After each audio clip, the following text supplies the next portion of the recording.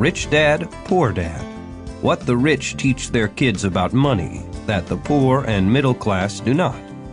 By Robert T. Kiyosaki. To parents everywhere, a child's first and most important teachers, and to all those who educate, influence, and lead by example. Acknowledgements. How does a person say thank you when there are so many people to thank? Obviously, this book is a thank you to my two fathers, who were powerful role models, and to my mom, who taught me love and kindness. The person most responsible for this book becoming a reality is my wife, Kim, my partner in marriage, business, and in life. She makes my life complete. Introduction. Rich Dad, Poor Dad. Having two dads offered me the choice of contrasting points of view, one of a rich man and one of a poor man. I had two fathers, a rich one and a poor one. One was highly educated and intelligent. He had a PhD and completed 4 years of undergraduate work in less than 2 years. He then went on to Stanford University, the University of Chicago, and Northwestern University to do his advanced studies, all on full financial scholarships. The other father never finished the 8th grade. Both men were successful in their careers, working hard all their lives. Both earned substantial incomes, yet one always struggled financially. The other would become one of the richest men in Hawaii. One died, leaving tens of millions of dollars to his family, charities, and his church. The other left bills to be paid. Both men were strong, charismatic, and influential. Both men offered me advice, but they did not advise the same things. Both men believed strongly in education, but did not recommend the same course of study. If I had had only one dad, I would have had to accept or reject his advice. Having two dads offered me the choice of contrasting points of view, one of a rich man and one of a poor man. Instead of simply accepting or rejecting one or the other, I found myself thinking more, comparing, and then choosing for myself. The problem was that the rich man was not rich yet, and the poor man was not yet poor. Both were just starting out on their careers, and both were struggling with money and families. But they had very different points of view about money. For example, one dad would say, "The love of money is the root of all evil." The other said, "The lack of money is the root of all evil." As a young boy, having two strong fathers, both influencing me, was difficult. I wanted to be a good son and listen, but the two fathers did not say the same things. The contrast in their points of view, particularly about money, was so extreme that I grew curious and intrigued. I began to start thinking for long periods of time about what each was saying. Much of my private time was spent reflecting, asking myself questions such as, "Why does he say that?" and then asking the same question of the other dad's statement. It would have been much easier to simply say, "Yeah, he's right, I agree with that," or to simply reject the point of view by saying, "The old man doesn't know what he's talking about."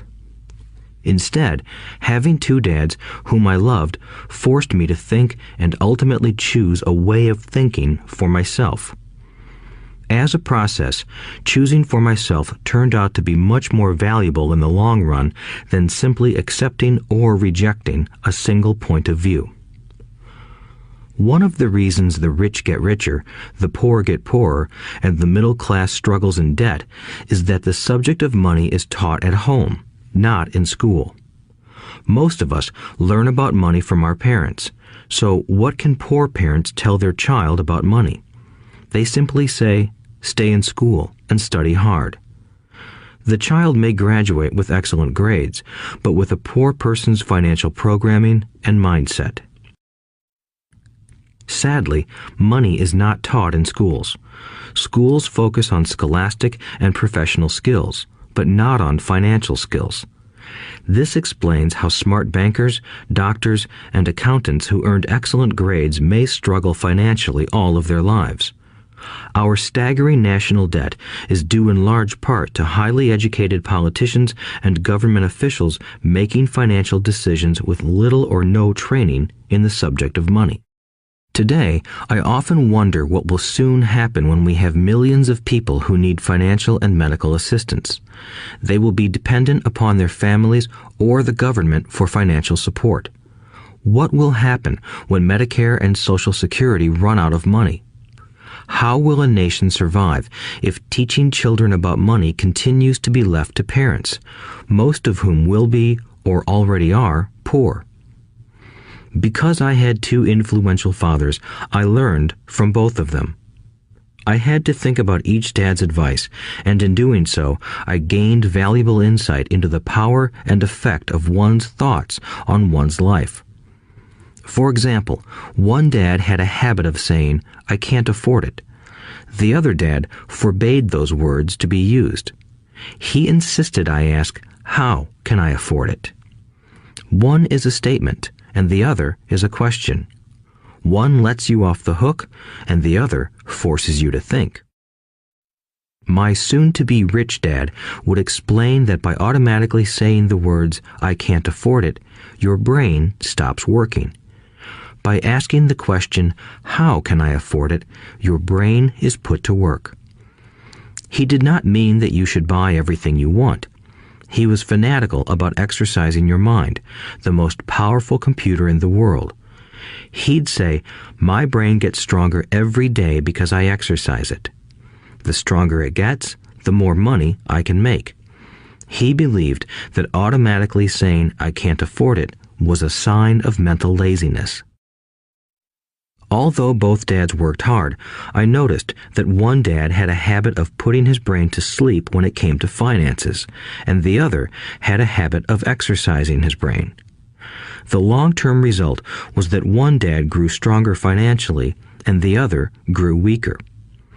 It is not much different from a person who goes to the gym to exercise on a regular basis versus someone who sits on the couch watching television.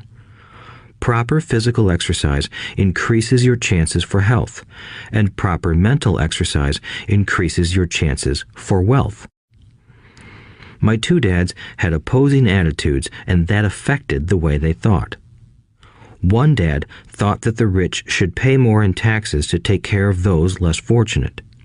The other said, taxes punish those who produce and reward those who don't produce. One dad recommended, study hard so you can find a good company to work for. The other recommended, study hard so you can find a good company to buy. One dad said, the reason I'm not rich is because I have you kids. The other said, the reason I must be rich is because I have you kids. One encouraged talking about money and business at the dinner table, while the other forbade the subject of money to be discussed over a meal. One said, when it comes to money, play it safe, don't take risks. The other said, learn to manage risk. One believed, our home is our largest investment and our greatest asset. The other believed, my house is a liability, and if your house is your largest investment, you're in trouble. Both dads paid their bills on time, yet one paid his bills first while the other paid his bills last. One dad believed in a company or the government taking care of you and your needs. He was always concerned about pay raises, retirement plans, medical benefits, sick leave, vacation days, and other perks. He was impressed with two of his uncles who joined the military and earned a retirement and entitlement package for life after 20 years of active service. He loved the idea of medical benefits and PX privileges the military provided its retirees. He also loved the tenure system available through the university. The idea of job protection for life and job benefits seemed more important at times than the job. He would often say, I've worked hard for the government and I'm entitled to these benefits. The other believed in total financial self-reliance. He spoke out against the entitlement mentality and how it created weak and financially needy people. He was emphatic about being financially competent. One dad struggled to save a few dollars. The other created investments. One dad taught me how to write an impressive resume so I could find a good job. The other taught me how to write strong business and financial plans so I could create jobs. Being a product of two strong dads allowed me the luxury of observing the effects different thoughts have on one's life. I noticed that people really do shape their lives through their thoughts. For example, my poor dad always said, "I'll never be rich," and that prophecy became reality. My rich dad, on the other hand, always referred to himself as rich. He would say things like, "I'm a rich man and rich people don't do this." Even when he was flat broke after a major financial setback, he continued to refer to himself as a rich man. He would cover himself by saying, "There is a difference between being poor and being broke. Broke is temporary. Poor is eternal." My poor dad would say, "I'm not interested in money," or "money doesn't matter." My rich dad always said, "Money is power." The power of our thoughts may never be measured or appreciated, but it became obvious to me as a young boy that it was important to be aware of my thoughts and how I expressed myself. I noticed that my poor dad was poor, not because of the amount of money he earned, which was significant, but because of his thoughts and actions. As a young boy having two fathers, I became acutely aware of being careful about which thoughts I chose to adopt as my own. Should I listen to my rich dad or to my poor dad? Although both men had tremendous respect for education and learning, they disagreed about what they thought was important to learn. One wanted me to study hard, earn a degree, and get a good job to earn money. He wanted me to study to become a professional, an attorney or an accountant, and to go to business school for my MBA. The other encouraged me to study to be rich, to understand how money works, and to learn how to have it work for me. "I don't work for money" were words he would repeat over and over. "Money works for me." At the age of 9, I decided to listen to and learn from my rich dad about money. In doing so, I chose not to listen to my poor dad, even though he was the one with all the college degrees. A lesson from Robert Frost. Robert Frost is my favorite poet. Although I love many of his poems, my favorite is "The Road Not Taken." I use its lesson almost daily. The road not taken. Two roads diverged in a yellow wood, and sorry I could not travel both. And be one traveler long I stood, and looked down one as far as I could, to where it bent in the undergrowth, then took the other as just as fair, and having perhaps the better claim, because it was grassy and wanted wear.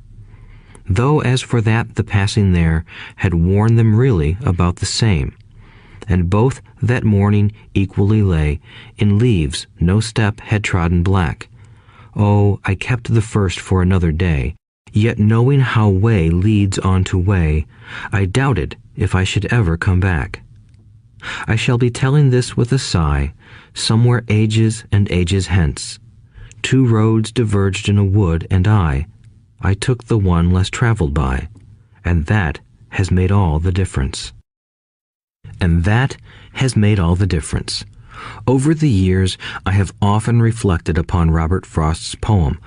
Choosing not to listen to my highly educated dad's advice and attitude about money was a painful decision, but it was a decision that shaped the rest of my life.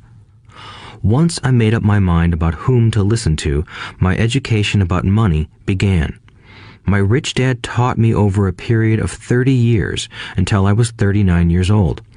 He stopped once he realized that I knew and fully understood what he had been trying to drum into my often thick skull. Money is one form of power, but what is more powerful is financial education. Money comes and goes, but if you have the education about how money works, you gain power over it and can begin building wealth. The reason positive thinking alone does not work is because most people went to school and never learned how money works, so they spend their lives working for money. Because I was only 9 years old when I started, the lessons my rich dad taught me were simple. And when it was all said and done, there were only 6 main lessons, repeated over 30 years. This audiobook is about those 6 lessons, put as simply as possible, just as simply as my rich dad put forth those lessons to me. The lessons are meant not to be answers, but guideposts that will assist you and your children to grow wealthier no matter what happens in a world of increasing change and uncertainty. Chapter 1. Lesson 1. The rich don't work for money. The poor and the middle class work for money. The rich have money work for them. Dad, can you tell me how to get rich? My dad put down the evening paper. Why do you want to get rich, son? Because today Jimmy's mom drove up in their new Cadillac and they were going to their beach house for the weekend. He took 3 of his friends, but Mike and I weren't invited. They told us we weren't invited because we were poor kids. They did? My dad asked incredulously. Yeah, they did, I replied in a hurt tone. My dad silently shook his head, pushed his glasses up the bridge of his nose, and went back to reading the paper. I stood waiting for an answer. The year was 1956. I was 9 years old. By some twist of fate, I attended the same public school where the rich people sent their kids. We were primarily a sugar plantation town. The managers of the plantation and the other affluent people, such as doctors, business owners, and bankers, sent their children to this elementary school. After grade 6, their children were generally sent off to private schools. Because my family lived on one side of the street, I went to this school. Had I lived on the other side of the street, I would have gone to a different school with kids from families more like mine. After grade 6, these kids and I would go on to the public intermediate and high school. There was no private school for them or for me. My dad finally put down the paper. I could tell he was thinking. Well, son, he began slowly, if you want to be rich, you have to learn to make money. How do I make money? I asked. Well, use your head, son, he said, smiling. Even then, I knew that really meant, that's all I'm going to tell you, or, I don't know the answer, so don't embarrass me.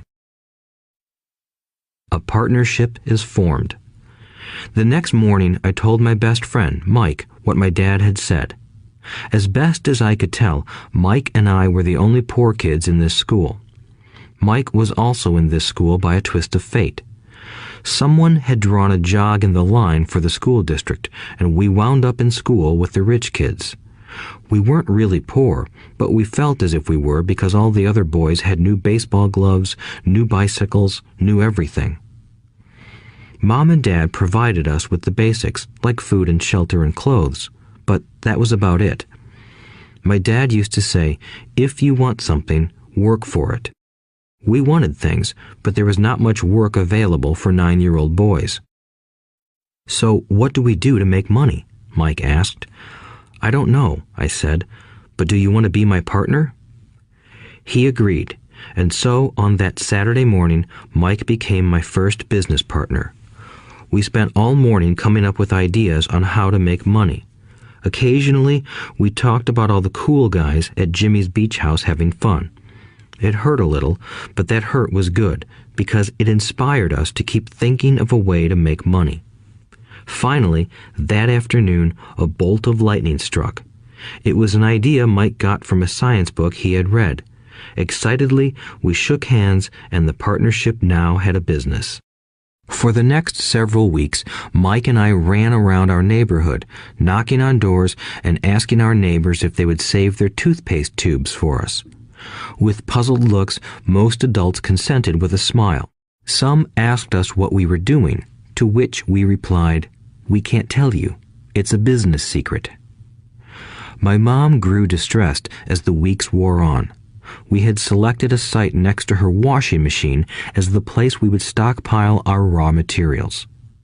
In a brown cardboard box that at one time held ketchup bottles, our little pile of used toothpaste tubes began to grow. Finally, my mom put her foot down.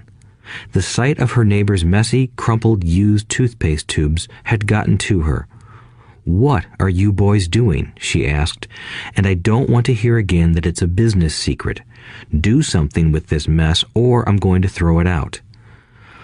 Mike and I pleaded and begged, explaining that we would soon have enough and then we would begin production. We informed her that we were waiting on a couple of neighbors to finish their toothpaste so we could have their tubes. Mom granted us a 1-week extension. The date to begin production was moved up, and the pressure was on. My first partnership was already being threatened with an eviction notice by my own mom. It became Mike's job to tell the neighbors to quickly use up their toothpaste, saying their dentist wanted them to brush more often anyway. I began to put together the production line. One day, my dad drove up with a friend to see 2 9-year-old boys in the driveway with a production line operating at full speed. There was fine white powder everywhere. On a long table were small milk cartons from school, and our family's hibachi grill was glowing with red-hot coals at maximum heat.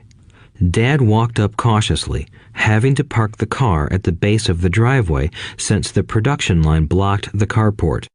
As he and his friend got closer, they saw a steel pot sitting on top of the coals in which the toothpaste tubes were being melted down. In those days, toothpaste did not come in plastic tubes. The tubes were made of lead, so once the paint was burned off, the tubes were dropped in the small steel pot.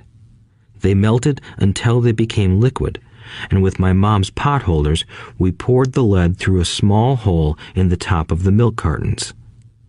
The milk cartons were filled with plaster of Paris. White powder was everywhere. In my haste, I had knocked the bag over, and the entire area looked like it had been hit by a snowstorm. The milk cartons were the outer containers for plaster of Paris molds. My dad and his friend watched as we carefully poured the molten lead through a small hole in the top of the plaster of Paris cube. "Careful," my dad said. I nodded without looking up. Finally, once the pouring was through, I put the steel pot down and smiled at my dad. "What are you boys doing?" he asked with a cautious smile. "We're doing what you told me to do. We're going to be rich," I said. "Yup," said Mike, grinning and nodding his head. "We're partners." "And what is in those plaster molds?" my dad asked. "Watch," I said. "This should be a good batch." With a small hammer, I tapped at the seal that divided the cube in half. Cautiously, I pulled up the top half of the plaster mold, and a lead nickel fell out. "Oh my God," my dad said, "you're casting nickels out of lead." "That's right," Mike said. "We're doing as you told us to do. We're making money." My dad's friend turned and burst into laughter. My dad smiled and shook his head. Along with a fire and a box of spent toothpaste tubes, in front of him were 2 little boys covered with white dust, smiling from ear to ear. He asked us to put everything down and sit with him on the front step of our house. With a smile, he gently explained what the word counterfeiting meant. Our dreams were dashed. "You mean this is illegal?" asked Mike in a quivering voice. "Let them go," my dad's friend said. "They might be developing a natural talent." My dad glared at him. "Yes, it is illegal," my dad said gently, "but you boys have shown great creativity and original thought. Keep going. I'm really proud of you." Disappointed, Mike and I sat in silence for about 20 minutes before we began cleaning up our mess. The business was over on opening day. Sweeping the powder up, I looked at Mike and said, "I guess Jimmy and his friends are right. We are poor." My father was just leaving as I said that. "Boys," he said, "you're only poor if you give up. The most important thing is that you did something. Most people only talk and dream of getting rich. You've done something. I'm very proud of the two of you. I will say it again. Keep going. Don't quit." Mike and I stood there in silence. They were nice words, but we still did not know what to do. "So how come you're not rich, Dad?" I asked. "Because I chose to be a school teacher. School teachers really don't think about being rich. We just like to teach. I wish I could help you, but I really don't know how to make money." Mike and I turned and continued our cleanup. "I know," said my dad. "If you boys want to learn how to be rich, don't ask me. Talk to your dad, Mike." "My dad?" asked Mike with a scrunched-up face. "Yeah, your dad," repeated my dad with a smile. "Your dad and I have the same banker, and he raves about your father. He's told me several times that your father is brilliant when it comes to making money." "My dad?" Mike asked again in disbelief. "Then how come we don't have a nice car and a nice house like the rich kids at school?" "A nice car and a nice house don't necessarily mean you're rich or you know how to make money," my dad replied. "Jimmy's dad works for the sugar plantation. He's not much different from me. He works for a company and I work for the government. The company buys the car for him. The sugar company is in financial trouble, and Jimmy's dad may soon have nothing. Your dad is different, Mike. He seems to be building an empire, and I suspect in a few years he will be a very rich man." With that, Mike and I got excited again. With new vigor, we began cleaning up the mess caused by our now defunct first business. As we were cleaning, we made plans for how and when to talk to Mike's dad. The problem was that Mike's dad worked long hours and often did not come home until late. His father owned warehouses, a construction company, a chain of stores, and 3 restaurants. It was the restaurants that kept him out late.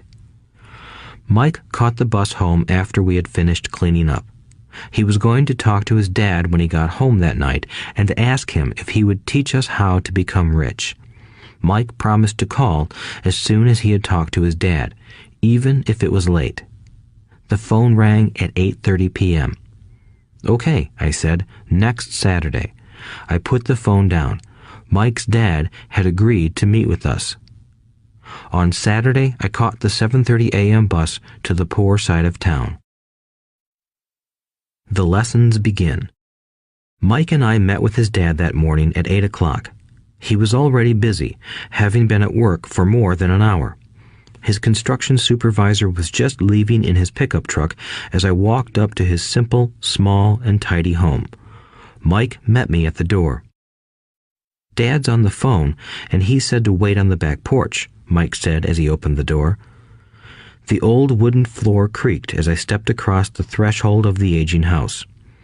There was a cheap mat just inside the door. The mat was there to hide the years of wear from countless footsteps that the floor had supported. Although clean, it needed to be replaced. I felt claustrophobic as I entered the narrow living room that was filled with old, musty, overstuffed furniture that today would be collector's items. Sitting on the couch were 2 women, both a little older than my mom. Across from the women sat a man in workman's clothes. He wore khaki slacks and a khaki shirt, neatly pressed but without starch, and polished work boots. He was about 10 years older than my dad. They smiled as Mike and I walked past them toward the back porch. I smiled back shyly. "Who are those people?" I asked. "Oh, they work for my dad. The older man runs his warehouses, and the women are the managers of the restaurants. And as you arrived, you saw the construction supervisor who was working on a road project about 50 miles from here. His other supervisor, who was building a track of houses, left before you got here." "Does this go on all the time?" I asked. "Not always, but quite often," said Mike, smiling as he pulled up a chair to sit down next to me. "I asked my dad if he would teach us to make money," Mike said. "Oh, and what did he say to that?" I asked with cautious curiosity. "Well, he had a funny look on his face at first, and then he said he would make us an offer." "Oh," I said, rocking my chair back against the wall. I sat there, perched on two rear legs of the chair. Mike did the same thing. "Do you know what the offer is?" I asked. "No, but we'll soon find out." Suddenly, Mike's dad burst through the rickety screen door and onto the porch. Mike and I jumped to our feet, not out of respect, but because we were startled. "Ready, boys?" he asked as he pulled up a chair to sit down with us. We nodded our heads as we pulled our chairs away from the wall to sit in front of him. He was a big man, about 6 feet tall and 200 pounds. My dad was taller, about the same weight, and 5 years older than Mike's dad. They sort of looked alike, though not of the same ethnic makeup. Maybe their energy was similar. "Mike says you want to learn to make money. Is that correct, Robert?" I nodded my head quickly, but with a little trepidation. He had a lot of power behind his words and smile. "Okay, here's my offer. I'll teach you, but I won't do it classroom style. You work for me, I'll teach you.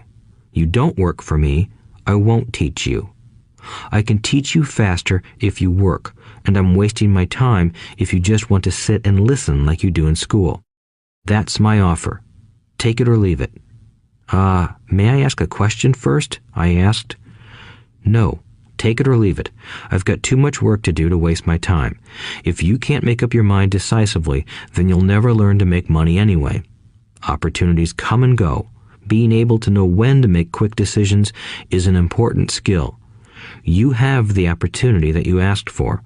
School is beginning, or it's over in 10 seconds, Mike's dad said with a teasing smile. "Take it," I said. "Take it," said Mike. "Good," said Mike's dad. "Mrs. Martin will be by in 10 minutes. After I'm through with her, you'll ride with her to my superette and you can begin working. I'll pay you 10 cents an hour and you'll work 3 hours every Saturday." "But I have a softball game today," I said. Mike's dad lowered his voice to a stern tone. "Take it or leave it," he said. "I'll take it," I replied, choosing to work and learn instead of playing. 30 cents later. By 9 a.m. that day, Mike and I were working for Mrs. Martin. She was a kind and patient woman. She always said that Mike and I reminded her of her 2 grown sons. Although kind, she believed in hard work and kept us moving. We spent 3 hours taking canned goods off the shelves, brushing each can with a feather duster to get the dust off, and then restacking them neatly. It was excruciatingly boring work. Mike's dad, whom I called my rich dad, owned 9 of these little superettes, each with a large parking lot. They were the early version of the 7-Eleven convenience stores, little neighborhood grocery stores where people bought items such as milk, bread, butter, and cigarettes. The problem was that this was Hawaii before air conditioning was widely used, and the stores could not close their doors because of the heat. On 2 sides of the store, the doors had to be wide open to the road and parking lot. Every time a car drove by or pulled into the parking lot, dust would swirl and settle in the store. We knew we had a job as long as there was no air conditioning. For 3 weeks, Mike and I reported to Mrs. Martin and worked our 3 hours. By noon, our work was over, and she dropped 3 little dimes in each of our hands. Now, even at the age of 9 in the mid-1950s, 30 cents was not too exciting. Comic books cost 10 cents back then, so I usually spent my money on comic books and went home. By Wednesday of the 4th week, I was ready to quit. I had agreed to work only because I wanted to learn to make money from Mike's dad, and now I was a slave for 10 cents an hour. On top of that, I had not seen Mike's dad since that first Saturday. "I'm quitting," I told Mike at lunchtime. School was boring, and now I did not even have my Saturdays to look forward to. But it was the 30 cents that really got to me. This time, Mike smiled. "What are you laughing at?" I asked with anger and frustration. "Dad said this would happen. He said to meet with him when you were ready to quit." "What?" I said indignantly. "He's been waiting for me to get fed up?" Sort of, Mike said. Dad's kind of different. He doesn't teach like your dad. Your mom and dad lecture a lot. My dad is quiet and a man of few words. You just wait till this Saturday. I'll tell him you're ready. You mean I've been set up? No, not really. But maybe. Dad will explain on Saturday. Waiting in line on Saturday. I was ready to face Mike's dad. Even my real dad was angry with him. My real dad, the one I called the poor one, thought that my rich dad was violating child labor laws and should be investigated. My educated poor dad told me to demand what I deserve, at least 25 cents an hour. My poor dad told me that if I did not get a raise, I was to quit immediately. You don't need that damn job anyway, said my poor dad with indignation. At 8 o'clock Saturday morning, I walked through the door of Mike's house when Mike's dad opened it. Take a seat and wait in line, he said as I entered. He turned and disappeared into his little office next to a bedroom. I looked around the room and didn't see Mike anywhere. Feeling awkward, I cautiously sat down next to the same two women who were there 4 weeks earlier. They smiled and slid down the couch to make room for me. 45 minutes went by, and I was steaming. The two women had met with him and left 30 minutes earlier. An older gentleman was in there for 20 minutes and was also gone. The house was empty, and here I sat in a musty, dark living room on a beautiful, sunny Hawaiian day, waiting to talk to a cheapskate who exploited children. I could hear him rustling around the office, talking on the phone, and ignoring me. I was ready to walk out, but for some reason, I stayed. Finally, 15 minutes later, at exactly 9 o'clock, Rich Dad walked out of his office, said nothing, and signaled with his hand for me to enter. I understand you want a raise or you're going to quit, Rich Dad said as he swiveled in his office chair. Well, you're not keeping your end of the bargain, I blurted out, nearly in tears. It was really frightening for me to confront a grown-up. You said that you would teach me if I worked for you. Well, I've worked for you. I've worked hard. I've given up my baseball games to work for you, but you haven't kept your word, and you haven't taught me anything. You are a crook like everyone in town thinks you are. You're greedy. You want all the money and don't take care of your employees. You made me wait and don't show me any respect. I'm only a little boy, but I deserve to be treated better. Rich Dad rocked back in his swivel chair, hands up to his chin, and stared at me. Not bad, he said. In less than a month, you sound like most of my employees. What? I asked. Not understanding what he was saying, I continued with my grievance. I thought you were going to keep your end of the bargain and teach me. Instead, you want to torture me? That's cruel. That's really cruel. I am teaching you, Rich Dad said quietly. What have you taught me? Nothing, I said angrily. You haven't even talked to me once since I agreed to work for peanuts. 10 cents an hour. Ha! I should notify the government about you. We have child labor laws, you know. My dad works for the government, you know. Wow, said Rich Dad. Now you sound just like most of the people who used to work for me. People I've either fired or who have quit. So, what do you have to say? I demanded, feeling pretty brave for a little kid. You lied to me. I've worked for you, and you have not kept your word. You haven't taught me anything. How do you know that I've not taught you anything? Asked Rich Dad calmly. Well, you've never talked to me. I've worked for 3 weeks, and you have not taught me anything, I said with a pout. Does teaching mean talking or a lecture? Rich Dad asked. Well, yes, I replied. That's how they teach you in school, he said, smiling. But that is not how life teaches you, and I would say that life is the best teacher of all. Most of the time, life does not talk to you. It just sort of pushes you around. Each push is life saying, wake up, there's something I want you to learn. What is this man talking about? I asked myself silently. Life pushing me around was life talking to me? Now I knew I had to quit my job.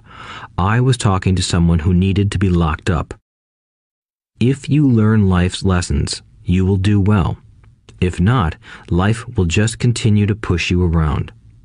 People do two things. Some just let life push them around. Others get angry and push back. But they push back against their boss, or their job, or their husband or wife. They do not know it's life that's pushing. I had no idea what he was talking about. Life pushes all of us around. Some people give up and others fight. A few learn the lesson and move on. They welcome life pushing them around. To these few people, it means they need and want to learn something. They learn and move on. Most quit, and a few, like you, fight.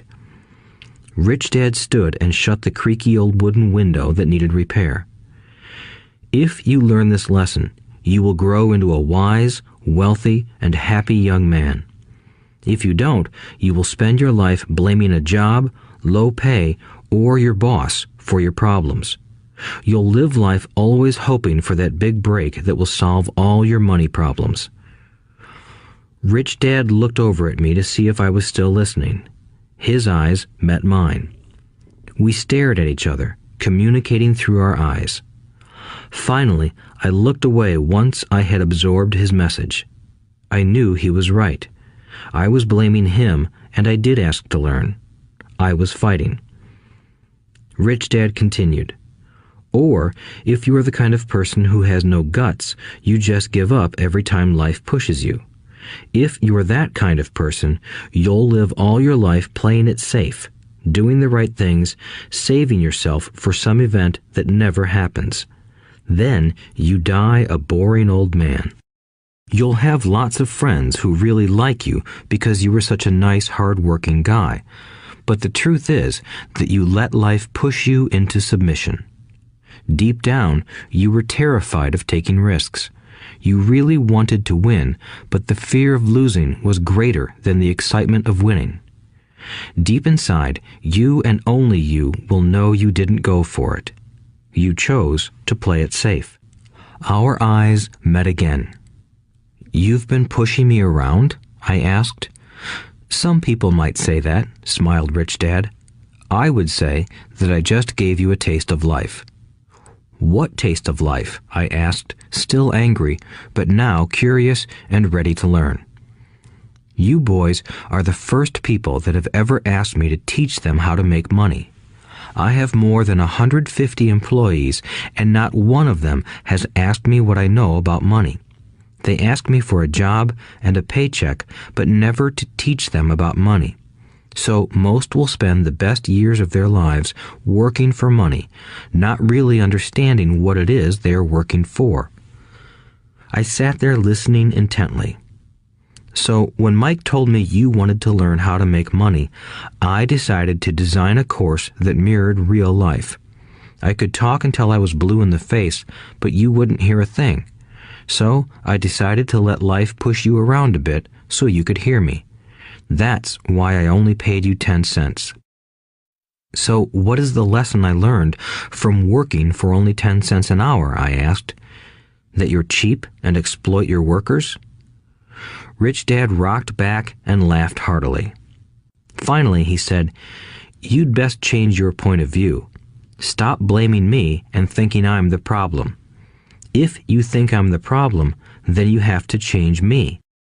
If you realize that you're the problem, then you can change yourself, learn something, and grow wiser. Most people want everyone else in the world to change but themselves. Let me tell you, it's easier to change yourself than everyone else." "I don't understand," I said. "Don't blame me for your problems," Rich Dad said, growing impatient. "But you only pay me 10 cents. "So what are you learning?" Rich Dad asked, smiling. "That you're cheap," I said with a sly grin. "See, you think I'm the problem," said Rich Dad. "But you are. Well, keep that attitude and you'll learn nothing. Keep the attitude that I'm the problem, and what choices do you have?"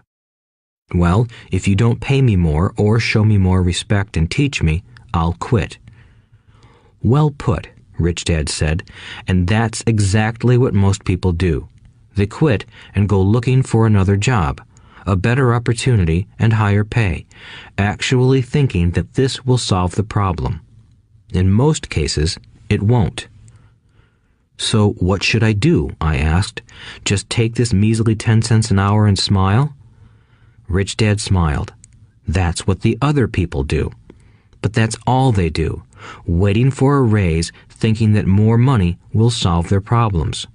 Most just accept it, and some take a second job working harder, but again, accepting a small paycheck.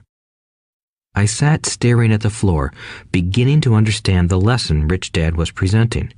I could sense it was a taste of life.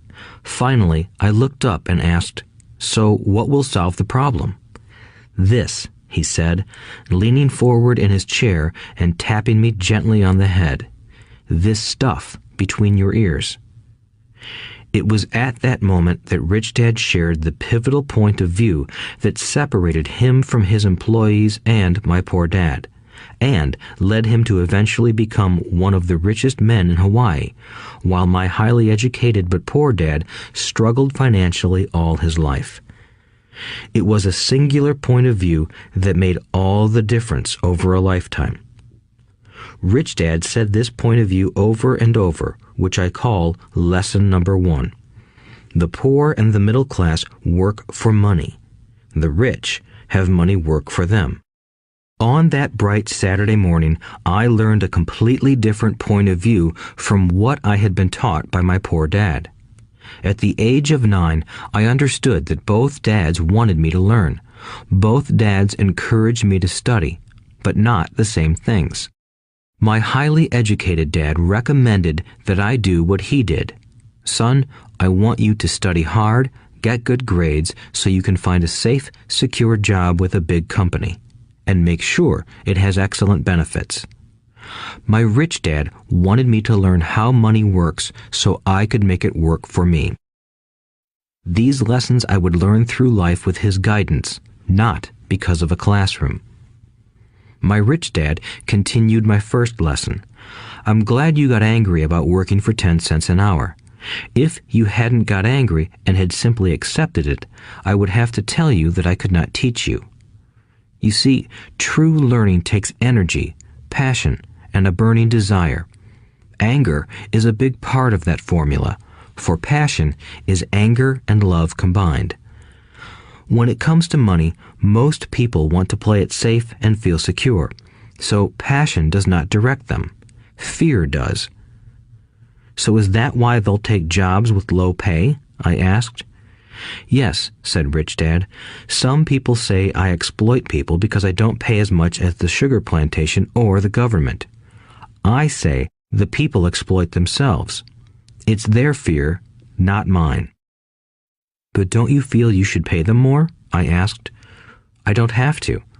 And besides, more money will not solve their problems. Just look at your dad. He makes a lot of money, and he still can't pay his bills. Most people, given more money, only get into more debt.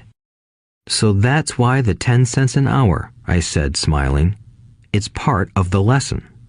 That's right, smiled Rich Dad. You see, your dad went to school and got an excellent education so he could get a high-paying job.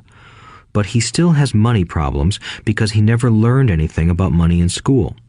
On top of that, he believes in working for money. And you don't? I asked. No, not really, said Rich Dad. If you want to learn to work for money, then stay in school. That is a great place to learn to do that. But if you want to learn how to have money work for you, then I will teach you that. But only if you want to learn. Wouldn't everyone want to learn that? I asked. No, said Rich Dad, simply because it's easier to learn to work for money, especially if fear is your primary emotion when the subject of money is discussed. I don't understand, I said with a frown. Don't worry about that for now. Just know that it's fear that keeps most people working at a job. The fear of not paying their bills, the fear of being fired, the fear of not having enough money, and the fear of starting over. That's the price of studying to learn a profession or trade and then working for money. Most people become a slave to money and then get angry at their boss. Learning to have money work for you is a completely different course of study? I asked. Absolutely, Rich Dad answered. Absolutely. We sat in the silence on that beautiful Hawaiian Saturday morning. My friends had just started their Little League baseball game, but for some reason I was now thankful I had decided to work for 10 cents an hour. I sensed that I was about to learn something my friends wouldn't learn in school. Ready to learn? Asked Rich Dad. Absolutely, I said with a grin. I have kept my promise. I've been teaching you from afar, my Rich Dad said. At 9 years old, you've gotten a taste of what it feels like to work for money. Just multiply your last month by 50 years, and you will have an idea of what most people spend their life doing. I don't understand, I said. How did you feel waiting in line to see me, once to get hired and once to ask for more money? Terrible, I said. If you choose to work for money, that is what life will be like, said Rich Dad. And how did you feel when Mrs. Martin dropped 3 dimes in your hand for 3 hours of work? I felt like it wasn't enough. It seemed like nothing. I was disappointed, I said. And that is how most employees feel when they look at their paychecks, especially after all the tax and other deductions are taken out. At least you got 100%. You mean most workers don't get paid everything? I asked with amazement. Heavens no, said Rich Dad. The government always takes its share first. How do they do that? I asked. Taxes, said Rich Dad. You're taxed when you earn. You're taxed when you spend. You're taxed when you save. You're taxed when you die. Why do people let the government do that to them? The rich don't, said Rich Dad with a smile. The poor and the middle class do. I'll bet you that I earn more than your dad, yet he pays more in taxes. How can that be? I asked.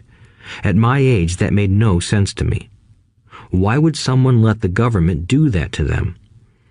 Rich Dad rocked slowly and silently in his chair, just looking at me. Ready to learn? He asked. I nodded my head slowly. As I said, there is a lot to learn. Learning how to have money work for you is a lifetime study. Most people go to college for 4 years and their education ends. I already know that my study of money will continue over my lifetime, simply because the more I find out I need to know. Most people never study the subject. They go to work, get their paycheck, balance their checkbooks, and that's it. Then they wonder why they have money problems.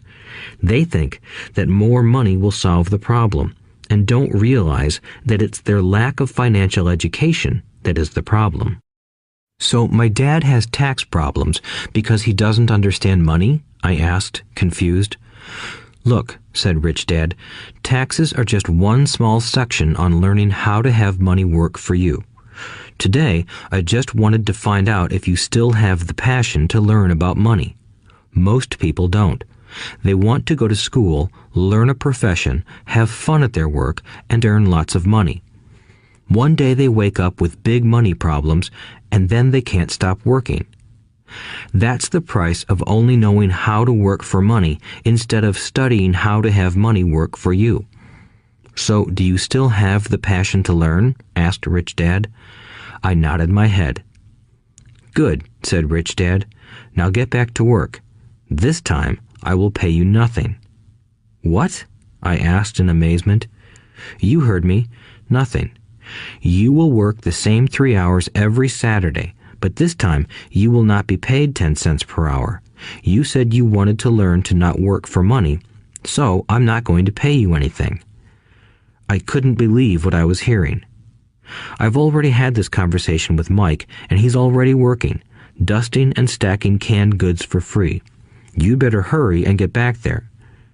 That's not fair, I shouted. You've got to pay something. You said you wanted to learn. If you don't learn this now, you'll grow up to be like the two women and the older man sitting in my living room, working for money and hoping I don't fire them. Or, like your dad, earning lots of money only to be in debt up to his eyeballs, hoping more money will solve the problem. If that's what you want, I'll go back to our original deal of 10 cents an hour. Or you can do what most adults do. Complain that there is not enough pay, quit, and go looking for another job. But what do I do? I asked. Rich Dad tapped me on the head. Use this, he said. If you use it well, you will soon thank me for giving you an opportunity, and you will grow into a rich man. I stood there, still not believing what a raw deal I was handed. I came to ask for a raise, and somehow I was instead working for nothing. Rich Dad tapped me on the head again and said, "Use this. Now, get out of here and get back to work." Lesson number 1. The rich don't work for money. I didn't tell my poor dad I wasn't being paid. He wouldn't have understood, and I didn't want to try to explain something I didn't understand myself. For 3 more weeks, Mike and I worked 3 hours every Saturday for nothing. The work didn't bother me, and the routine got easier. But it was the missed baseball games and not being able to afford to buy a few comic books that got to me. Rich Dad stopped by at noon on the 3rd week. We heard his truck pull up in the parking lot and sputter when the engine was turned off. He entered the store and greeted Mrs. Martin with a hug. After finding out how things were going in the store, he reached into the ice cream freezer, pulled out 2 bars, paid for them, and signaled to Mike and me. "Let's go for a walk, boys." We crossed the street, dodging a few cars, and walked across a large grassy field where a few adults were playing softball. Sitting down at a lone picnic table, he handed Mike and me the treats. "How's it going, boys?" "Okay," Mike said. I nodded in agreement. "Learn anything yet?" Rich Dad asked. Mike and I looked at each other, shrugged our shoulders, and shook our heads in unison. Avoiding one of life's biggest traps. Well, you boys had better start thinking. You're staring at one of life's biggest lessons. If you learn it, you'll enjoy a life of great freedom and security. If you don't, you'll wind up like Mrs. Martin and most of the people playing softball in this park. They work very hard for little money, clinging to the illusion of job security and looking forward to a 3-week vacation each year and maybe a skimpy pension after 45 years of service. If that excites you, I'll give you a raise to 25 cents an hour. But these are good, hard-working people. Are you making fun of them? I demanded. A smile came over Rich Dad's face. Mrs. Martin is like a mother to me. I would never be that cruel. I may sound unkind because I'm doing my best to point something out to the 2 of you. I want to expand your point of view so you can see something most people never have the benefit of seeing because their vision is too narrow. Most people never see the trap they are in. Mike and I sat there, uncertain of his message. He sounded cruel, yet we could sense he was trying to drive home a point. With a smile, Rich Dad said, "Doesn't that 25 cents an hour sound good? Doesn't it make your heart beat a little faster?" I shook my head no, but it really did. 25 cents an hour would be big bucks to me. "Okay, I'll pay you $1 an hour," Rich Dad said, with a sly grin. Now my heart started to race. My brain was screaming, "Take it, take it." I could not believe what I was hearing. Still, I said nothing. "Okay, $2 an hour." My little brain and heart nearly exploded. After all, it was 1956, and being paid $2 an hour would have made me the richest kid in the world. I couldn't imagine earning that kind of money. I wanted to say yes. I wanted the deal. I could picture a new bicycle, new baseball glove, and the adoration of my friends when I flashed some cash. On top of that, Jimmy and his rich friends could never call me poor again. But somehow, my mouth stayed shut. The ice cream had melted and was running down my hand. Rich Dad was looking at two boys staring back at him, eyes wide open and brains empty. He was testing us, and he knew there was a part of our emotions that wanted to take the deal. He understood that every person has a weak and needy part of their soul that can be bought, and he knew that every individual also had a part of their soul that was resilient and could never be bought. It was only a question of which one was stronger. Okay, $5 an hour. Suddenly, I was silent. Something had changed. The offer was too big and ridiculous. Not many grown-ups in 1956 made more than that, but quickly my temptation disappeared and calm set in. Slowly, I turned to my left to look at Mike. He looked back at me. The part of my soul that was weak and needy was silenced. The part of me that had no price took over. I knew Mike had gotten to that point too. "Good," said Rich Dad softly. "Most people have a price, and they have a price because of human emotions named fear and greed.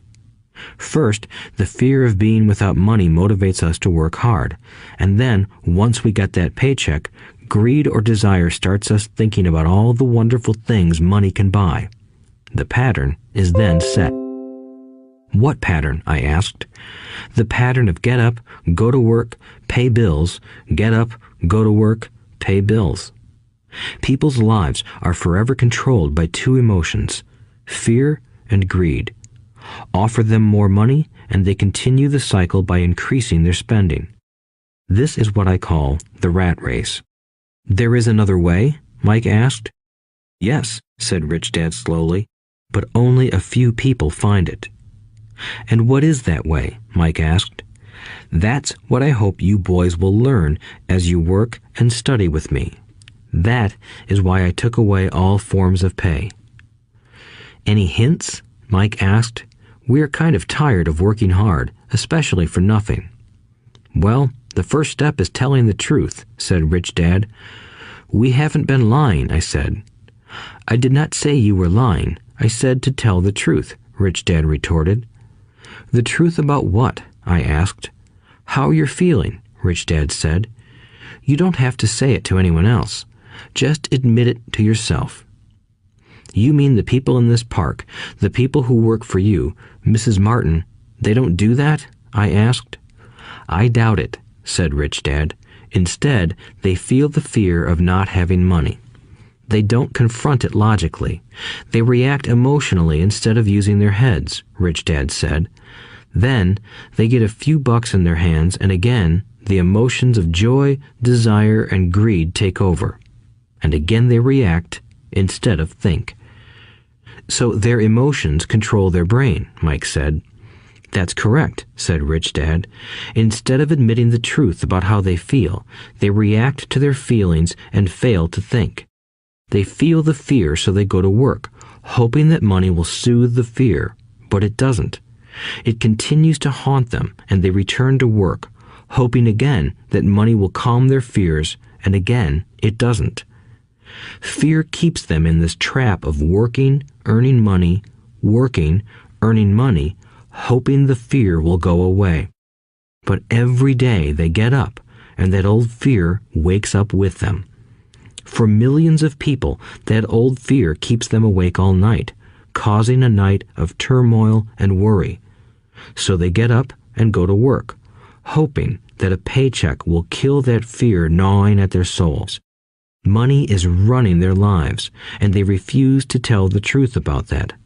Money is in control of their emotions and their souls." Rich Dad sat quietly, letting his words sink in.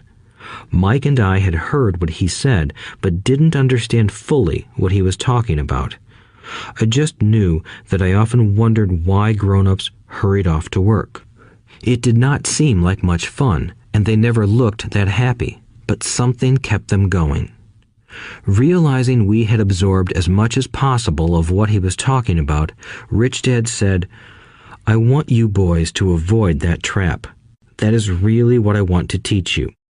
Not just to be rich, because being rich does not solve the problem." "It doesn't?" I asked, surprised. No, it doesn't. Let me explain the other emotion, desire. Some call it greed, but I prefer desire. It's perfectly normal to desire something better, prettier, more fun, or exciting. So people also work for money because of desire. They desire money for the joy they think it can buy. But the joy that money brings is often short-lived, and they soon need more money for more joy, more pleasure, more comfort, and more security. So they keep working, thinking money will soothe their souls that are troubled by fear and desire. But money can't do that. Even rich people do this? Mike asked. Rich people included, said Rich Dad. In fact, the reason many rich people are rich isn't because of desire, but because of fear. They believe that money can eliminate the fear of being poor, so they amass tons of it, only to find the fear gets worse. Now they fear losing the money. I have friends who keep working even though they have plenty. I know people who have millions who are more afraid now than when they were poor. They're terrified of losing it all. The fears that drove them to get rich got worse. That weak and needy part of their soul is actually screaming louder. They don't want to lose the big houses, the cars, and the high life money has bought them. They worry about what their friends would say if they lost all their money. Many are emotionally desperate and neurotic, although they look rich and have more money. So, is a poor man happier? I asked. No, I don't think so, replied Rich Dad. The avoidance of money is just as psychotic as being attached to money. As if on cue, the town derelict went past our table, stopping by the large rubbish can and rummaging around in it. The three of us watched him with great interest, when before we probably would have just ignored him. Rich Dad pulled $1 out of his wallet and gestured to the older man. Seeing the money, the derelict came over immediately, took the bill, thanked Rich Dad profusely, and hurried off, ecstatic with his good fortune. He's not much different from most of my employees, said Rich Dad. I've met so many people who say, "Oh, I'm not interested in money," yet they'll work at a job for 8 hours a day. That's a denial of truth. If they weren't interested in money, then why are they working? That kind of thinking is probably more psychotic than a person who hoards money. As I sat there listening to my Rich Dad, my mind flashed back to the countless times my own dad said, "I'm not interested in money." He said those words often. He also covered himself by always saying, "I work because I love my job." So, what do we do? I asked. Not work for money until all traces of fear and greed are gone? No, that would be a waste of time, said Rich Dad. Emotions are what make us human. The word emotion stands for energy in motion. Be truthful about your emotions and use your mind and emotions in your favor, not against yourself. Whoa, said Mike. Don't worry about what I just said. It will make more sense in years to come. Just be an observer, not a reactor to your emotions. Most people do not know that it's their emotions that are doing the thinking. Your emotions are your emotions, but you have got to learn to do your own thinking. Can you give me an example? I asked. Sure, replied Rich Dad. When a person says, "I need to find a job," it's most likely an emotion doing the thinking. Fear of not having money generates that thought.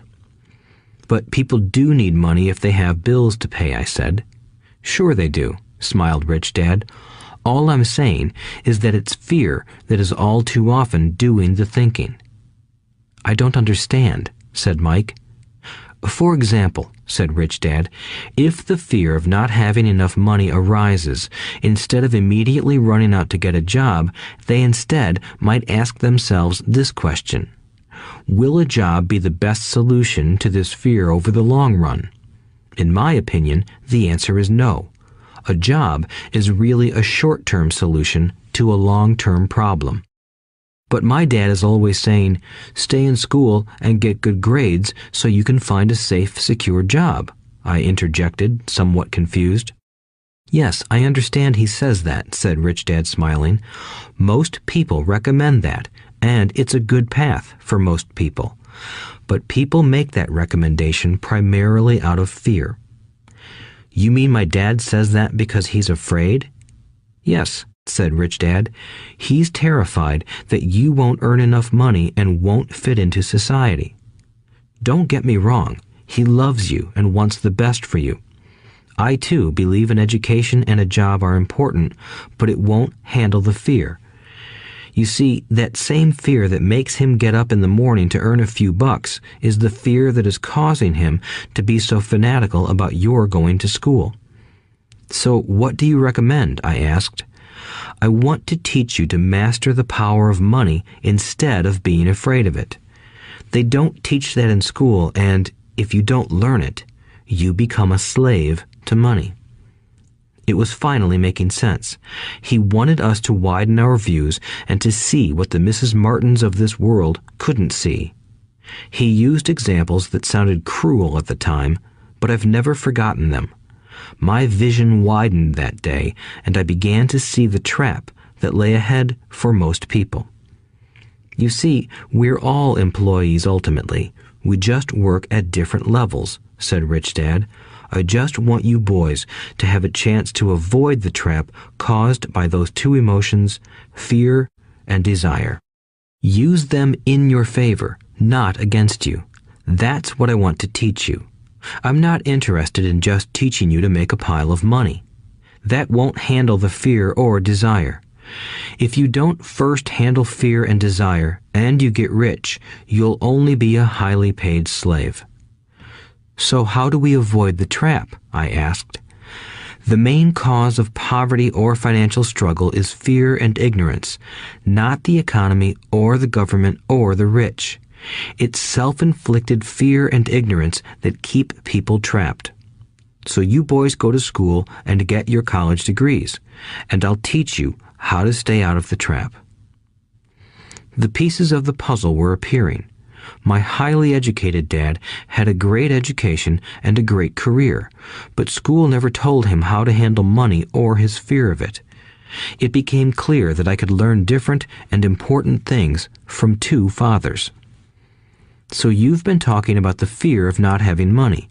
How does the desire for money affect our thinking? Mike asked. How did you feel when I tempted you with a pay raise? Did you notice your desires rising?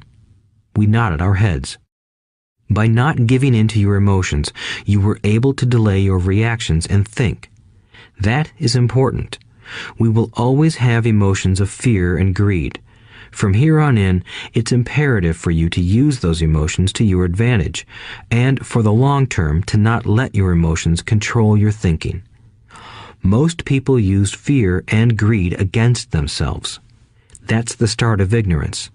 Most people live their lives chasing paychecks, pay raises, and job security because of the emotions of desire and fear, not really questioning where those emotion-driven thoughts are leading them. It's just like the picture of a donkey dragging a cart with its owner dangling a carrot just in front of its nose. The donkey's owner may be going where he wants to, but the donkey is chasing an illusion. Tomorrow, there will only be another carrot for the donkey. You mean the moment I pictured a new baseball glove, candy, and toys, that's like a carrot to a donkey? Mike asked. Yes, and as you get older, your toys get more expensive. A new car, a boat, and a big house to impress your friends, said Rich Dad with a smile. Fear pushes you out the door, and desire calls to you. That's the trap. So what's the answer? Mike asked. What intensifies fear and desire is ignorance. That is why rich people with lots of money often have more fear the richer they get. Money is the carrot, the illusion. If the donkey could see the whole picture, it might rethink its choice to chase the carrot. Rich Dad went on to explain that a human's life is a struggle between ignorance and illumination. He explained that once a person stops searching for information and self-knowledge, ignorance sets in. That struggle is a moment-to-moment decision to learn to open or close one's mind. Look, school is very important. You go to school to learn a skill or profession to become a contributing member of society. Every culture needs teachers, doctors, mechanics, artists, cooks, business people, police officers, firefighters, and soldiers. Schools train them so society can thrive and flourish, said Rich Dad. Unfortunately, for many people, school is the end, not the beginning. There was a long silence. Rich Dad was smiling. I didn't comprehend everything he said that day, but, as with most great teachers, his words continued to teach for years. I've been a little cruel today, said Rich Dad, but I want you to always remember this talk. I want you to always think of Mrs. Martin, and I want you always to remember that donkey. Never forget that fear and desire can lead you into life's biggest trap if you are not aware of them controlling your thinking. To spend your life living in fear, never exploring your dreams, is cruel. To work hard for money, thinking that it will buy you things that will make you happy, is also cruel. To wake up in the middle of the night terrified about paying bills is a horrible way to live. To live a life dictated by the size of a paycheck is not really living a life. Thinking that a job makes you secure is lying to yourself. That's cruel, and that's the trap I want you to avoid. I've seen how money runs people's lives. Don't let that happen to you. Please, don't let money run your life. A softball rolled under our table. Rich Dad picked it up and threw it back. So what does ignorance have to do with greed and fear? I asked. Because it is ignorance about money that causes so much greed and fear, said Rich Dad. Let me give you some examples. A doctor, wanting more money to better provide for his family, raises his fees. By raising his fees, it makes healthcare more expensive for everyone. It hurts the poor people the most, so they have worse health than those with money. Because the doctors raise their fees, the attorneys raise their fees. Because the attorneys' fees have gone up, school teachers want a raise, which raises our taxes, and on and on and on. Soon, there will be such a horrifying gap between the rich and the poor that chaos will break out and another great civilization will collapse. History proves that great civilizations collapse when the gap between the haves and have-nots is too great. Sadly, America is on that same course because we haven't learned from history. We only memorize historical dates and names, not the lesson. Aren't prices supposed to go up? I asked. In an educated society with a well-run government, prices should actually come down. Of course, that is often only true in theory. Prices go up because of greed and fear caused by ignorance. If schools taught people about money, there would be more money and lower prices. But schools focus only on teaching people to work for money, not how to harness money's power. But don't we have business schools? Mike asked. And haven't you encouraged me to go for my MBA? Yes, said Rich Dad, but all too often business schools train employees to become sophisticated bean counters. Heaven forbid a bean counter takes over a business. All they do is look at the numbers, fire people, and kill the business. I know this because I hire bean counters. All they think about is cutting costs and raising prices, which cause more problems. Bean counting is important. I wish more people knew it, but it, too, is not the whole picture, added Rich Dad angrily. So, is there an answer? Asked Mike. Yes, said Rich Dad. Learn to use your emotions to think, not think with your emotions. When you boys mastered your emotions by agreeing to work for free, I knew there was hope. When you again resisted your emotions when I tempted you with more money, you were again learning to think in spite of being emotionally charged. That's the first step. Why is that step so important? I asked. Well, that's up to you to find out. If you want to learn, I'll take you boys into the briar patch, a place almost everyone else avoids. If you go with me, you'll let go of the idea of working for money and instead learn to have money work for you. And what will we get if we go with you? What if we agree to learn from you? What will we get? I asked. The same thing Brer Rabbit got, said Rich Dad, referring to the classic children's story. Is there a briar patch? I asked. Yes, said Rich Dad. The briar patch is our fear and greed. Confronting fear, weaknesses, and neediness by choosing our own thoughts is the way out. Choosing our thoughts? Mike asked, puzzled. Yes, choosing what we think rather than reacting to our emotions. Instead of just getting up and going to work because not having the money to pay your bills is scaring you, ask yourself, is working harder at this the best solution to this problem? Most people are too afraid to rationally think things through and instead run out the door to a job they hate. The tar baby is in control. That's what I mean by choosing your thoughts. And how do we do that? Mike asked.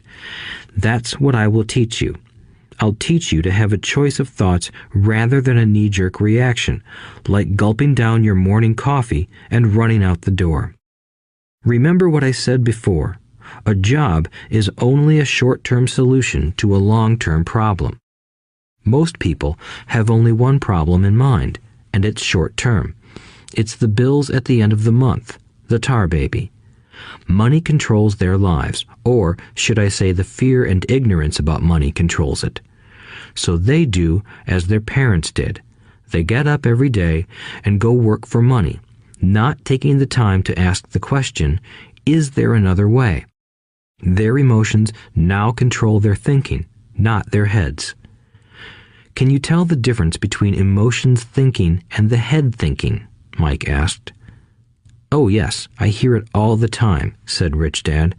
I hear things like, well, everyone has to work, or the rich are crooks, or I'll get another job, I deserve this raise, you can't push me around, or I like this job because it's secure. No one asks, is there something I'm missing here?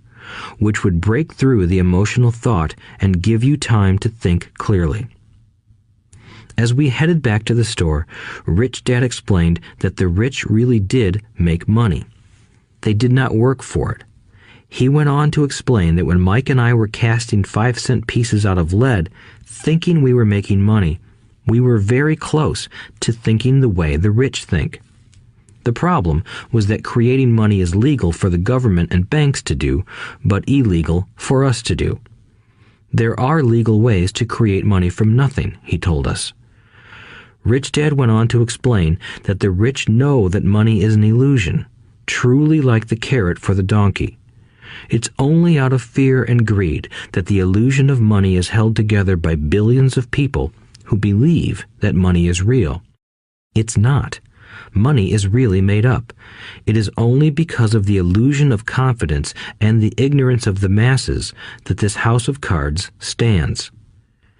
He talked about the gold standard that America was on, and that each dollar bill was actually a silver certificate. What concerned him was the rumor that we would someday go off the gold standard and our dollars would no longer be backed by something tangible. If that happens, boys, all hell will break loose. The poor, the middle class, and the ignorant will have their lives ruined simply because they will continue to believe that money is real and that the company they work for, or the government, will look after them. We really did not understand what he was saying that day, but over the years, it made more and more sense. Seeing what others miss. As he climbed into his pickup truck outside his convenience store, Rich Dad said, "Keep working, boys, but the sooner you forget about needing a paycheck, the easier your adult life will be.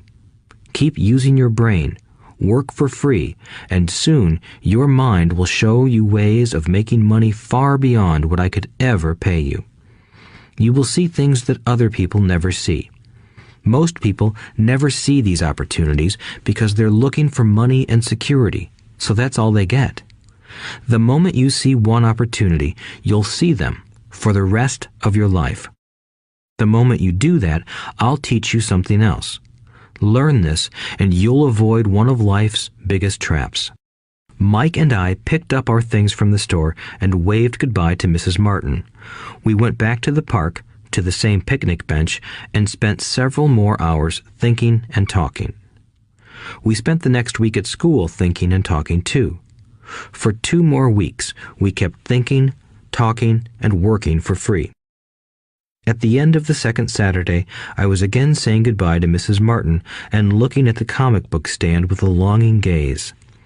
The hard thing about not even getting 30 cents every Saturday was that I didn't have any money to buy comic books.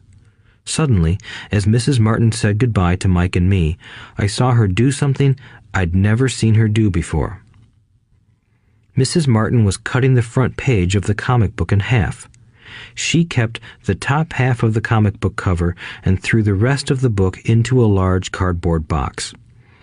When I asked her what she did with the comic books, she said, "I throw them away.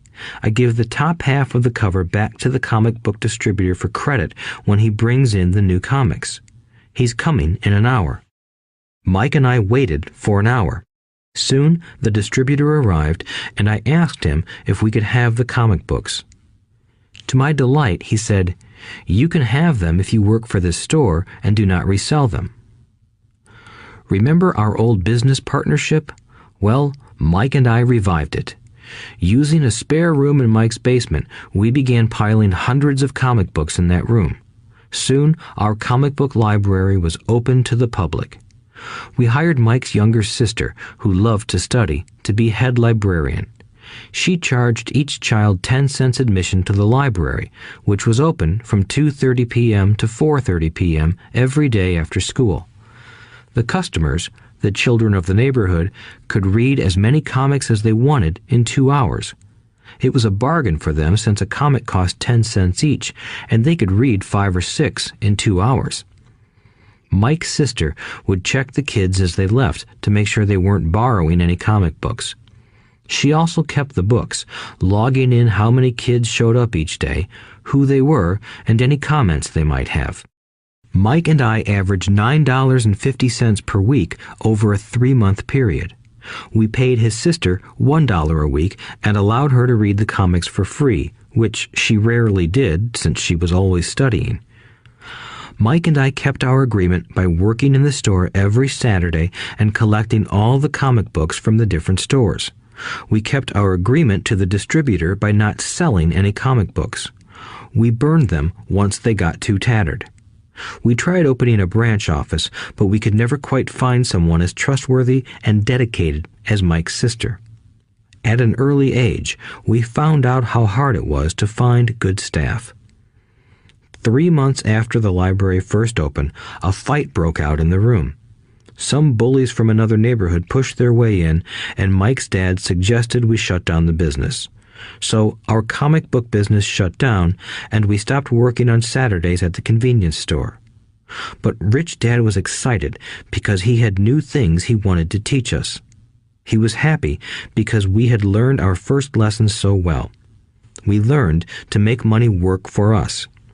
By not getting paid for our work at the store, we were forced to use our imaginations to identify an opportunity to make money. By starting our own business, the comic book library, we were in control of our own finances, not dependent on an employer. The best part was that our business generated money for us even when we weren't physically there. Our money worked for us. Instead of paying us money, Rich Dad had given us so much more. Chapter 2. Lesson 2. Why teach financial literacy?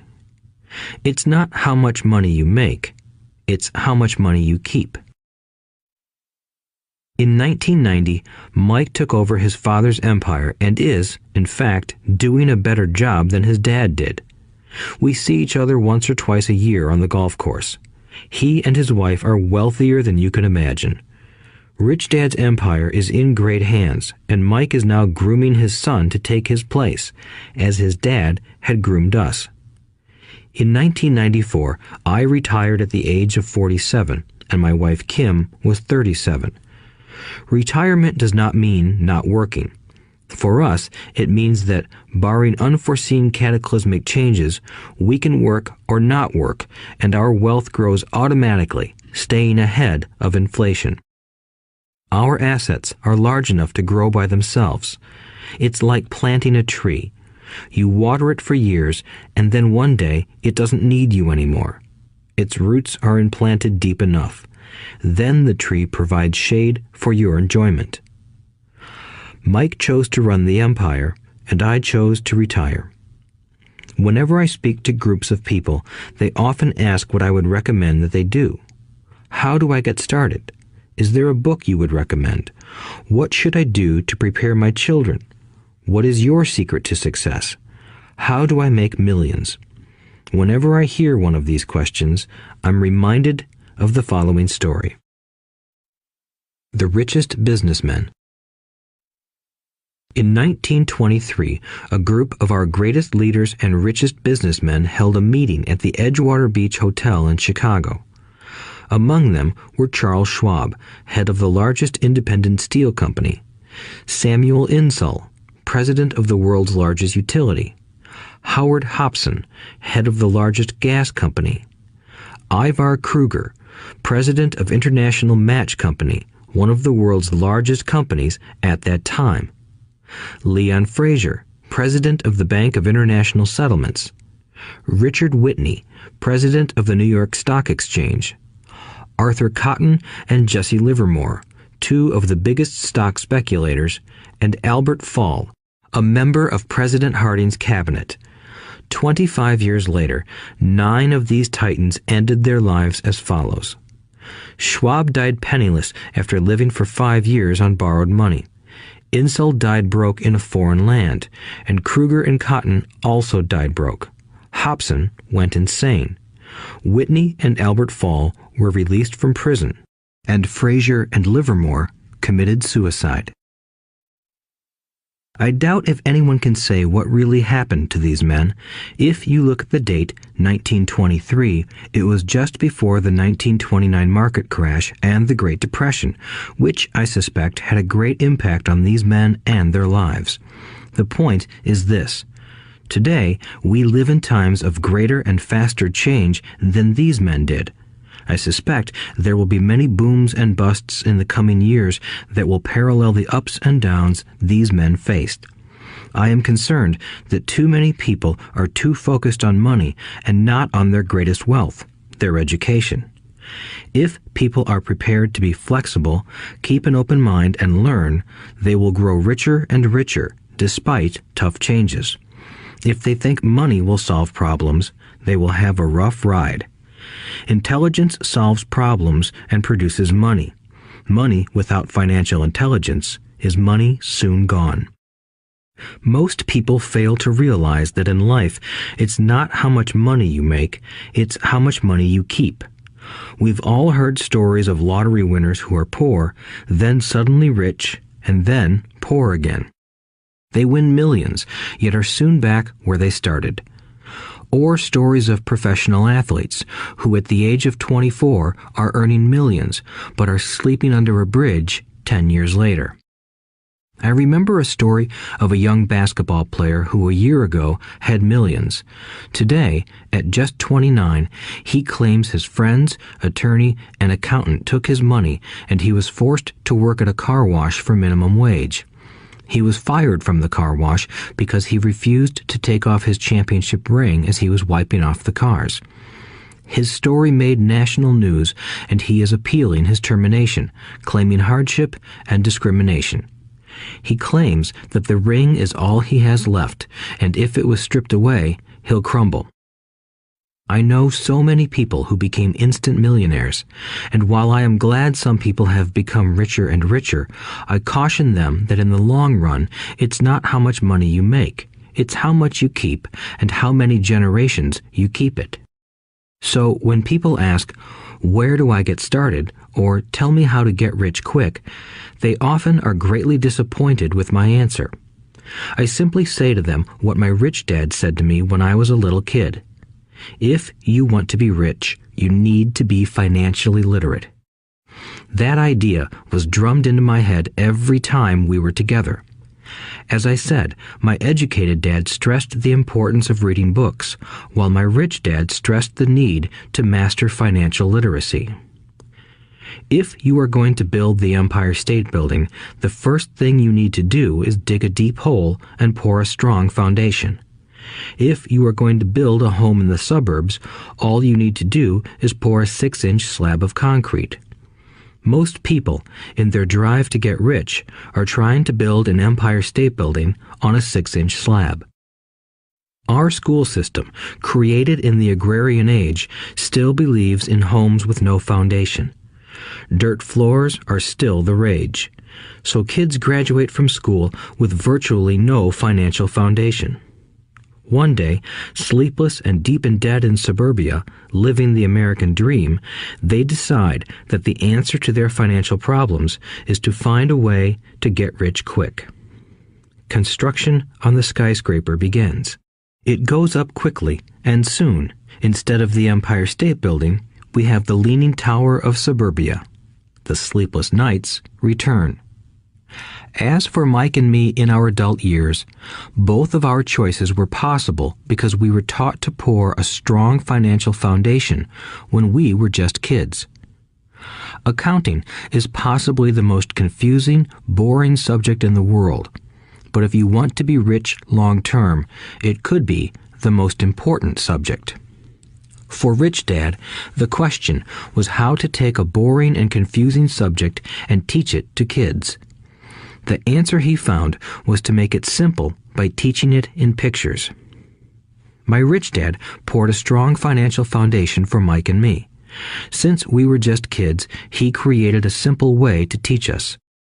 For years, he only drew pictures and used few words. Mike and I understood the simple drawings, the jargon, the movement of money, and then in later years, Rich Dad began adding numbers.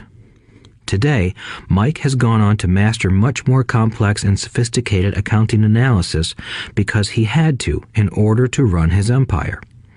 I am not as sophisticated because my empire is smaller, yet we come from the same simple foundation. Over the following pages, we will discuss those same simple line drawings Mike's dad created for us. Though basic, those drawings helped guide two little boys in building great sums of wealth on a solid and deep foundation. Rule number 1. You must know the difference between an asset and a liability, and buy assets. If you want to be rich, this is all you need to know. It is rule number 1. It is the only rule. This may sound absurdly simple, but most people have no idea how profound this rule is. Most people struggle financially because they do not know the difference between an asset and a liability. Rich people acquire assets. The poor and middle class acquire liabilities that they think are assets, said Rich Dad. When Rich Dad explained this to Mike and me, we thought he was kidding. Here we were, nearly teenagers, and waiting for the secret to getting rich. And this was his answer.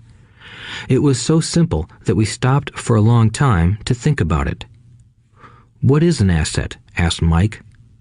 "Don't worry right now," said Rich Dad. "Just let the idea sink in. If you can comprehend the simplicity, your life will have a plan and be financially easy. It is simple. That is why the idea is missed." "You mean all we need to know is what an asset is, acquire them, and we'll be rich?" I asked. Rich Dad nodded his head. "It's that simple." "If it's that simple, how come everyone is not rich?" I asked. Rich Dad smiled. "Because people do not know the difference between an asset and a liability." I remember asking, how could adults be so misguided? If it is that simple, if it is that important, why would everyone not want to find out? It took Rich Dad only a few minutes to explain what assets and liabilities were. As an adult, I have difficulty explaining it to other adults.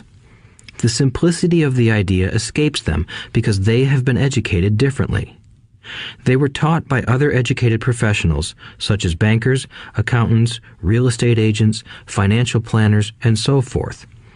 The difficulty comes in asking adults to unlearn or become children again. An intelligent adult often feels it is demeaning to pay attention to simplistic definitions. Rich Dad believed in the KISS principle.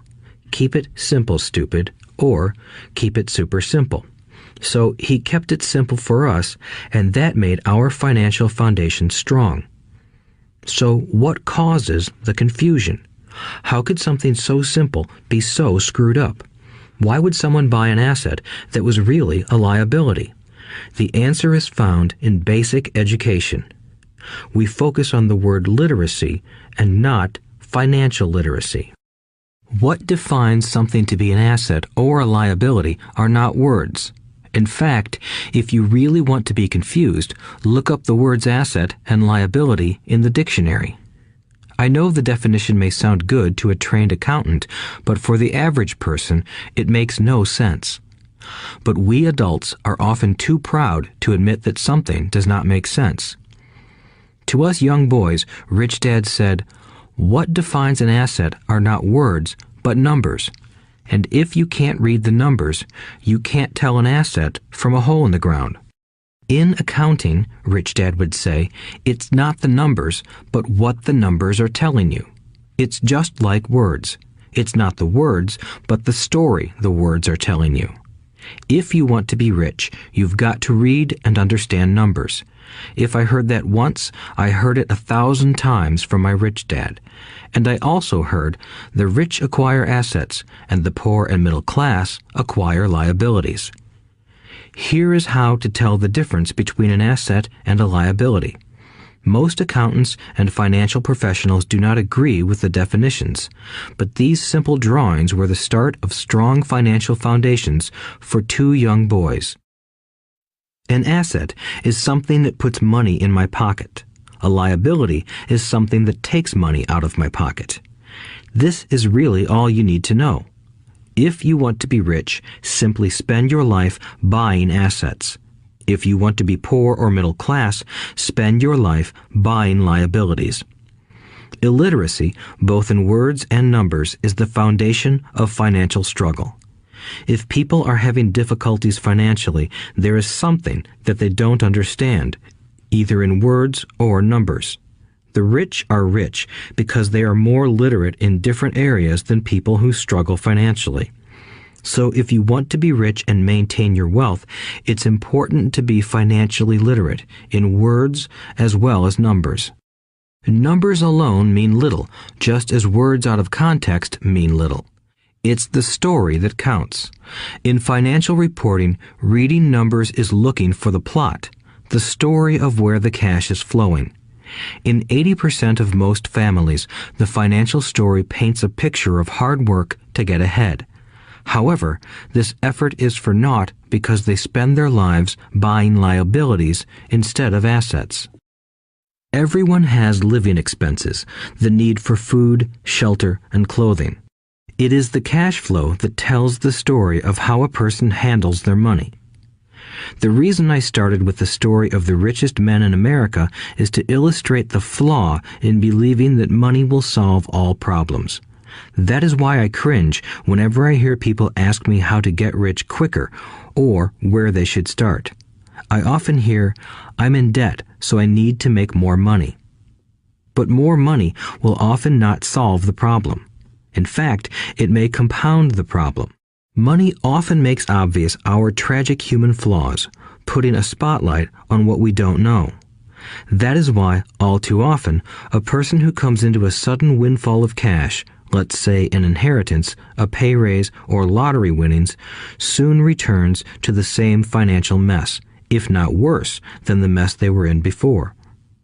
Money only accentuates the cash flow pattern running in your head. If your pattern is to spend everything you get, most likely an increase in cash will just result in an increase in spending. Thus the saying, "A fool and his money is one big party." I have said many times that we go to school to gain scholastic and professional skills, both of which are important. We learn to make money with our professional skills. In the 1960s, when I was in high school, if someone did well academically, people assumed this bright student would go on to be a medical doctor because it was the profession with the promise of the greatest financial reward. Today, doctors face financial challenges I wouldn't wish on my worst enemy. Insurance companies taking control of the business, managed healthcare, government intervention, and malpractice suits. Today, kids want to be famous athletes, movie stars, rock stars, beauty queens, or CEOs because that is where the fame, money, and prestige are. That is the reason it is so hard to motivate kids in school today. They know that professional success is no longer solely linked to academic success, as it once was. Because students leave school without financial skills, millions of educated people pursue their profession successfully, but later find themselves struggling financially. They work harder, but don't get ahead. What is missing from their education is not how to make money, but how to manage money. It's called financial aptitude, what you do with the money once you make it, how to keep people from taking it from you, how to keep it longer, and how to make that money work hard for you. Most people don't understand why they struggle financially because they don't understand cash flow. A person can be highly educated, professionally successful, and financially illiterate. These people often work harder than they need to because they learned how to work hard, but not how to have their money work hard for them. The story of how the quest for a financial dream turns into a financial nightmare. The classic story of hardworking people has set a pattern. Recently married, the happy, highly educated young couple moves into one of their cramped, rented apartments. Immediately, they realize that they are saving money because two can live as cheaply as one. The problem is the apartment is cramped. They decide to save money to buy their dream home so they can have kids. They now have two incomes, and they begin to focus on their careers. Their incomes begin to increase. As their incomes go up, their expenses go up as well. The number one expense for most people is taxes. Many people think it's income tax, but for most Americans, their highest tax is Social Security. As an employee, it appears as if the Social Security tax combined with the Medicare tax rate is roughly 7.5%, but it's really 15% since the employer must match the Social Security amount. In essence, it is money the employer can't pay you. On top of that, you still have to pay income tax on the amount deducted from your wages for Social Security tax. Income you never received because it went directly to Social Security through withholding. Going back to the young couple, as a result of their incomes increasing, they decide to buy the house of their dreams. Once in their house, they have a new tax called property tax. Then they buy a new car, new furniture, and new appliances to match their new house. All of a sudden, they wake up and their liabilities column is full of mortgage and credit card debt. Their liabilities go up. They're now trapped in the rat race. Pretty soon, a baby comes along and they work harder. The process repeats itself. Higher incomes cause higher taxes, also called bracket creep. A credit card comes in the mail. They use it. It maxes out. A loan company calls and says their greatest asset, their home, has appreciated in value. Because their credit is so good, the company offers a bill consolidation loan and tells them the intelligent thing to do is clear off the high-interest consumer debt by paying off their credit card. And besides, interest on their home is a tax deduction. They go for it and pay off those high-interest credit cards. They breathe a sigh of relief.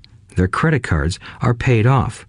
They've now folded their consumer debt into their home mortgage. Their payments go down because they extend their debt over 30 years. It is the smart thing to do. Their neighbor calls to invite them to go shopping. The Memorial Day sale is on. They promise themselves they'll just window shop, but they take a credit card, just in case. I run into this young couple all the time. Their names change, but their financial dilemma is the same. They come to one of my talks to hear what I have to say. They ask me, "Can you tell us how to make more money?" They don't understand that their trouble is really how they choose to spend the money they do have. It is caused by financial illiteracy and not understanding the difference between an asset and a liability. More money seldom solves someone's money problems. Intelligence solves problems. There is a saying a friend of mine says over and over to people in debt. If you find you have dug yourself into a hole, stop digging. As a child, my dad often told us that the Japanese were aware of 3 powers: the power of the sword, the jewel, and the mirror. The sword symbolizes the power of weapons. America has spent trillions of dollars on weapons, and because of this is a powerful military presence in the world. The jewel symbolizes the power of money. There is some degree of truth to the saying, "Remember the golden rule. He who has the gold makes the rules." The mirror symbolizes the power of self-knowledge. This self-knowledge, according to Japanese legend, was the most treasured of the 3. All too often, the poor and middle class allow the power of money to control them. By simply getting up and working harder, failing to ask themselves if what they do makes sense, they shoot themselves in the foot as they leave for work every morning. By not fully understanding money, the vast majority of people allow its awesome power to control them. If they used the power of the mirror, they would have asked themselves, "Does this make sense?" All too often, instead of trusting their inner wisdom, that genius inside, most people follow the crowd. They do things because everybody else does them. They conform rather than question. Often, they mindlessly repeat what they have been told. Diversify. Your home is an asset.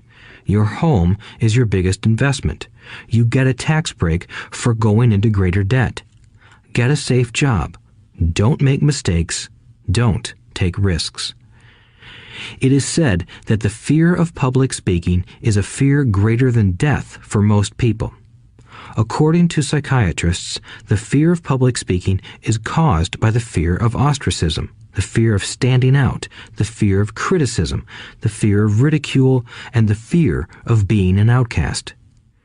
The fear of being different prevents most people from seeking new ways to solve their problems. That is why my educated dad said the Japanese valued the power of the mirror the most, for it is only when we look into it that we find truth. Fear is the main reason that people say, "Play it safe." That goes for anything, be it sports, relationships, careers, or money. It is that same fear, the fear of ostracism, that causes people to conform to, and not question, commonly accepted opinions or popular trends. Your home is an asset. Get a bill consolidation loan and get out of debt. Work harder. It's a promotion. Someday I'll be a vice president. Save money. When I get a raise, I'll buy us a bigger house. Mutual funds are safe. Many financial problems are caused by trying to keep up with the Joneses. Occasionally, we all need to look in the mirror and be true to our inner wisdom rather than our fears. By the time Mike and I were 16 years old, we began to have problems in school. We were not bad kids. We just began to separate from the crowd. We worked for Mike's dad after school and on weekends. Mike and I often spent hours after work just sitting at a table with his dad while he held meetings with his bankers, attorneys, accountants, brokers, investors, managers, and employees. Here was a man who had left school at 13, who was now directing, instructing, ordering, and asking questions of educated people. They came at his beck and call and cringed when he didn't approve of them. Here was a man who had not gone along with the crowd. He was a man who did his own thinking and detested the words, "We have to do it this way because that's the way everyone else does it." He also hated the word can't. If you wanted him to do something, just say, "I don't think you can do it." Mike and I learned more sitting in on his meetings than we did in all our years of school, college included. Mike's dad was not book smart, but he was financially educated and successful as a result. He told us over and over again, an intelligent person hires people who are more intelligent than he is. So Mike and I had the benefit of spending hours listening to and learning from intelligent people. But because of this, Mike and I couldn't go along with the standard dogma our teachers preached, and that caused problems. Whenever the teacher said, "If you don't get good grades, you won't do well in the real world," Mike and I just raised our eyebrows. When we were told to follow set procedures and not deviate from the rules, we could see how school discouraged creativity. We started to understand why our rich dad told us that schools were designed to produce good employees instead of employers.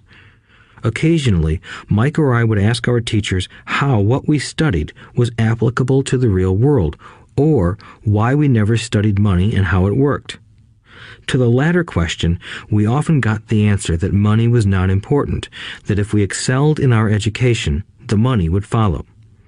The more we knew about the power of money, the more distant we grew from the teachers and our classmates. My highly educated dad never pressured me about my grades, but we did begin to argue about money. By the time I was 16, I probably had a far better foundation with money than both my parents. I could keep books, I listened to tax accountants, corporate attorneys, bankers, real estate brokers, investors, and so forth. By contrast, my dad talked to other teachers. One day, my dad told me that our home was his greatest investment. A not-too-pleasant argument took place when I showed him why I thought a house was not a good investment. I showed him the ancillary expenses that went along with owning the home. A bigger home meant bigger expenses, and the cash flow kept going out through the expense column. Today, people still challenge me on the idea of a house not being an asset. I know that for many people, it is their dream as well as their largest investment. And owning your own home is better than nothing. I simply offer an alternative way of looking at this popular dogma. If my wife and I were to buy a bigger, flashier house, we realize it wouldn't be an asset. It would be a liability since it would take money out of our pocket. So here is the argument I put forth. I really don't expect most people to agree with it because your home is an emotional thing, and when it comes to money, high emotions tend to lower financial intelligence. I know from personal experience that money has a way of making every decision emotional. 1. When it comes to houses, most people work all their lives paying for a home they never own. In other words, most people buy a new house every few years, each time incurring a new 30-year loan to pay off the previous one. 2. Even though people receive a tax deduction for interest on mortgage payments, they pay for all their other expenses with after-tax dollars, even after they pay off their mortgage. 3. My wife's parents were shocked when the property taxes on their home increased to $1,000 a month. This was after they had retired, so the increase put a strain on their retirement budget and they felt forced to move. 4. Houses do not always go up in value. I have friends who owe $1 million for a home that today would sell for far less. 5. The greatest losses of all are those from missed opportunities. If all your money is tied up in your house, you may be forced to work harder because your money continues blowing out of the expense column instead of adding to the asset column, the classic middle-class cash flow pattern. If a young couple would put more money into their asset column early on, their later years would be easier. Their assets would have grown and would be available to help cover expenses. All too often, a house only serves as a vehicle for incurring a home equity loan to pay for mounting expenses. In summary, the end result in making a decision to own a house that is too expensive in lieu of starting an investment portfolio impacts an individual in at least the following 3 ways. 1. Loss of time during which other assets could have grown in value. 2.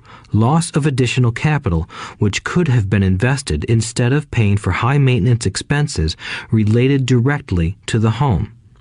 3. Loss of education. Too often, people count their house and savings and retirement plans as all they have in their asset column. Because they have no money to invest, they simply don't invest. This costs them investment experience.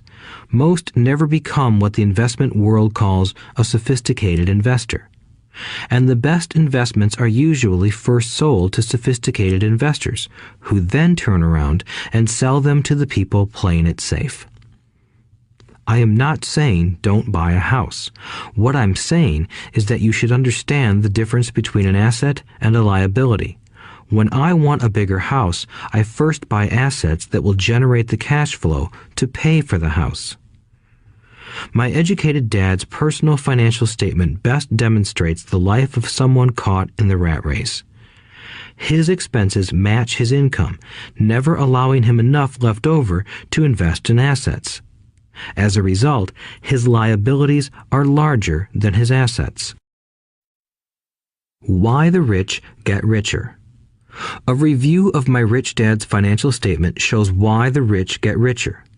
The asset column generates more than enough income to cover expenses, with the balance reinvested into the asset column. The asset column continues to grow, and therefore the income it produces grows with it. The result is that the rich get richer. Why the middle class struggle. The middle class finds itself in a constant state of financial struggle. Their primary income is through their salary. As their wages increase, so do their taxes. Their expenses tend to increase in proportion to their salary increase, hence the phrase, the rat race. They treat their home as their primary asset instead of investing in income-producing assets. This pattern of treating your home as an investment and the philosophy that a pay raise means you can buy a larger home or spend more is the foundation of today's debt-ridden society. Increased spending throws families into greater debt and into more financial uncertainty, even though they may be advancing in their jobs and receiving raises on a regular basis. This is high-risk living caused by weak financial education. The massive loss of jobs in recent times proves how shaky the middle class really is financially. Company pension plans are being replaced by 401k plans. Social Security is obviously in trouble and can't be relied upon as a source for retirement. Panic has set in for the middle class. Today, mutual funds are popular because they supposedly represent safety. Average mutual fund buyers are too busy working to pay taxes and mortgages, save for their children's college, and pay off credit cards. They do not have time to study investing, so they rely on the expertise of the manager of a mutual fund. Also, because the mutual fund includes many different types of investments, they feel their money is safer because it is diversified. This educated middle class subscribes to the dogma put out by mutual fund brokers and financial planners. Play it safe, avoid risk. The real tragedy is that the lack of early financial education is what creates the risk faced by average middle class people. The reason they have to play it safe is because their financial positions are tenuous at best. Their balance sheets are not balanced. Instead, they are loaded with liabilities and have no real assets that generate income. Typically, their only source of income is their paycheck. Their livelihood becomes entirely dependent on their employer. So when genuine deals of a lifetime come along, these people can't take advantage of them because they are working so hard, are taxed to the max, and are loaded with debt. As I said at the start of this section, the most important rule is to know the difference between an asset and a liability.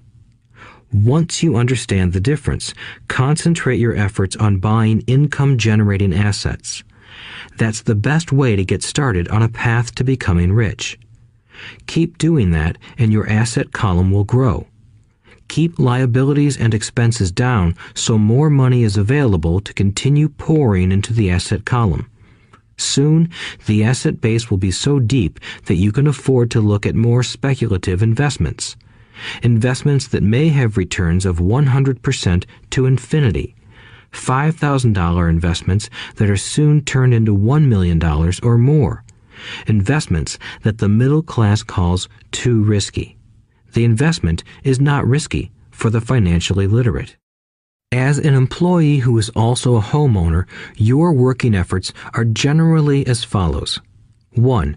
You work for the company. Employees make their business owner or the shareholders rich, not themselves. Your efforts and success will help provide for the owner's success and retirement. 2. You work for the government. The government takes its share from your paycheck before you even see it. By working harder, you simply increase the amount of taxes taken by the government. Most people work from January to May just for the government. 3. You work for the bank. After taxes, your next largest expense is usually your mortgage and credit card debt. The problem with simply working harder is that each of these 3 levels takes a greater share of your increased efforts. You need to learn how to have your increased efforts benefit you and your family directly.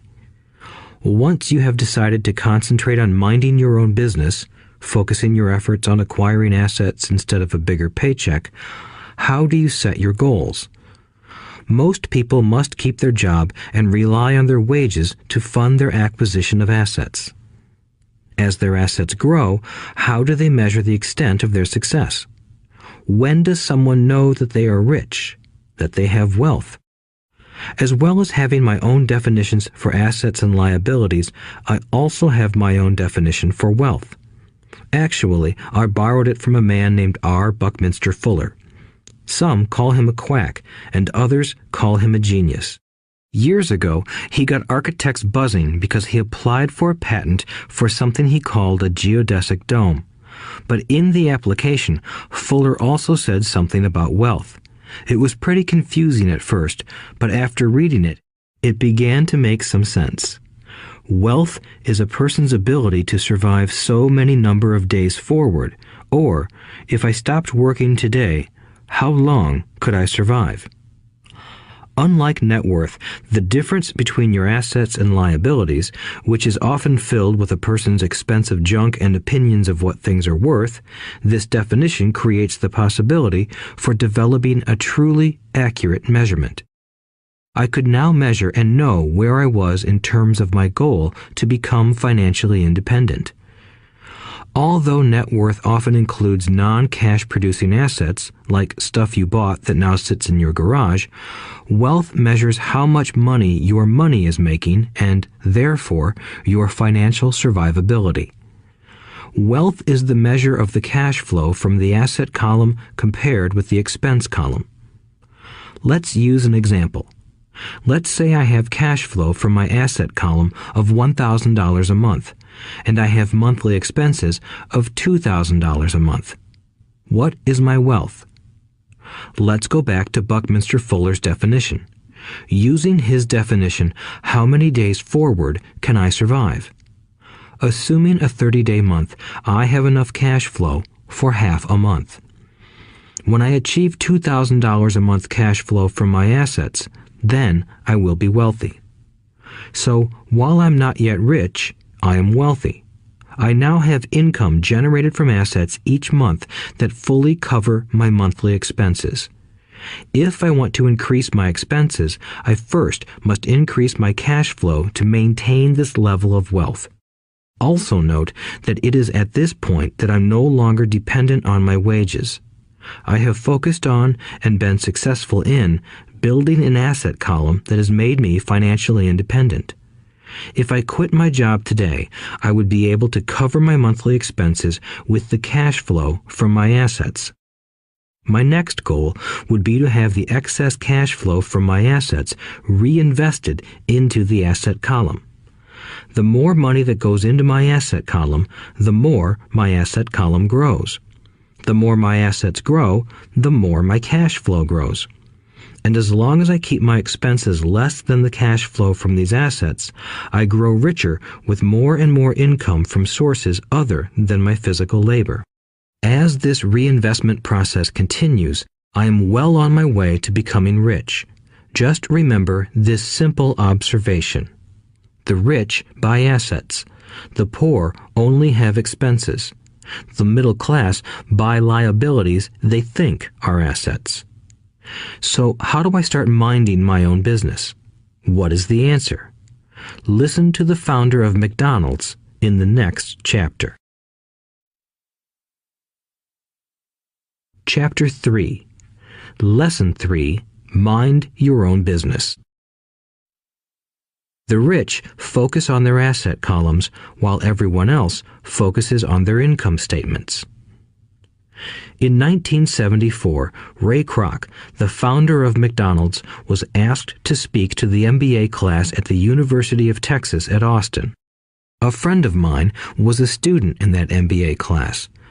After a powerful and inspiring talk, the class adjourned and the students asked Ray if he would join them at their favorite hangout to have a few beers.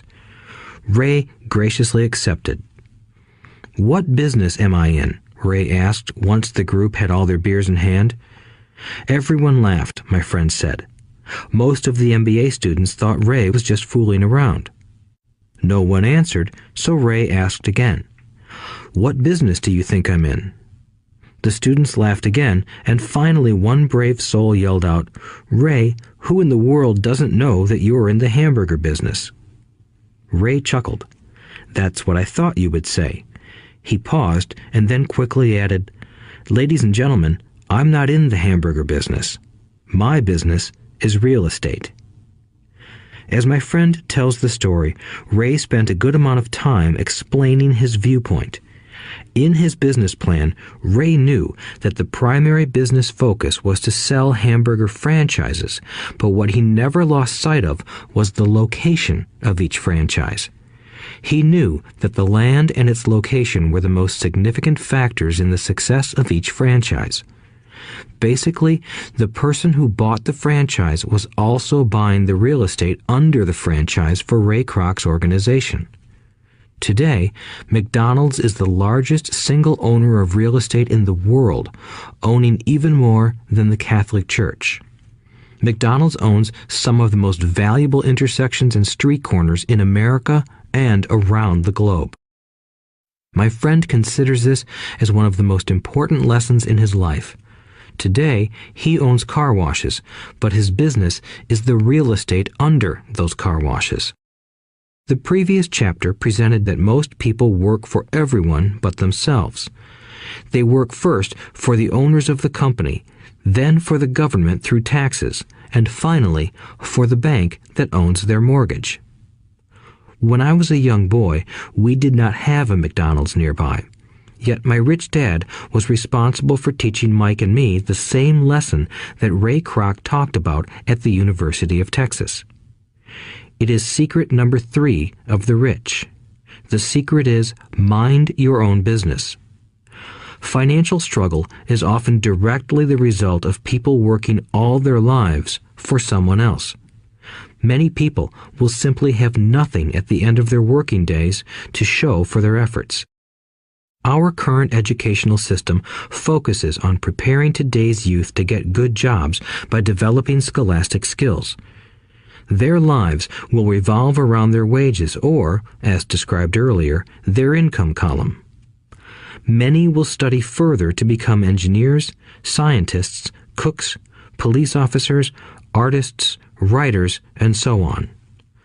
These professional skills allow them to enter the workforce and work for money.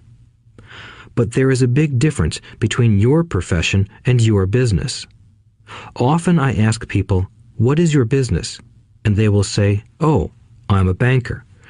Then I ask them if they own the bank, and they usually respond, "No, I work there."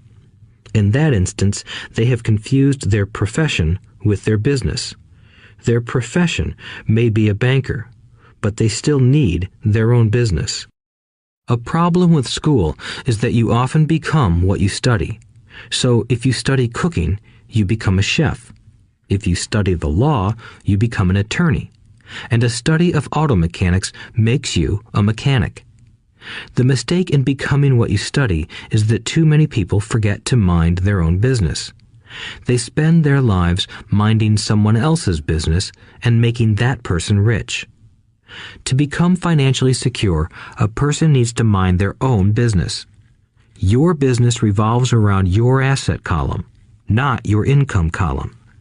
As stated earlier, the number one rule is to know the difference between an asset and a liability and to buy assets. The rich focus on their asset columns, while everyone else focuses on their income statements. That is why we hear so often, "I need a raise. If only I had a promotion. I am going back to school to get more training so I can get a better job. I am going to work overtime. Maybe I can get a second job."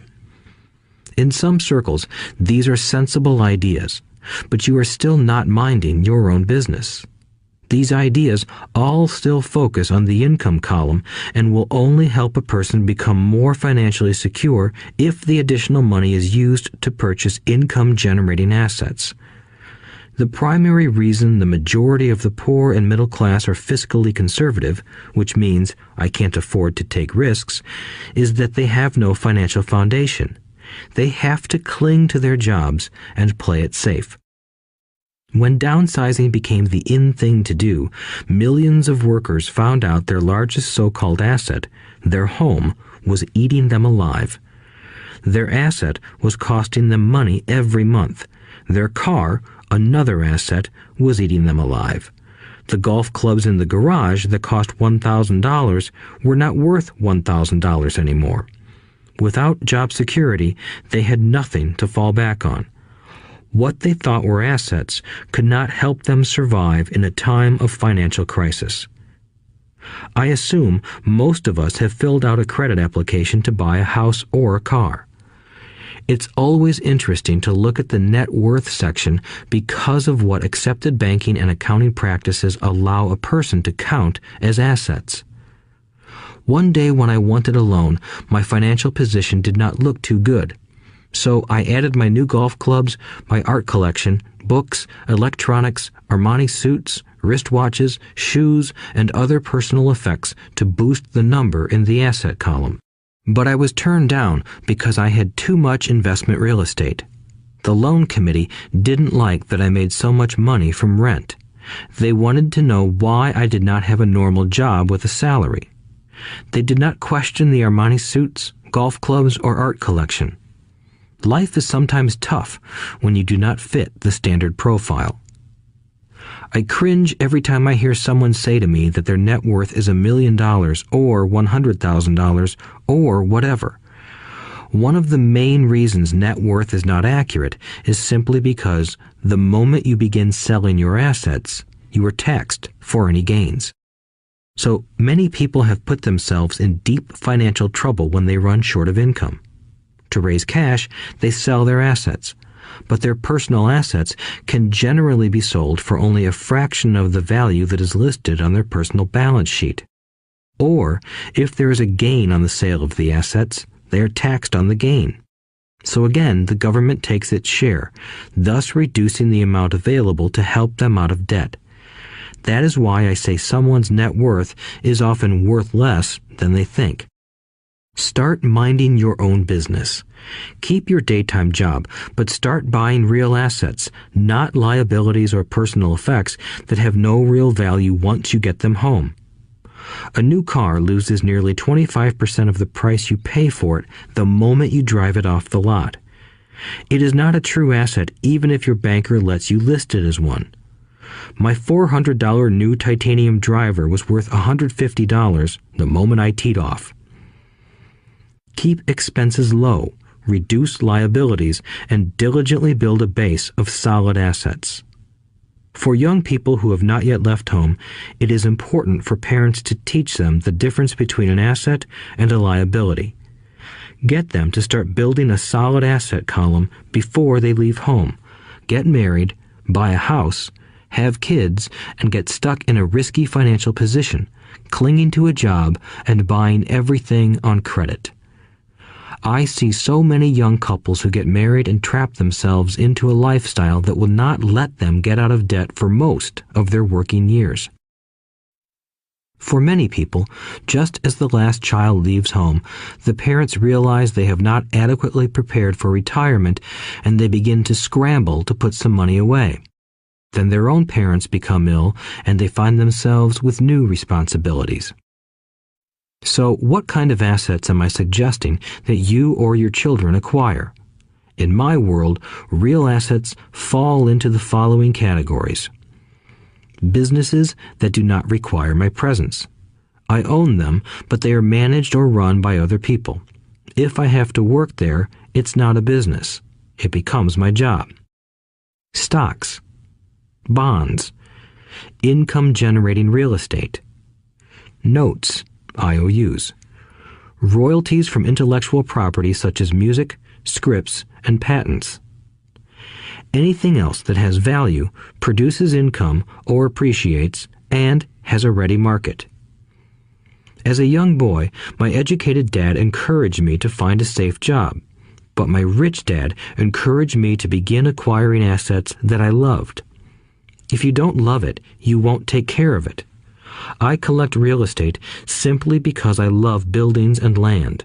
I love shopping for them, and I could look at them all day long. When problems arise, the problems aren't so bad that it changes my love for real estate. For people who hate real estate, they shouldn't buy it. I also love stocks of small companies, especially startups, because I am an entrepreneur, not a corporate person. In my early years, I worked in large organizations such as Standard Oil of California, the U.S. Marine Corps, and Xerox Corporation. I enjoyed my time with those organizations and have fond memories, but I know deep down I am not a company man. I like starting companies, not running them. So my stock buys are usually of small companies. Sometimes I even start the company and take it public. Fortunes are made in new stock issues, and I love the game. Many people are afraid of small cap companies and call them risky, and they are. But that risk is diminished if you love what the investment is, understand it, and know the game. With small companies, my investment strategy is to be out of the stock in a year. On the other hand, my real estate strategy is to start small and keep trading up for bigger properties, and, therefore, delay paying taxes on the gain. This allows the value to increase dramatically. I generally hold real estate less than 7 years. For years, even while I was with the Marine Corps and Xerox, I did what my rich dad recommended. I kept my day job, but I still minded my own business. I was active in my asset column trading real estate and small stocks. Rich Dad always stressed the importance of financial literacy. The better I was at understanding the accounting and cash management, the better I would be at analyzing investments and eventually starting and building my own company. I don't encourage anyone to start a company unless they really want to. Knowing what I know about running a company, I wouldn't wish that task on anyone. There are times when people can't find employment and starting a company seems like the best solution. But the odds are against success. 9 out of 10 companies fail in 5 years. Of those that survive the first 5 years, 9 out of every 10 of those eventually fail as well. So only if you really have the desire to own your own company do I recommend it. Otherwise, keep your day job and mind your own business. When I say mind your own business, I mean to build and keep your asset column strong. Once a dollar goes into it, never let it come out. Think of it this way. Once a dollar goes into your asset column, it becomes your employee. The best thing about money is that it works 24 hours a day and can work for generations. Keep your day job, be a great hard-working employee, but keep building that asset column. As your cash flow grows, you can indulge in some luxuries. An important distinction is that rich people buy luxuries last, while the poor and middle class tend to buy luxuries first. The poor and the middle class often buy luxury items like big houses, diamonds, furs, jewelry, or boats because they want to look rich. They look rich, but in reality they just get deeper in debt on credit. The old money people, the long-term rich, build their asset column first. Then the income generated from the asset column buys their luxuries. The poor and middle class buy luxuries with their own sweat, blood, and children's inheritance. A true luxury is a reward for investing in and developing a real asset. For example, when my wife Kim and I had extra money coming from our apartment houses, she went out and bought her Mercedes. It didn't take any extra work or risk on her part because the apartment house bought the car. She did, however, have to wait 4 years while the real estate investment portfolio grew and began generating enough extra cash flow to pay for the car. But the luxury, the Mercedes, was a true reward because she proved she knew how to grow her asset column. That car now means a lot more to her than simply another pretty car. It means she used her financial intelligence to afford it. Instead, most people impulsively go out and buy a new car or some other luxury on credit. They may feel bored and just want a new toy. Buying a luxury on credit often causes a person to eventually resent that luxury because the debt becomes a financial burden. After you've taken the time and invested in and built your own business, you are now ready to learn the biggest secret of the rich, the secret that puts the rich way ahead of the pack. Chapter 4. Lesson 4. The History of Taxes and the Power of Corporations. My rich dad just played the game smart, and he did it through corporations, the biggest secret of the rich. I remember in school being told the story of Robin Hood and his merry men. My teacher thought it was a wonderful story of a romantic hero who robbed from the rich and gave to the poor. My rich dad did not see Robin Hood as a hero. He called Robin Hood a crook. Robin Hood may be long gone, but his followers live on. I often still hear people say, "Why don't the rich pay for it?" Or, "The rich should pay more in taxes and give it to the poor." It is this Robin Hood fantasy, or taking from the rich to give to the poor, that has caused the most pain for the poor and the middle class. The reason the middle class is so heavily taxed is because of the Robin Hood ideal. The reality is that the rich are not taxed. It's the middle class who pays for the poor, especially the educated, upper-income middle class. Again, to understand fully how things happen, we need to look at the history of taxes. Although my highly educated dad was an expert on the history of education, my rich dad fashioned himself an expert on the history of taxes. Rich Dad explained to Mike and me that originally in England and America, there were no taxes. Occasionally, there were temporary taxes levied in order to pay for wars. The king or the president would put the word out and ask everyone to chip in. Taxes were levied in Britain for the fight against Napoleon from 1799 to 1816, and in America to pay for the Civil War from 1861 to 1865. In 1874, England made income tax a permanent levy on its citizens. In 1913, an income tax became permanent in the United States with the adoption of the 16th Amendment to the U.S. Constitution. At one time, Americans were anti-tax. It had been the tax on tea that led to the famous Tea Party in Boston Harbor, an incident that helped ignite the Revolutionary War. It took approximately 50 years in both England and the United States to sell the idea of a regular income tax. What these historical dates fail to reveal is that both of these taxes were initially levied against only the rich.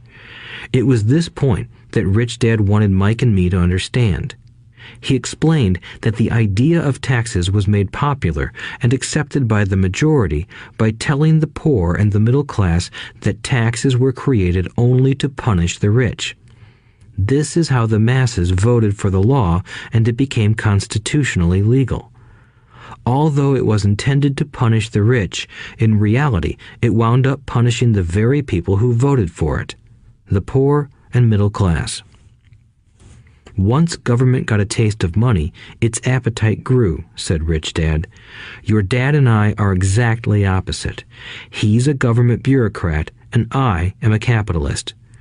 We get paid, and our success is measured on opposite behaviors.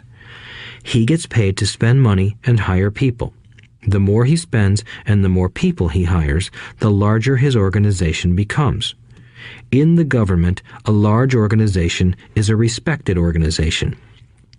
On the other hand, within my organization, the fewer people I hire and the less money I spend, the more I am respected by my investors. That's why I don't like government people. They have different objectives than most business people. As the government grows, more and more tax dollars are needed to support it. My educated dad sincerely believed that government should help people. He loved John F. Kennedy and especially the idea of the Peace Corps.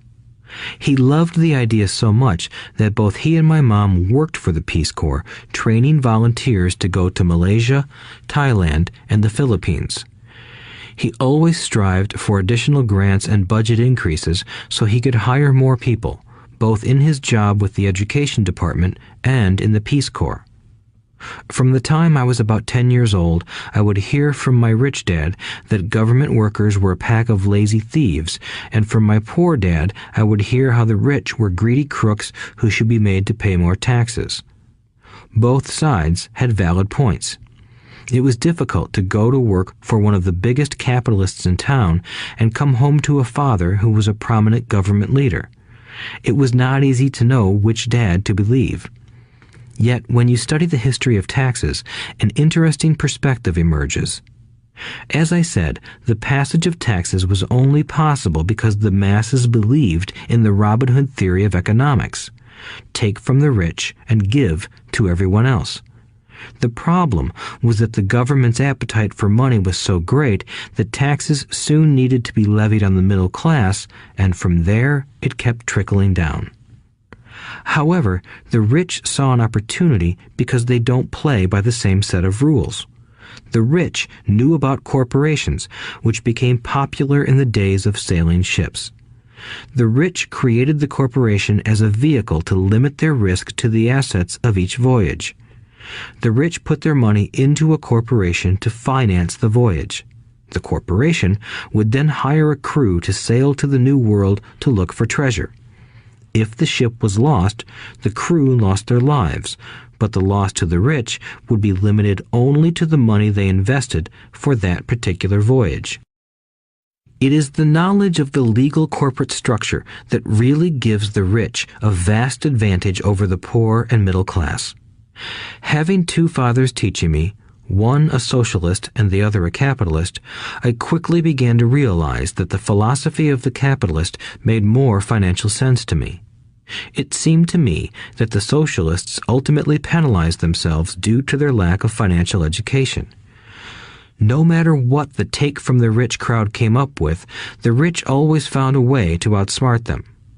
That is how taxes were eventually levied on the middle class. The rich outsmarted the intellectuals solely because they understood the power of money, a subject not taught in schools. How did the rich outsmart the intellectuals? Once the take from the rich tax was passed, cash started flowing into government coffers. Initially, people were happy. Money was handed out to government workers and the rich. It went to government workers in the form of jobs and pensions, and it went to the rich via their factories receiving government contracts. The government received a large pool of money, but the problem was the fiscal management of that money. The government ideal is to avoid having excess money. If you fail to spend your allotted funds, you risk losing it in the next budget. You would certainly not be recognized for being efficient. Business people, on the other hand, are rewarded for having excess money and are applauded for their efficiency. As this cycle of growing government spending continued, the demand for money increased, and the tax the rich idea was adjusted to include lower income levels down to the very people who voted it in, the poor and the middle class. True capitalists used their financial knowledge to simply find an escape. They headed back to the protection of a corporation. But what many people who have never formed a corporation don't know is that a corporation is not really a thing. A corporation is merely a file folder with some legal documents in it, sitting in some attorney's office and registered with a state government agency. It's not a big building or a factory or a group of people. A corporation is merely a legal document that creates a legal body without a soul. Using it, the wealth of the rich was once again protected. It was popular because the income tax rate of a corporation is less than the individual income tax rates. In addition, certain expenses could be paid by a corporation with pre-tax dollars. This war between the haves and have-nots has raged for hundreds of years. The battle is waged whenever and wherever laws are made, and it will go on forever. The problem is that the people who lose are the uninformed, the ones who get up every day and diligently go to work and pay taxes. If they only understood the way the rich play the game, they could play it too. Then they would be on their way to their own financial independence. This is why I cringe every time I hear a parent advise their children to go to school so they can find a safe, secure job. An employee with a safe, secure job without financial aptitude has no escape. Average Americans today work 5 to 6 months for the government just to cover their taxes. In my opinion, that is simply too long. The harder you work, the more you pay the government. That is why I believe that the idea of take from the rich backfired on the very people who voted it in. Every time people try to punish the rich don't simply comply. They react. They have the money, power, and intent to change things. They don't just sit there and voluntarily pay more taxes. Instead, they search for ways to minimize their tax burden. They hire smart attorneys and accountants and persuade politicians to change laws or create legal loopholes. They use their resources to effect change. The tax code of the United States also allows other ways to reduce taxes. Most of these vehicles are available to anyone, but it is the rich who find them because they are minding their own business. For example, 1031 is jargon for Section 1031 of the Internal Revenue Code, which allows a seller to delay paying taxes on a piece of real estate that is sold for a capital gain through an exchange for a more expensive piece of real estate. Real estate is one investment vehicle that has a great tax advantage. As long as you keep trading up in value, you will not be taxed on the gains until you liquidate. People who don't take advantage of these legal tax savings are missing a great opportunity to build their asset columns. The poor and middle class don't have the same resources. They sit there and let the government's needles enter their arm and allow the blood donation to begin. Today, I am constantly shocked at the number of people who pay more taxes or take fewer deductions simply because they are afraid of the government. I have friends who have had their businesses shut down and destroyed, only to find out it was a mistake on the part of the government. I realize all that, but the price of working from January to May is a high price to pay for that intimidation. My poor dad never fought back. My rich dad didn't either. He just played the game smarter, and he did it through corporations, the biggest secret of the rich. You may remember the first lesson I learned from my rich dad. I was a little boy of 9 who had to sit and wait for him to choose to talk to me. I sat in his office waiting for him to get to me. He was ignoring me on purpose. He wanted me to recognize his power and to desire to have that power for myself one day. During all the years I studied and learned from him, he always reminded me that knowledge is power. And with money comes great power that requires the right knowledge to keep it and make it multiply. Without that knowledge, the world pushes you around. Rich Dad constantly reminded Mike and me that the biggest bully was not the boss or the supervisor, but the tax man. The tax man will always take more if you let him. The first lesson of having money work for you, as opposed to you working for money, is all about power. If you work for money, you give the power to your employer. If money works for you, you keep the power and control it. Once we had this knowledge of the power of money working for us, he wanted us to be financially smart and not let anyone or anything push us around. If you're ignorant, it's easy to be bullied. If you know what you're talking about, you have a fighting chance. That is why he paid so much for smart tax accountants and attorneys. It was less expensive to pay them than to pay the government. His best lesson to me was, be smart and you won't be pushed around as much. He knew the law because he was a law-abiding citizen and because it was expensive to not know the law. If you know you're right, you're not afraid of fighting back, even if you are taking on Robin Hood and his band of merry men. My highly educated dad always encouraged me to land a good job with a strong corporation. He spoke of the virtues of working your way up the corporate ladder. He didn't understand that, by relying solely on a paycheck from a corporate employer, I would be a docile cow ready for milking. When I told my rich dad of my father's advice, he only chuckled. "Why not own the ladder?" was all he said. As a young boy, I did not understand what Rich Dad meant by owning my own corporation. It was an idea that seemed impossible and intimidating. Although I was excited by the idea, my inexperience wouldn't let me envision the possibility that grown-ups would someday work for a company I would own. The point is that, if not for my rich dad, I would have probably followed my educated dad's advice. It was merely the occasional reminder of my rich dad that kept the idea of owning my own corporation alive and kept me on a different path. By the time I was 15 or 16, I knew I wasn't going to continue down the path my educated dad recommended. I didn't know how I was going to do it, but I was determined not to head in the direction most of my classmates were heading. That decision changed my life.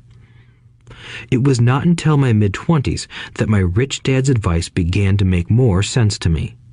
I was just out of the Marine Corps and working for Xerox. I was making a lot of money, but every time I looked at my paycheck, I was disappointed. The deductions were so large, and the more I worked, the greater they became. As I became more successful, my bosses talked about promotions and raises. It was flattering, but I could hear my rich dad asking in my ear, "Who are you working for? Who are you making rich?" In 1974, while still an employee for Xerox, I formed my first corporation and began minding my own business. There were already a few assets in my asset column, but now I was determined to focus on making it bigger. Those paychecks, with all the deductions, made all the years of my rich dad's advice make total sense. I could see the future if I followed my educated dad's advice. Many employers feel that advising their workers to mind their own business is bad for business. But for me, focusing on my own business and developing assets made me a better employee because I now had a purpose. I came in early and worked diligently, amassing as much money as possible so I could invest in real estate. Hawaii was just set to boom, and there were fortunes to be made. The more I realized that we were in the beginning stages of a boom, the more Xerox machines I sold. The more I sold, the more money I made, and, of course, the more deductions came out of my paycheck. It was inspiring. I wanted out of the employee trap so badly that I worked even harder so I could invest more.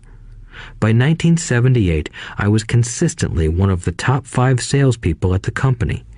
I badly wanted out of the rat race. In less than 3 years, I was making more in my real estate holding corporation than I was making at Xerox, and the money I was making in my asset column in my own corporation was money working for me, not me pounding on doors selling copiers.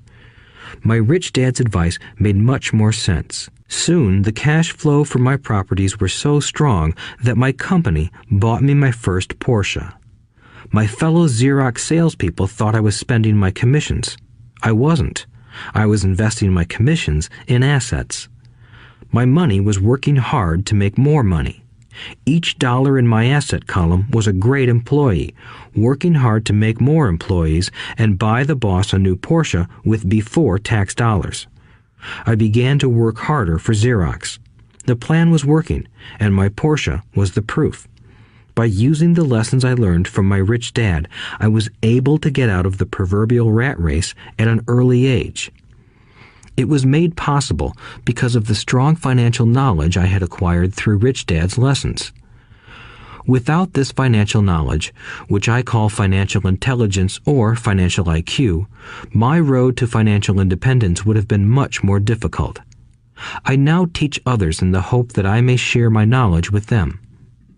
I remind people that financial IQ is made up of knowledge from 4 broad areas of expertise. 1. Accounting. Accounting is financial literacy or the ability to read numbers. This is a vital skill if you want to build an empire. The more money you are responsible for, the more accuracy is required, or the house comes tumbling down. This is the left brain side, or the details. Financial literacy is the ability to read and understand financial statements, which allows you to identify the strengths and weaknesses of any business. 2. Investing. Investing is the science of money making money. This involves strategies and formulas which use the creative right brain side. 3. Understanding markets. Understanding markets is the science of supply and demand. You need to know the technical aspects of the market, which are emotion-driven, in addition to the fundamental or economic aspects of an investment. Does an investment make sense or does it not make sense based on current market conditions? 4. The law. A corporation wrapped around the technical skills of accounting, investing, and markets can contribute to explosive growth.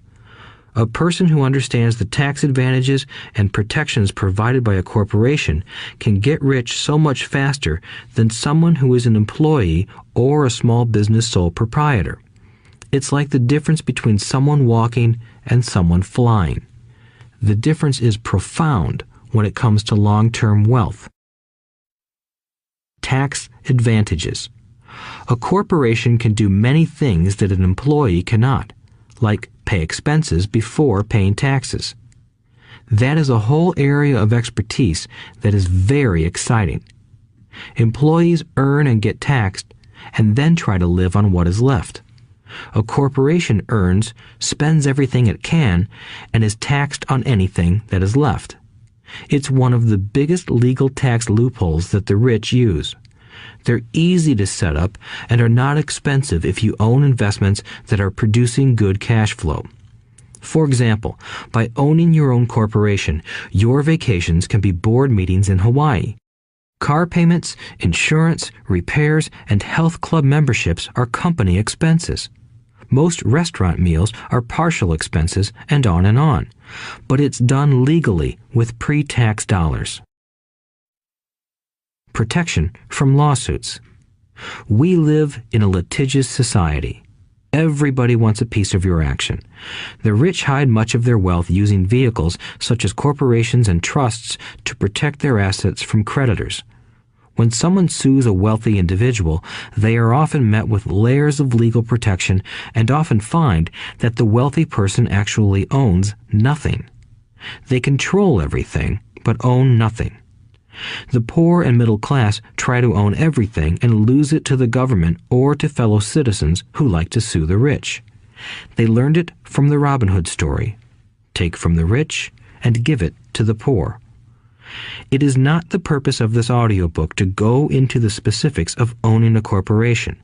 But I will say that if you own any kind of legitimate assets, I would consider finding out more about the benefits and protection offered by a corporation as soon as possible.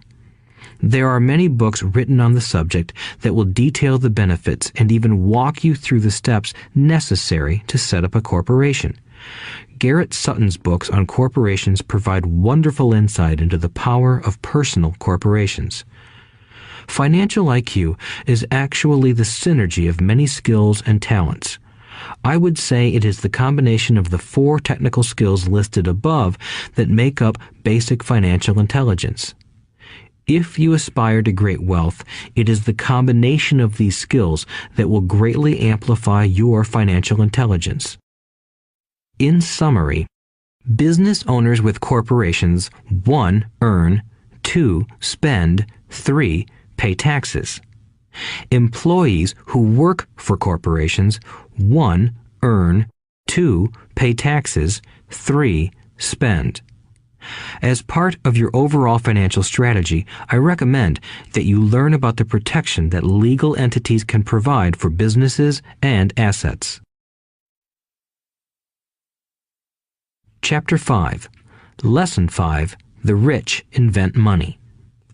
Often in the real world, it's not the smart who get ahead, but the bold.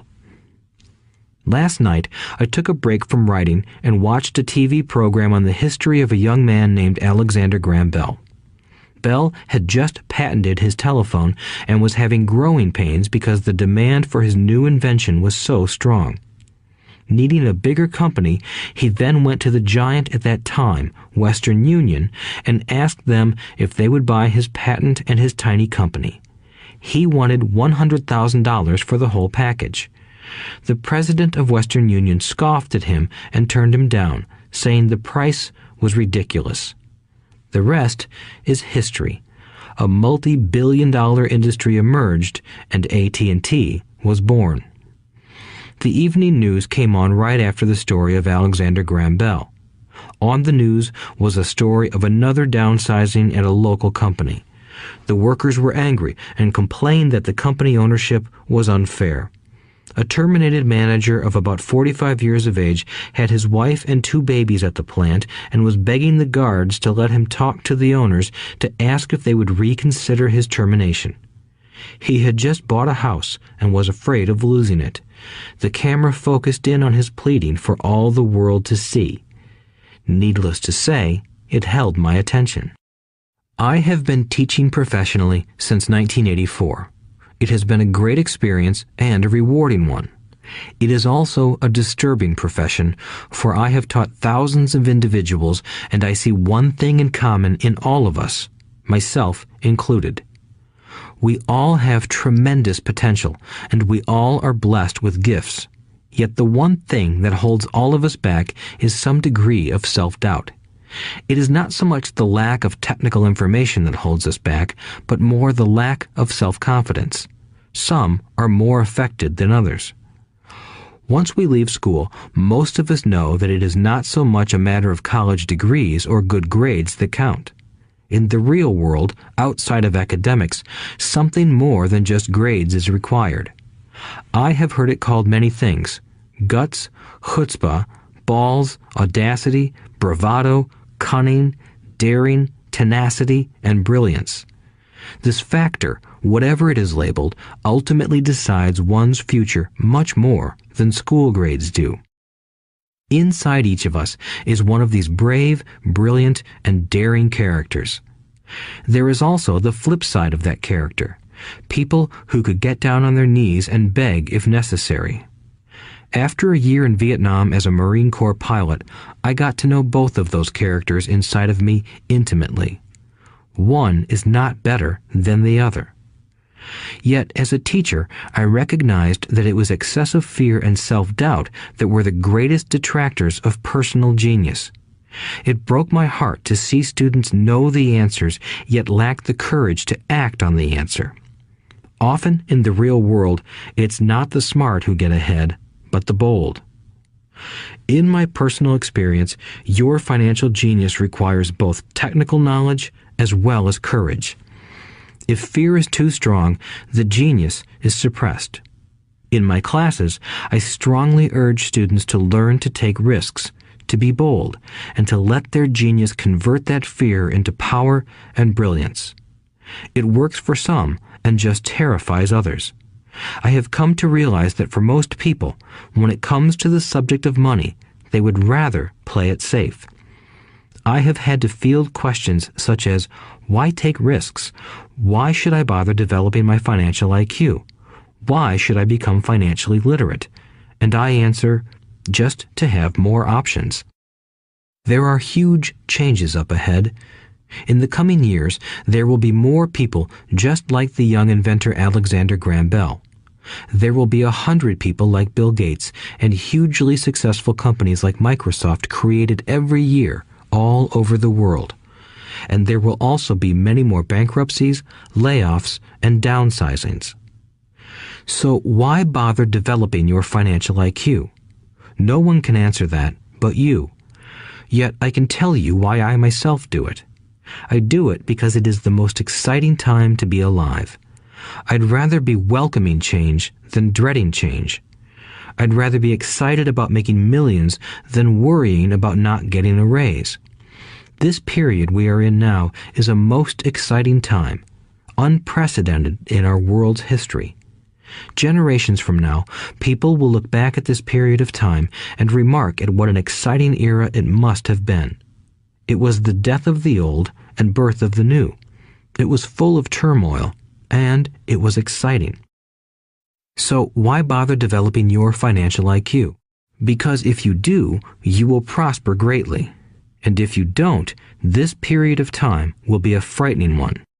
It will be a time of watching some people move boldly forward while others cling to worn-out life preservers. Land was wealth 300 years ago, so the person who owned the land owned the wealth. Later, wealth was in factories and production, and America rose to dominance. The industrialist owned the wealth. Today, wealth is in information, and the person who has the most timely information owns the wealth. The problem is that information flies around the world at the speed of light. The new wealth cannot be contained by boundaries and borders as land and factories were. The changes will be faster and more dramatic. There will be a dramatic increase in the number of new multimillionaires. There also will be those who are left behind. I find so many people struggling today, often working harder, simply because they cling to old ideas. They want things to be the way they were, and they resist change. I know people who are losing their jobs or their houses, and they blame technology or the economy or their boss. Sadly, they fail to realize that they might be the problem. Old ideas are their biggest liability. It is a liability simply because they fail to realize that while that idea or way of doing something was an asset yesterday, yesterday is gone. One afternoon, I was teaching how to invest using a board game I had invented, Cash Flow, as a teaching tool. A friend had brought someone along to attend the class. This friend of a friend was recently divorced, had been badly burned in the divorce settlement, and was now searching for some answers. Her friend thought the class might help. The game was designed to help people learn how money works. In playing the game, they learn about the interaction of the income statement with the balance sheet. They learn how cash flows between the two and how the road to wealth is through striving to increase your monthly cash flow from the asset column to the point that it exceeds your monthly expenses. Once you accomplish this, you are able to get out of the rat race and out onto the fast track. As I have said, some people hate the game, some love it, and others miss the point. This woman missed a valuable opportunity to learn something. In the opening round, she drew a doodad card with the boat on it. At first, she was happy. "Oh, I've got a boat." Then, as her friend tried to explain how the numbers worked on her income statement and balance sheet, she got frustrated because she had never liked math. The rest of her table waited while her friend continued explaining the relationship between the income statement, balance sheet, and monthly cash flow. Suddenly, when she realized how the numbers worked, it dawned on her that her boat was eating her alive. Later on in the game, she was also downsized and had a child. It was a horrible game for her. After the class, her friend came by and told me that she was upset. She had come to the class to learn about investing and did not like the idea that it took so long to play a silly game. Her friend attempted to tell her to look within herself to see if the game reflected her in any way. With that suggestion, the woman demanded her money back. She said that the very idea that a game could be a reflection of her was ridiculous. Her money was promptly refunded, and she left. Since 1984, I have made millions simply by doing what the school system does not do. In school, most teachers lecture. I hated lectures as a student. I was soon bored, and my mind would drift. In 1984, I began teaching via games and simulations, and I still rely on these tools today. I always encourage adult students to look at games as reflecting back to them what they know and what they need to learn. Most importantly, games reflect behavior. They are instant feedback systems.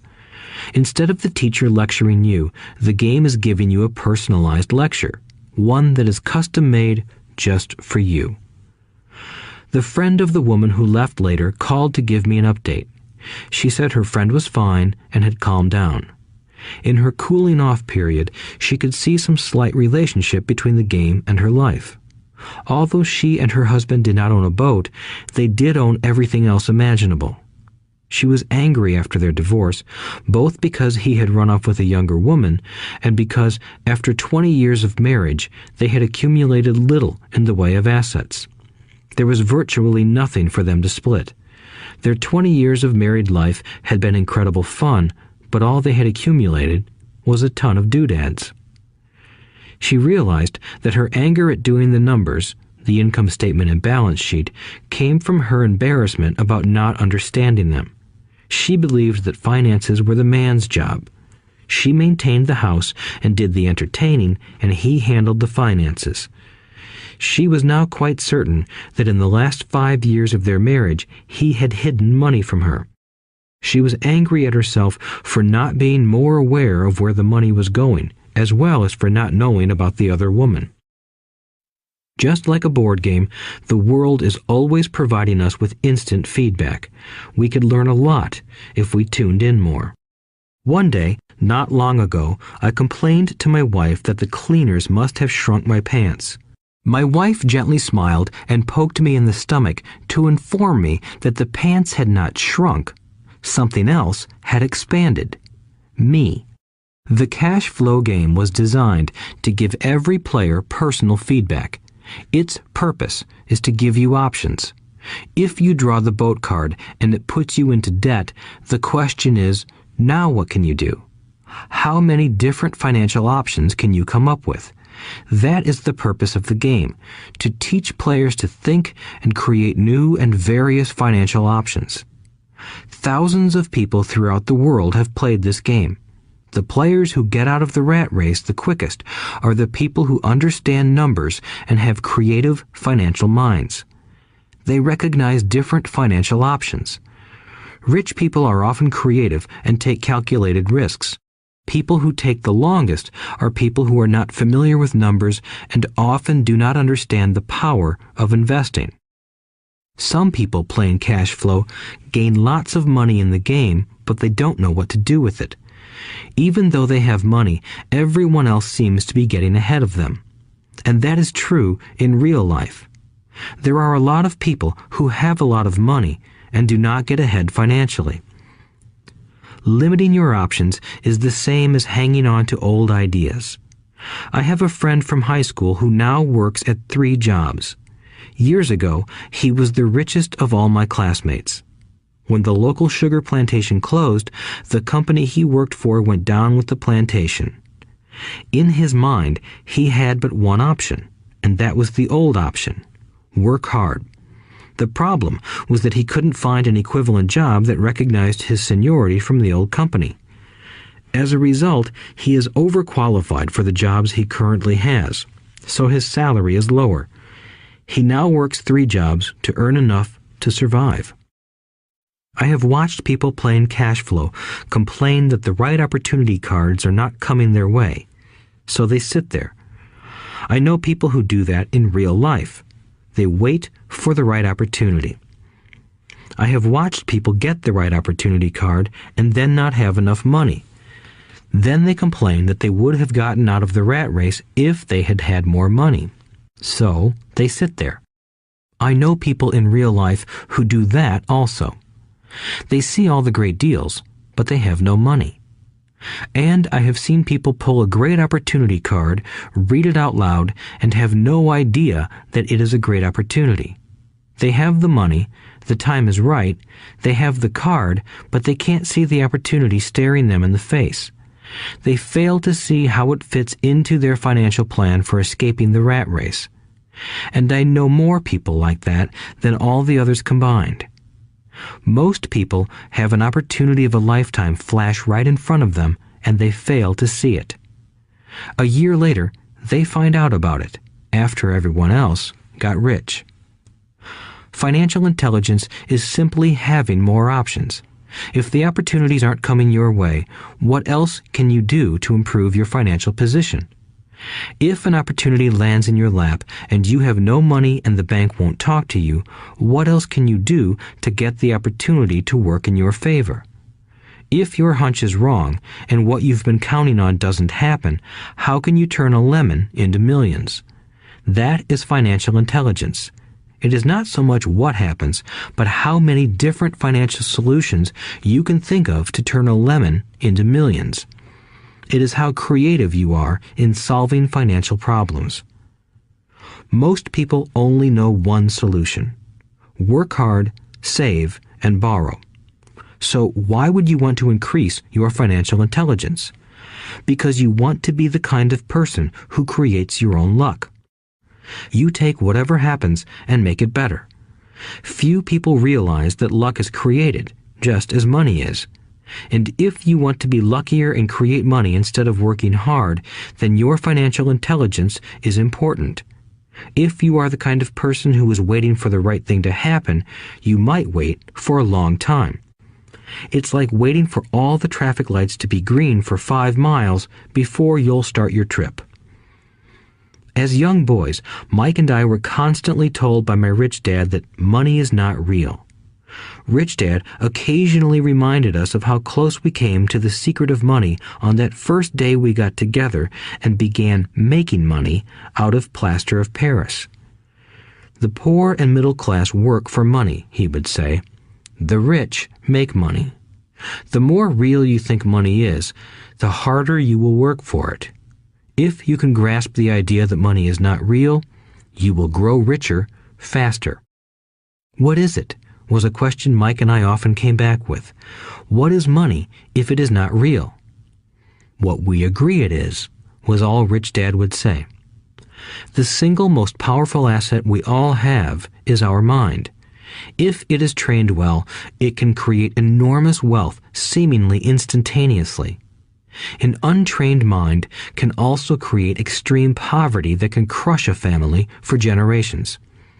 In the information age, money is increasing exponentially. A few individuals are getting ridiculously rich from nothing, just ideas and agreements.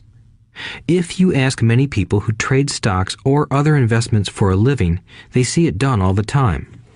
Often, millions can be made instantaneously from nothing. And by nothing, I mean no money was exchanged.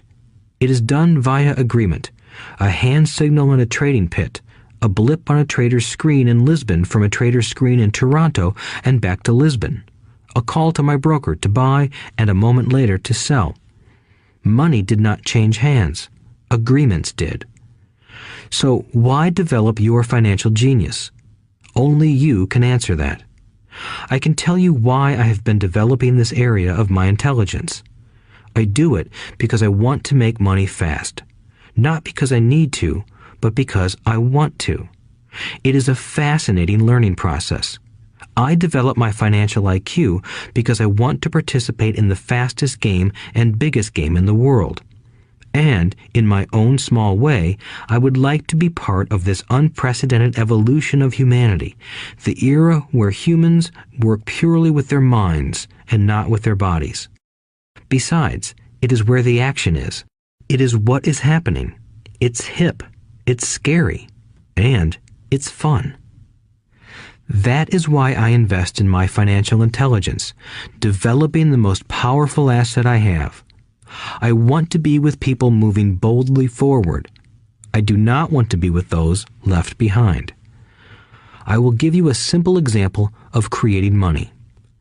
In the early 1990s, the economy of Phoenix, Arizona was horrible. I was watching a TV show when a financial planner came on and began forecasting doom and gloom. His advice was to save money. Put $100 away every month, he said. In 40 years, you will be a multimillionaire. Well, putting money away every month is a sound idea. It is one option, the option most people subscribe to. The problem is this. It blinds the person to what is really going on. It causes them to miss major opportunities for much more significant growth of their money. The world is passing them by. As I said, the economy was terrible at that time. For investors, this is the perfect market condition. A chunk of my money was in the stock market and in apartment houses. I was short of cash. Because people were giving properties away, I was buying. I was not saving money. I was investing. Kim and I had more than $1 million in cash working in a market that was rising fast. It was the best opportunity to invest. The economy was terrible. I just could not pass up these small deals. Houses that were once $100,000 were now $75,000. But instead of shopping with local real estate agents, I began shopping at the bankruptcy attorney's office or the courthouse steps. In these shopping places, a $75,000 house could sometimes be bought for $20,000 or less. For $2,000, which was loaned to me from a friend for 90 days for $200, I gave an attorney a cashier's check as a down payment. While the acquisition was being processed, I ran an ad advertising a $75,000 house for only $60,000 and no money down. The phone rang hard and heavy. Prospective buyers were screened, and once the property was legally mine, all the prospective buyers were allowed to look at the house. It was a feeding frenzy. The house sold in a few minutes. I asked for a $2,500 processing fee, which they gladly handed over, and the escrow and title company took over from there. I returned the $2,000 to my friend with an additional $200. He was happy, the homebuyer was happy, the attorney was happy, and I was happy.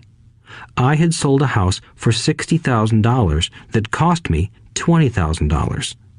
The $40,000 was created from money in my asset column in the form of a promissory note from the buyer. Total working time, 5 hours. So, now that you are on your way to becoming more financially literate and skilled at reading numbers, I will tell you why this is an example of money being invented. During this depressed market, Kim and I were able to do 6 of these simple transactions in our spare time.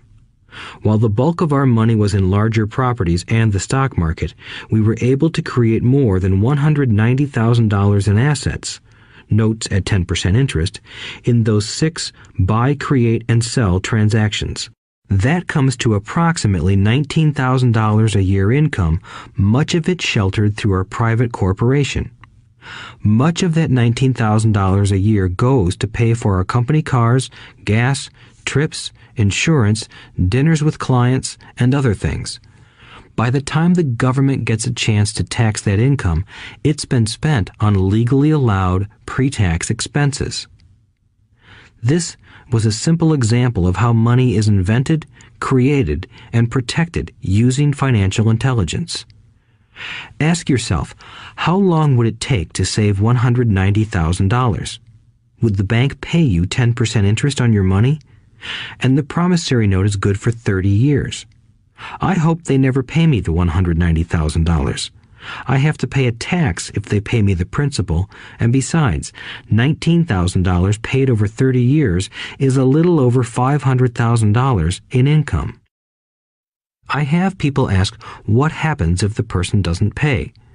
That does happen, and it's good news.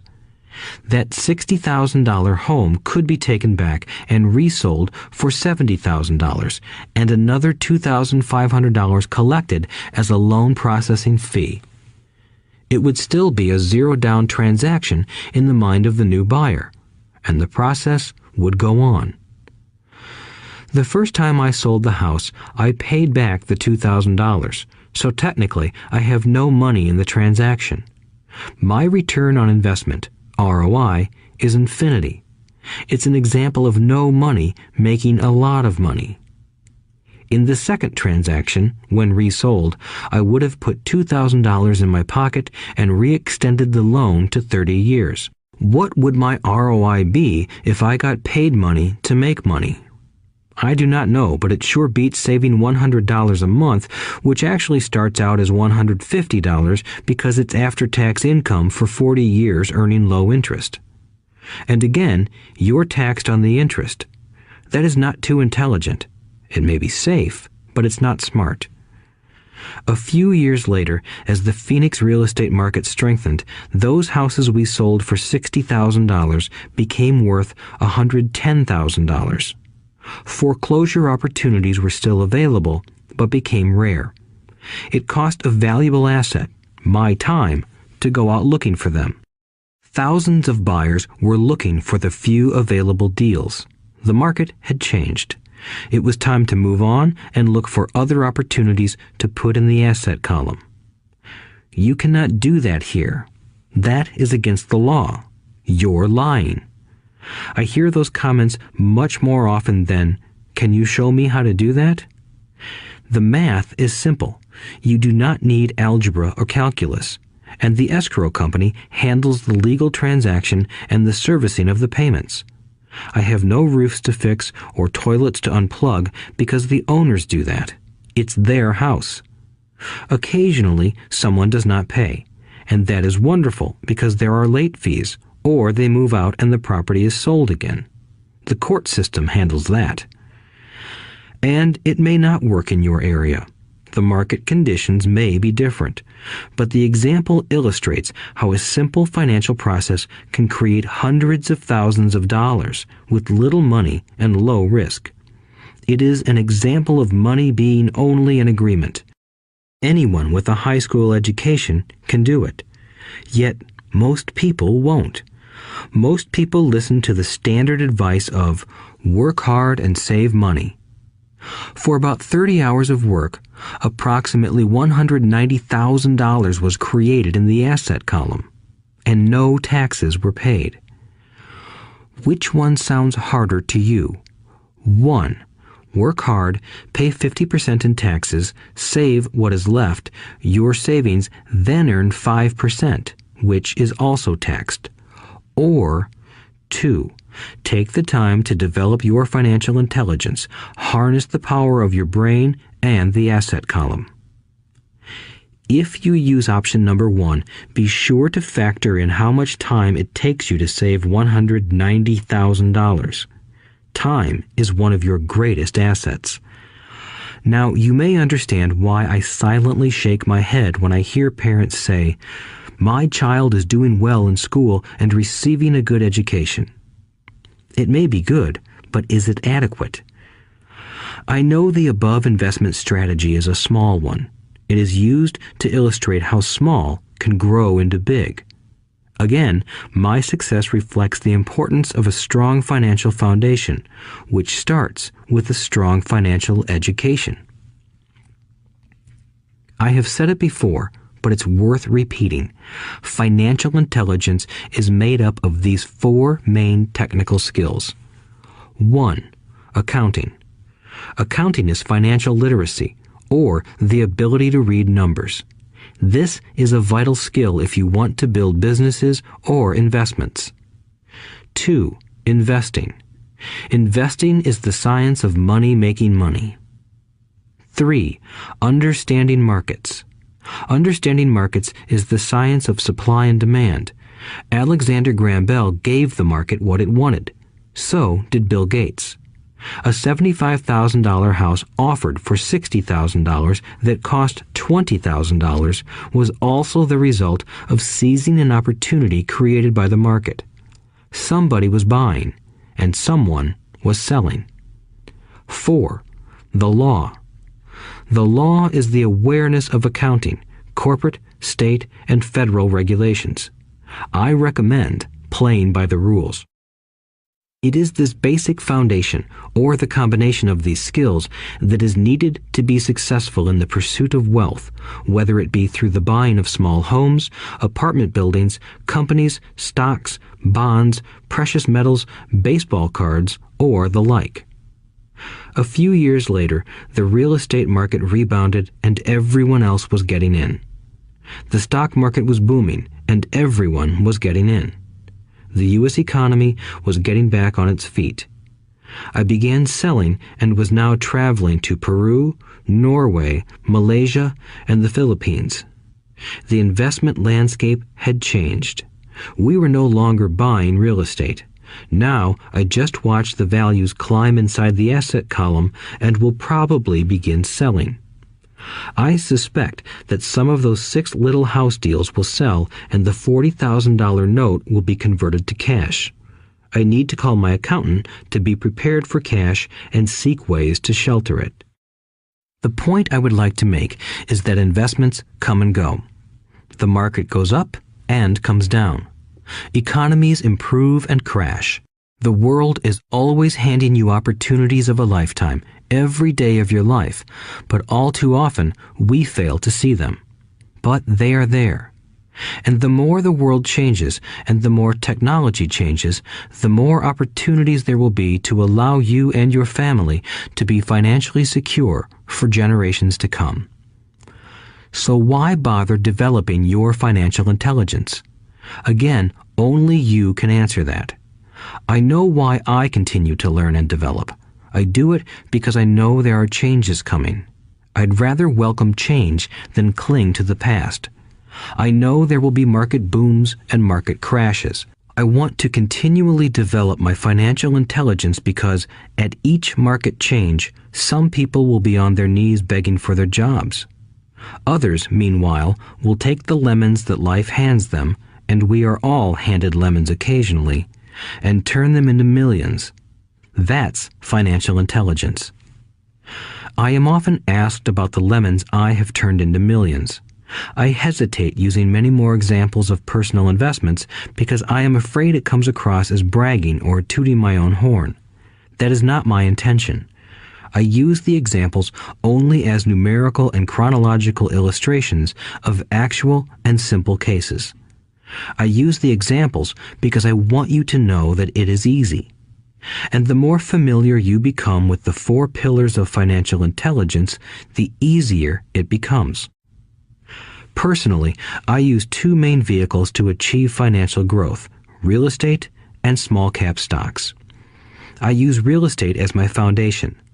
Day in and day out, my properties provide cash flow and occasional spurts of growth and value. The small cap stocks are used for fast growth. I do not recommend anything that I do. The examples are just that, examples. If the opportunity is too complex and I do not understand the investment, I don't do it. Simple math and common sense are all you need to do well financially. There are 5 reasons for using examples. 1. To inspire people to learn more. 2. To let people know it is easy if the foundation is strong. 3. To show that anyone can achieve great wealth. 4. To show that there are millions of ways to achieve your goals. 5. To show that it's not rocket science. In 1989, I used to jog through a lovely neighborhood in Portland, Oregon. It was a suburb that had little gingerbread houses. They were small and cute. I almost expected to see Little Red Riding Hood skipping down the sidewalk on her way to Granny's. There were for sale signs everywhere. The timber market was terrible. The stock market had just crashed, and the economy was depressed. On one street, I noticed a for sale sign that was up longer than most. It looked old. Jogging past it one day, I ran into the owner, who looked troubled. "What are you asking for your house?" I asked. The owner turned and smiled weakly. "Make me an offer," he said. "It's been for sale for over a year. Nobody even comes by anymore to look at it." "I'll look," I said, and I bought the house a half hour later for $20,000 less than his asking price. It was a cute little 2-bedroom home with gingerbread trim on all the windows. It was light blue with gray accents and had been built in 1930. Inside, there was a beautiful rock fireplace, as well as 2 tiny bedrooms. It was a perfect rental house. I gave the owner $5,000 down for a $45,000 house that was really worth $65,000, except that no one wanted to buy it. The owner moved out in a week, happy to be free, and my first tenant moved in, a local college professor. After the mortgage, expenses, and management fees were paid, I put a little less than $40 in my pocket at the end of each month. Hardly exciting. A year later, the depressed Oregon real estate market had begun to pick up. California investors, flush with money from their still booming real estate market, were moving north and buying up Oregon and Washington. I sold that little house for $95,000 to a young couple from California who thought it was a bargain. My capital gains of approximately $40,000 were placed into a 1031 tax-deferred exchange, and I went shopping for a place to put my money. In about a month, I found a 12-unit apartment house right next to the Intel plant in Beaverton, Oregon. The owners lived in Germany, had no idea what the place was worth, and again, just wanted to get out of it. I offered $275,000 for a $450,000 building. They agreed to $300,000. I bought it and held it for 2 years. Utilizing the same 1031 exchange process, we sold the building for $495,000 and bought a 30-unit apartment building in Phoenix, Arizona. We had moved to Phoenix by then to get out of the rain and needed to sell anyway. Like the former Oregon market, the real estate market in Phoenix was depressed. The price of the 30-unit apartment building in Phoenix was $875,000, with $225,000 down. The cash flow from the 30 units was a little over $5,000 a month. The Arizona market began moving up, and a few years later, a Colorado investor offered us $1.2 million for the property. The point of this example is how a small amount can grow into a large amount. Again, it is a matter of understanding financial statements, investment strategies, a sense of the market, and the laws. If people are not versed in these subjects, then obviously they must follow standard dogma, which is to play it safe, diversify, and only invest in secure investments. The problem with secure investments is that they are often sanitized, that is, made so safe that the gains are less. Most large brokerage houses will not touch speculative transactions in order to protect themselves and their clients, and that is a wise policy. The really hot deals are not offered to people who are novices. Often, the best deals that make the rich even richer are reserved for those who understand the game. It is technically illegal to offer speculative deals to someone who is considered not sophisticated, but of course, it happens. The more sophisticated I get, the more opportunities come my way. Another case for developing your financial intelligence over a lifetime is simply that more opportunities are presented to you. And the greater your financial intelligence, the easier it is to tell whether a deal is good. It's your intelligence that can spot a bad deal or make a bad deal good. The more I learn, and there is a lot to learn, the more money I make simply because I gain experience and wisdom as the years go on.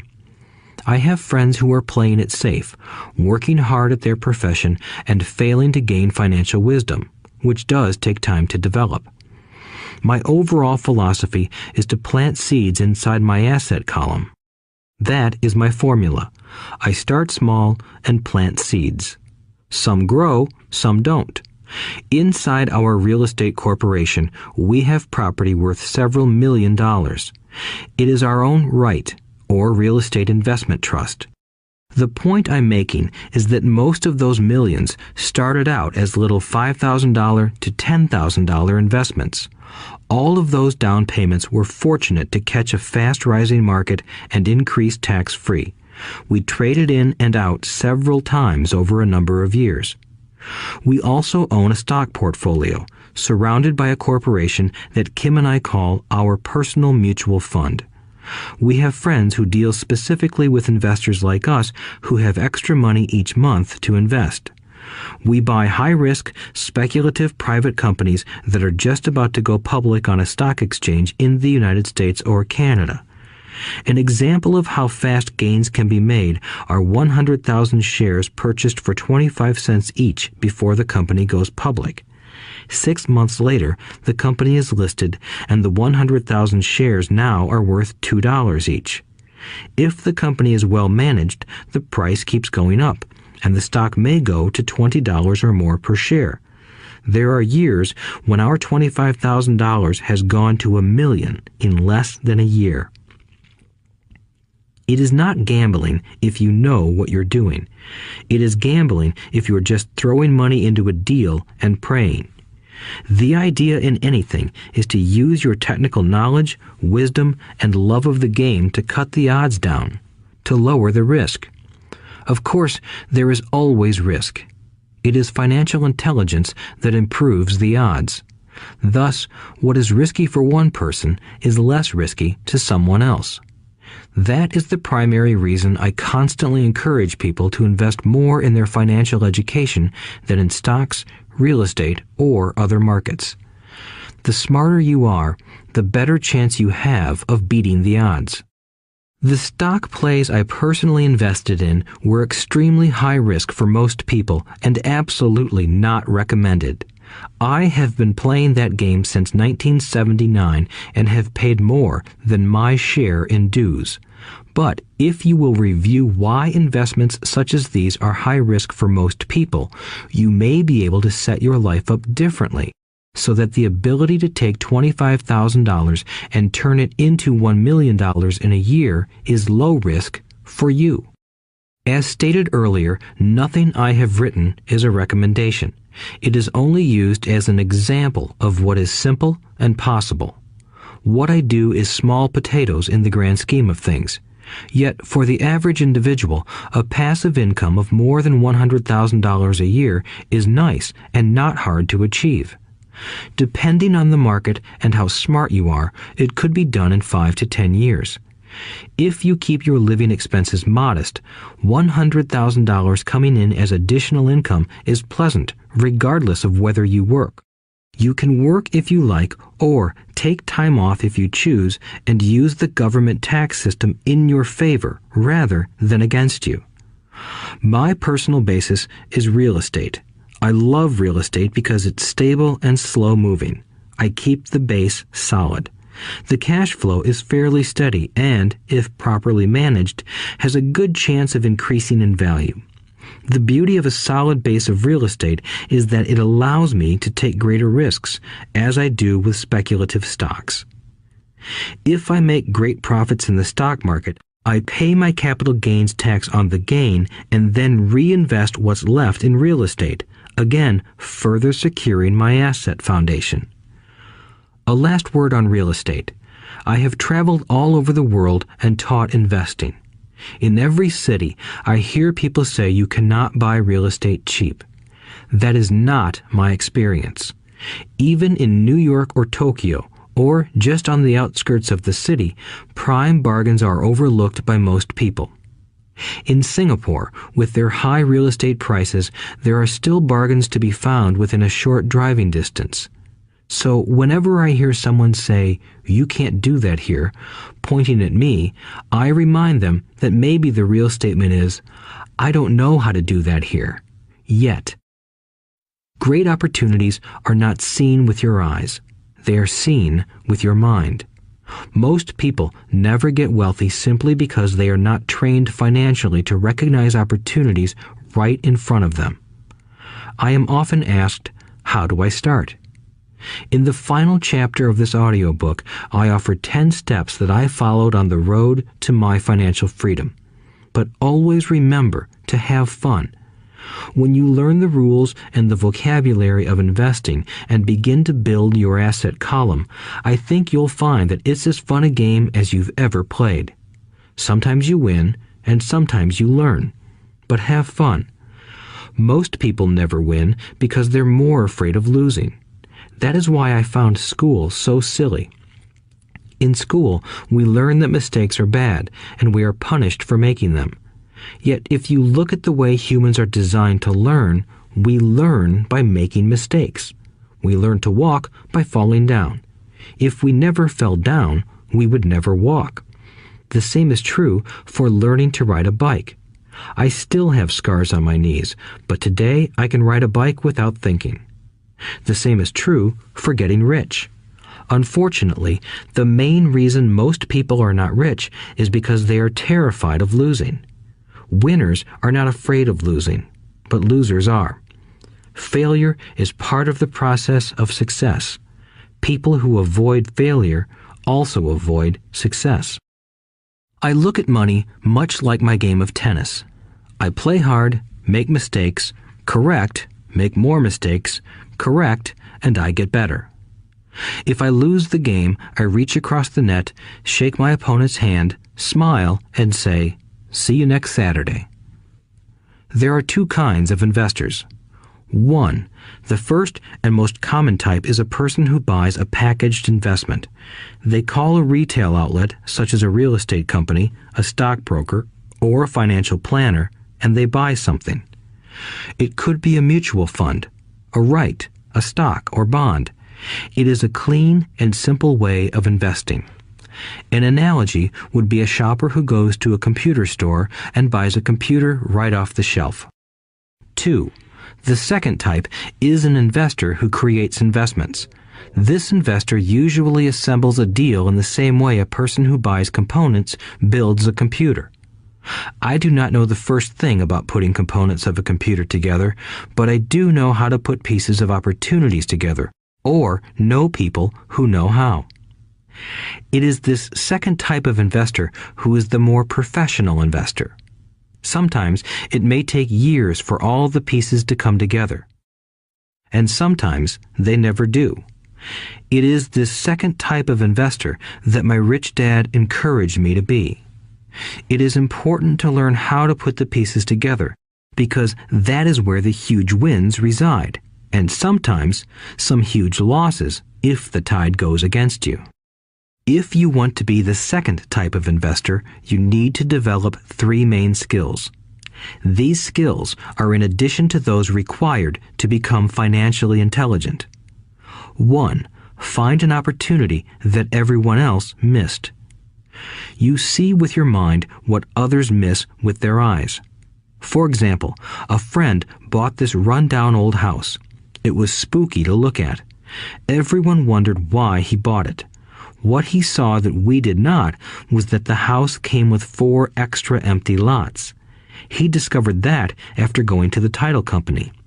After buying the house, he tore the house down and sold the 5 lots to a builder for 3 times what he paid for the entire package. He made $75,000 for 2 months of work. It's not a lot of money, but it sure beats minimum wage, and it's not technically difficult. 2. Raise money. The average person only goes to the bank. This second type of investor needs to know how to raise capital, and there are many ways that don't require a bank. To get started, I learned how to buy houses without a bank. It was the learned skill of raising money more than the houses themselves that was priceless. All too often, I hear people say, "The bank won't lend me money," or "I don't have the money to buy it." If you want to be a Type 2 investor, you need to learn how to do that which stops most people. In other words, a majority of people let their lack of money stop them from making a deal. If you can avoid that obstacle, you will be millions ahead of those who don't learn those skills. There have been many times I have bought a house, a stock, or an apartment building without a penny in the bank. I once bought an apartment house for $1.2 million. I did what is called tying it up with a written contract between seller and buyer. I then raised the $100,000 deposit, which bought me 90 days to raise the rest of the money. Why did I do it? Simply because I knew it was worth $2 million. I never raised the money. Instead, the person who put up the $100,000 gave me $50,000 for finding the deal, took over my position, and I walked away. Total working time? 3 days. Again, it's what you know more than what you buy. Investing is not buying. It's more a case of knowing. 3. Organize smart people. Intelligent people are those who work with or hire a person who is more intelligent than they are. When you need advice, make sure you choose your advisor wisely. There is a lot to learn, but the rewards can be astronomical. If you do not want to learn those skills, then being a Type 1 investor is highly recommended. It is what you know that is your greatest wealth. It is what you do not know that is your greatest risk. There is always risk, so learn to manage risk instead of avoiding it. Chapter 6. Lesson 6. Work to learn, don't work for money. Job security meant everything to my educated dad. Learning meant everything to my rich dad. A few years ago, I granted an interview with a newspaper in Singapore. The young female reporter was on time, and the interview got underway immediately. We sat in the lobby of a luxurious hotel, sipping coffee and discussing the purpose of my visit to Singapore. I was to share the platform with Zig Ziglar. He was speaking on motivation, and I was speaking on the secrets of the rich. Someday, I would like to be a best-selling author like you, she said. I had seen some of the articles she had written for the paper, and I was impressed. She had a tough, clear style of writing. Her articles held a reader's interest. You have a great style, I said in reply. What holds you back from achieving your dream? My work does not seem to go anywhere, she said quietly. Everyone says that my novels are excellent, but nothing happens. So I keep my job with the paper. At least it pays the bills. Do you have any suggestions? Yes, I do, I said brightly. A friend of mine here in Singapore runs a school that trains people to sell. He runs sales training courses for many of the top corporations here in Singapore, and I think attending one of his courses would greatly enhance your career. She stiffened. Are you saying I should go to school to learn to sell? I nodded. You aren't serious, are you? Again, I nodded. What is wrong with that? I was now backpedaling.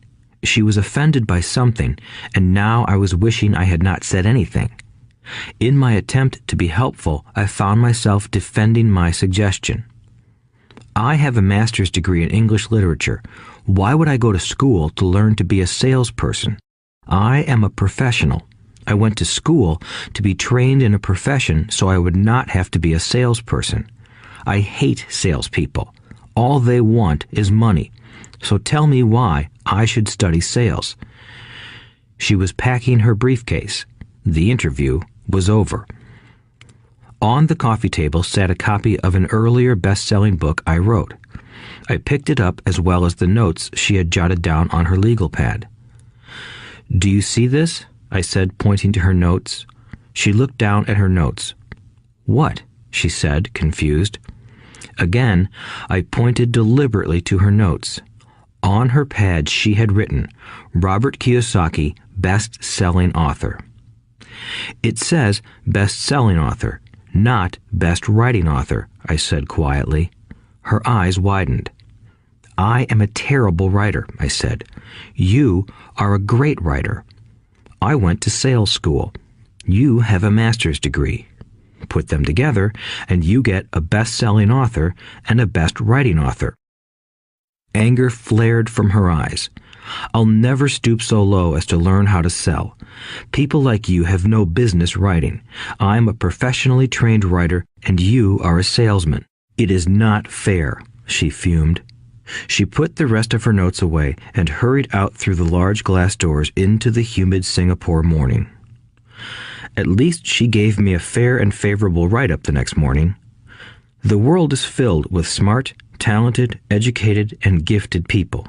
We meet them every day. They are all around us. A few days ago, my car was not running well. I pulled into a garage, and the young mechanic had it fixed in just a few minutes. He knew what was wrong by simply listening to the engine. I was amazed. I am constantly shocked at how little talented people earn. I have met brilliant, highly educated people who earn less than $20,000 a year. A business consultant who specializes in the medical trade was telling me how many doctors, dentists, and chiropractors struggle financially. All this time, I thought that when they graduated, the dollars would pour in. It was this business consultant who gave me the phrase, "They are one skill away from great wealth." What this phrase means is that most people need only to learn and master one more skill, and their income would jump exponentially. I have mentioned before that financial intelligence is a synergy of accounting, investing, marketing, and law. Combine those 4 technical skills, and making money with money is easier than most people would believe. When it comes to money, the only skill most people know is to work hard. The classic example of a synergy of skills was that young writer for the newspaper. If she diligently learned the skills of sales and marketing, her income would jump dramatically. If I were her, I would take some courses in advertising copywriting as well as sales. Then, instead of working at the newspaper, I would seek a job at an advertising agency. Even if it were a cut in pay, she would learn how to communicate in shortcuts that are used in successful advertising. She also would spend time learning public relations, an important skill. She would learn how to get millions in free publicity. Then, at night and on weekends, she could be writing her great novel. When it was finished, she would be better able to sell her book. Then, in a short while, she could be a best-selling author. When I came out with my first book, If You Want to Be Rich and Happy, Don't Go to School, a publisher suggested I change the title to The Economics of Education. I told the publisher that, with a title like that, I would sell 2 books, one to my family and one to my best friend. The problem is that they would expect it for free. The obnoxious title, If You Want to Be Rich and Happy, Don't Go to School, was chosen because we knew it would get tons of publicity. I am pro-education and believe in education reform. If I were not pro-education, why would I continue to press for changing our antiquated educational system? So I chose a title that would get me on more TV and radio shows simply because I was willing to be controversial. Many people thought I was a fruitcake, but the book sold and sold. When I graduated from the U.S. Merchant Marine Academy in 1969, my educated dad was happy. Standard Oil of California had hired me for its oil tanker fleet as a third mate. The pay was low compared with my classmates, but it was okay for a first real job after college. My starting pay was about $42,000 a year, including overtime, and I only had to work for 7 months. I had 5 months of vacation. If I had wanted to, I could have taken the run to Vietnam with a subsidiary shipping company and easily doubled my pay instead of taking 5 months of vacation. I had a great career ahead of me, yet I resigned after 6 months with the company and joined the Marine Corps to learn how to fly. My educated dad was devastated. Rich Dad congratulated me. In school and in the workplace, the popular opinion is the idea of specialization. That is, in order to make more money or get promoted, you need to specialize. That is why medical doctors immediately begin to seek a specialty such as orthopedics or pediatrics. The same is true for accountants, architects, lawyers, pilots, and others. My educated dad believed in the same dogma. That is why he was thrilled when he eventually achieved his doctorate. He often admitted that schools reward people who study more and more about less and less. Rich Dad encouraged me to do exactly the opposite. You want to know a little about a lot, was his suggestion. That is why for years I worked in different areas of his companies. For a while, I worked in his accounting department. Although I would probably never have been an accountant, he wanted me to learn via osmosis. Rich Dad knew I would pick up jargon and a sense of what is important and what is not. I also worked as a busboy and construction worker as well as in sales, reservations, and marketing. He was grooming Mike and me. That is why he insisted we sit in on the meetings with his bankers, lawyers, accountants, and brokers. He wanted us to know a little about every aspect of his empire. When I quit my high-paying job with Standard Oil, my educated dad had a heart-to-heart talk with me. He was bewildered. He could not understand my decision to resign from a career that offered high pay, great benefits, lots of time off, and opportunity for promotion. When he asked me one evening, "Why did you quit?" I could not explain it to him, though I tried hard to. My logic did not fit his logic. The big problem was that my logic was my rich dad's logic. Job security meant everything to my educated dad. Learning meant everything to my rich dad. Educated dad thought I went to school to learn to be a ship's officer. Rich dad knew that I went to school to study international trade. So as a student, I made cargo runs, navigating large freighters, oil tankers, and passenger ships to the Far East and the South Pacific. Rich Dad emphasized that I should stay in the Pacific instead of taking ships to Europe because he knew that the emerging nations were in Asia, not Europe. While most of my classmates, including Mike, were partying at their fraternity houses, I was studying trade, people, business styles, and cultures in Japan, Taiwan, Thailand, Singapore, Hong Kong, Vietnam, Korea, Tahiti, Samoa, and the Philippines. I was partying also, but it was not in any frat house. I grew up rapidly. Educated Dad just could not understand why I decided to quit and join the Marine Corps. I told him I wanted to learn to fly, but really I wanted to learn to lead troops. Rich Dad explained to me that the hardest part of running a company is managing people. He had spent 3 years in the Army. My educated dad was draft exempt. Rich Dad valued learning to lead men into dangerous situations. Leadership is what you need to learn next, he said. If you are not a good leader, you'll get shot in the back, just like they do in business. Returning from Vietnam in 1973, I resigned my commission, even though I loved flying. I found a job with Xerox Corporation. I joined it for one reason, and it was not for the benefits. I was a shy person, and the thought of selling was the most frightening subject in the world. Xerox has one of the best sales trainings programs in America. Rich Dad was proud of me. My educated dad was ashamed. Being an intellectual, he thought that salespeople were below him. I worked with Xerox for 4 years until I overcame my fear of knocking on doors and being rejected. Once I could consistently be in the top 5 in sales, I again resigned and moved on, leaving behind another great career with an excellent company. In 1977, I formed my first company. Rich Dad had groomed Mike and me to take over companies, so I now had to learn to form them and put them together.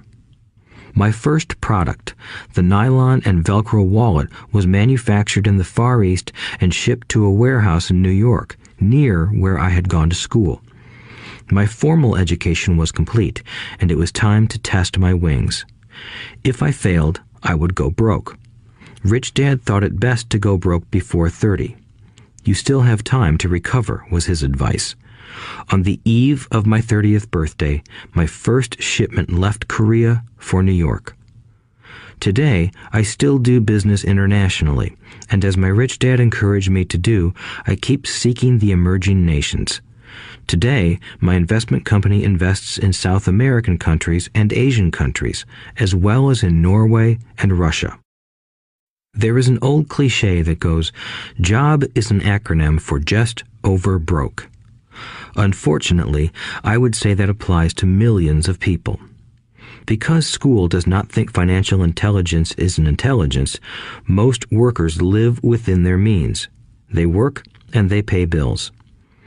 There is another horrible management theory that goes, workers work hard enough to not be fired, and owners pay just enough so that workers won't quit. And if you look at the pay scales of most companies, again, I would say there is a degree of truth to that statement. The net result is that most workers never get ahead. They do what they've been taught to do, get a secure job. Most workers focus on working for pay and benefits that reward them in the short term, but are often disastrous in the long run. Instead, I recommend to young people to seek work for what they will learn more than what they will earn. Look down the road at what skills they want to acquire before choosing a specific profession and before getting trapped in the rat race. Once people are trapped in the lifelong process of bill paying, they become like those little hamsters running around in those metal wheels. Their little furry legs are spinning furiously. The wheel is turning furiously, but come tomorrow morning, they'll still be in the same cage. Great job. In the movie Jerry Maguire, starring Tom Cruise, there are many great one-liners. Probably the most memorable is, "Show me the money." But there is one line I thought most truthful. It comes from the scene where Tom Cruise is leaving the firm. He has just been fired, and he is asking the entire company, "Who wants to come with me?" And the whole place is silent and frozen. Only one woman speaks up and says, "I'd like to, but I'm due for a promotion in 3 months." That statement is probably the most truthful statement in the whole movie. It is the type of statement that people use to keep themselves busy, working away to pay bills. I know my educated dad looked forward to his pay raise every year, and every year he was disappointed. So he would go back to school to earn more qualifications so he could get another raise. Then, once again, there would be another disappointment. The question I often ask people is, where is this daily activity taking you? Just like the little hamster, I wonder if people look at where their hard work is taking them. What does the future hold? In his book, The Retirement Myth, Craig S. Carpel writes, "I visited the headquarters of a major national pension consulting firm and met with a managing director who specializes in designing lush retirement plans for top management. When I asked her what people who don't have corner offices will be able to expect in the way of pension income, she said with a confident smile, 'The silver bullet.'" "What," I asked, "is the silver bullet?" She shrugged and said, "If baby boomers discover they don't have enough money to live on when they're older, they can always blow their brains out." Carpel goes on to explain the difference between the old defined benefit retirement plans and the new 401k plans that are riskier. It is not a pretty picture for most people working today, and that is just for retirement. Add medical fees and long-term nursing home care, and the picture is frightening. Already, many hospitals in countries with socialized medicine need to make tough decisions such as who will live and who will die. They make those decisions purely on how much money they have and how old the patients are. If the patient is old, they often will give the medical care to someone younger. The older, poor patient gets put to the back of the line. Just as the rich can afford better education, the rich will be able to keep themselves alive, while those who have little wealth will die. So I wonder, are workers looking into the future or just until their next paycheck, never questioning where they are headed? When I speak to adults who want to earn more money, I always recommend the same thing. I suggest taking a long view of their life. Instead of simply working for the money and security, which I admit are important, I suggest they take a second job that will teach them a second skill. Often I recommend joining a network marketing company, also called multi-level marketing, if they want to learn sales skills. Some of these companies have excellent training programs that help people get over their fear of failure and rejection, which are the main reasons people are unsuccessful. Education is more valuable than money in the long run. When I offer this suggestion, I often hear in response, "Oh, that is too much hassle," or "I only want to do what I am interested in." If they say it's too much of a hassle, I ask, so you would rather work all your life giving 50% of what you earn to the government? If they tell me, I only do what I am interested in, I say, I'm not interested in going to the gym, but I go because I want to feel better and live longer. Unfortunately, there is some truth to the old statement, you can't teach an old dog new tricks. Unless a person is used to changing, it's hard to change. But for those of you who might be on the fence when it comes to the idea of working to learn something new, I offer this word of encouragement. Life is much like going to the gym. The most painful part is deciding to go. Once you get past that, it's easy. There have been many days I have dreaded going to the gym, but once I am there and in motion, it is a pleasure. After the workout is over, I am always glad I talked myself into going. If you are unwilling to work to learn something new and instead insist on becoming highly specialized within your field, make sure the company you work for is unionized. Labor unions are designed to protect specialists. My educated dad, after falling from grace with the governor, became the head of the teachers' union in Hawaii. He told me that it was the hardest job he ever held. My rich dad, on the other hand, spent his life doing his best to keep his companies from becoming unionized. He was successful. Although the unions came close, Rich Dad was always able to fight them off. Personally, I take no sides because I can see the need for and the benefits of both sides. If you do as school recommends, become highly specialized, then seek union protection. For example, had I continued with my flying career, I would have sought a company that had a strong pilots union. Why? Because my life would be dedicated to learning a skill that was valuable in only one industry. If I were pushed out of that industry, my life's skills would not be as valuable to another industry. A displaced senior pilot with 100,000 hours of heavy airline transport time, earning $150,000 a year, would have a hard time finding an equivalent high-paying job teaching in school. Skills do not necessarily transfer from industry to industry. Skills the pilots are paid for in the airline industry are not as important in, say, the school system.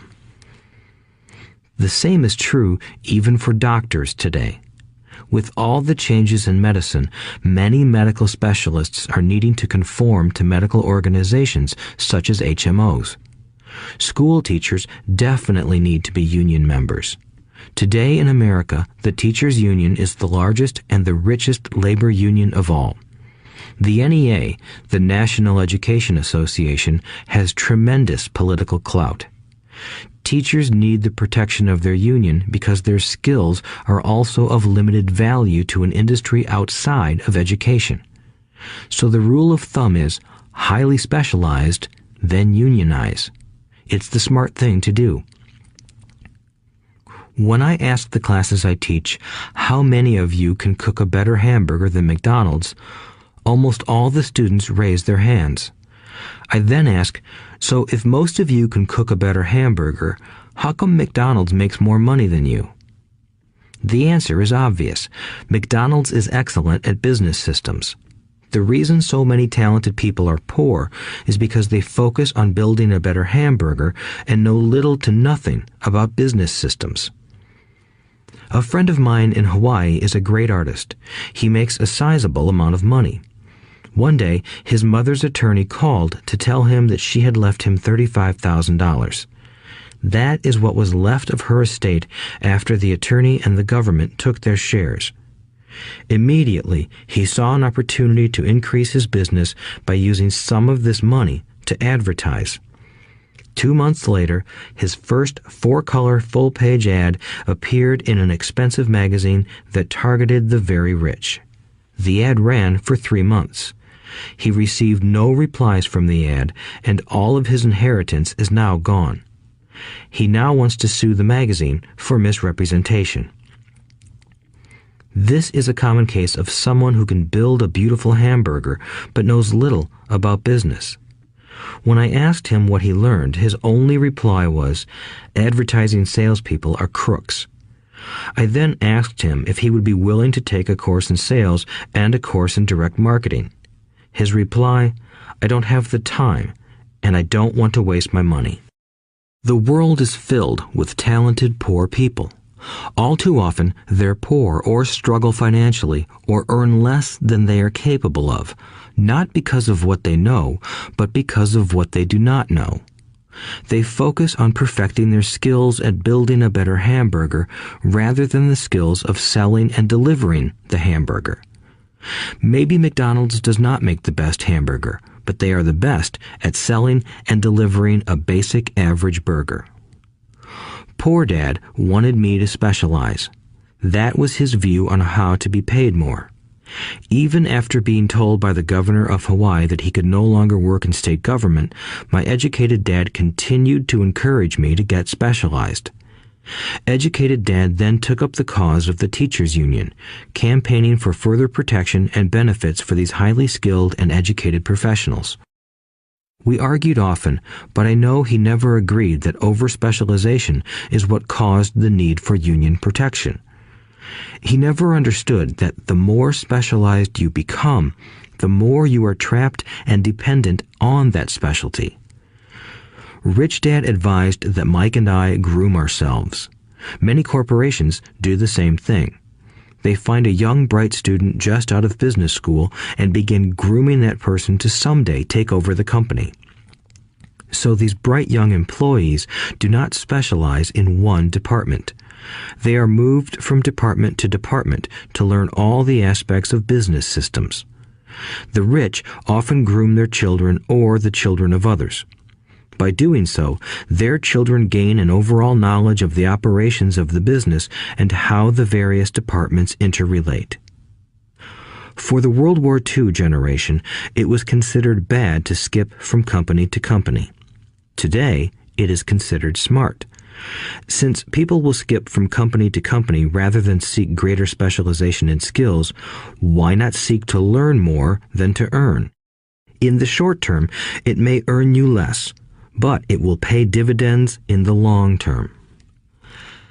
The main management skills needed for success are 1. Management of cash flow, 2. Management of systems, 3. Management of people. The most important specialized skills are sales and marketing. The ability to sell, to communicate to another human being, be it a customer, employee, boss, spouse, or child, is the base skill of personal success. Communication skills such as writing, speaking, and negotiating are crucial to a life of success. These are skills I work on constantly, attending courses or buying educational resources to expand my knowledge. As I have mentioned, my educated dad worked harder and harder the more competent he became. He also became more trapped the more specialized he got. Although his salary went up, his choices diminished. Soon after he was locked out of government work, he found out how vulnerable he really was professionally. It is like professional athletes who suddenly are injured or are too old to play. Their once high-paying position is gone, and they have limited skills to fall back on. I think that is why my educated dad sided so much with the unions after that. He realized how much a union would have benefited him. Rich Dad encouraged Mike and me to know a little about a lot. He encouraged us to work with people smarter than we were and to bring smart people together to work as a team. Today, it would be called a synergy of professional specialties. Today, I meet ex-school teachers earning hundreds of thousands of dollars a year. They earn that much because they have specialized skills in their field as well as other skills. They can teach as well as sell and market. I know of no other skills to be more important than selling and marketing. The skills of selling and marketing are difficult for most people, primarily due to their fear of rejection.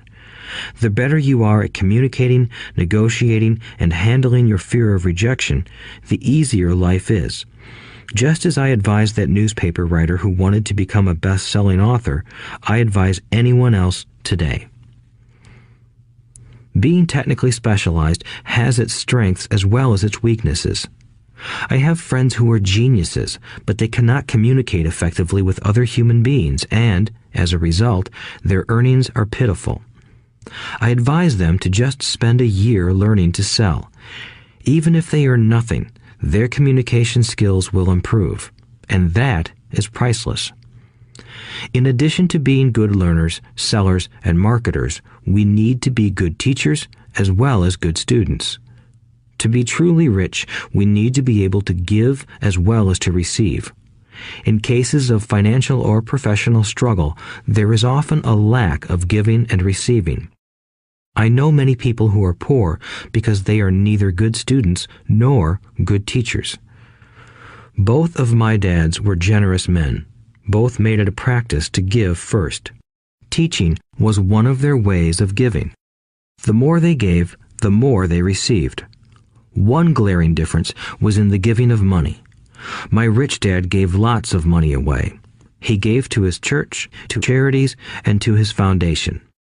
He knew that to receive money, you had to give money. Giving money is the secret to most great wealthy families.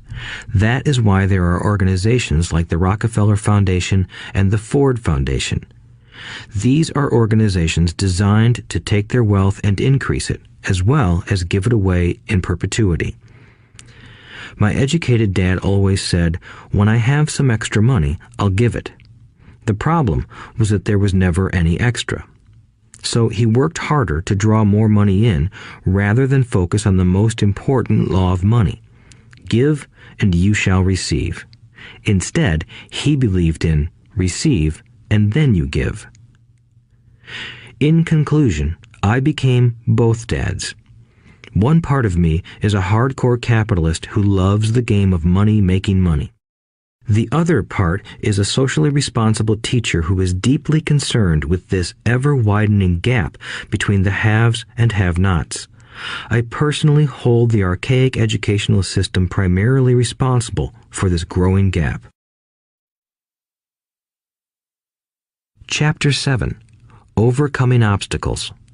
The primary difference between a rich person and a poor person is how they manage fear. Once people have studied and become financially literate, they may still face roadblocks to becoming financially independent. There are 5 main reasons why financially literate people may still not develop abundant asset columns that could produce a large cash flow. The 5 reasons are: 1. Fear. 2. Cynicism. 3. Laziness. 4. Bad habits. 5. Arrogance. Overcoming fear.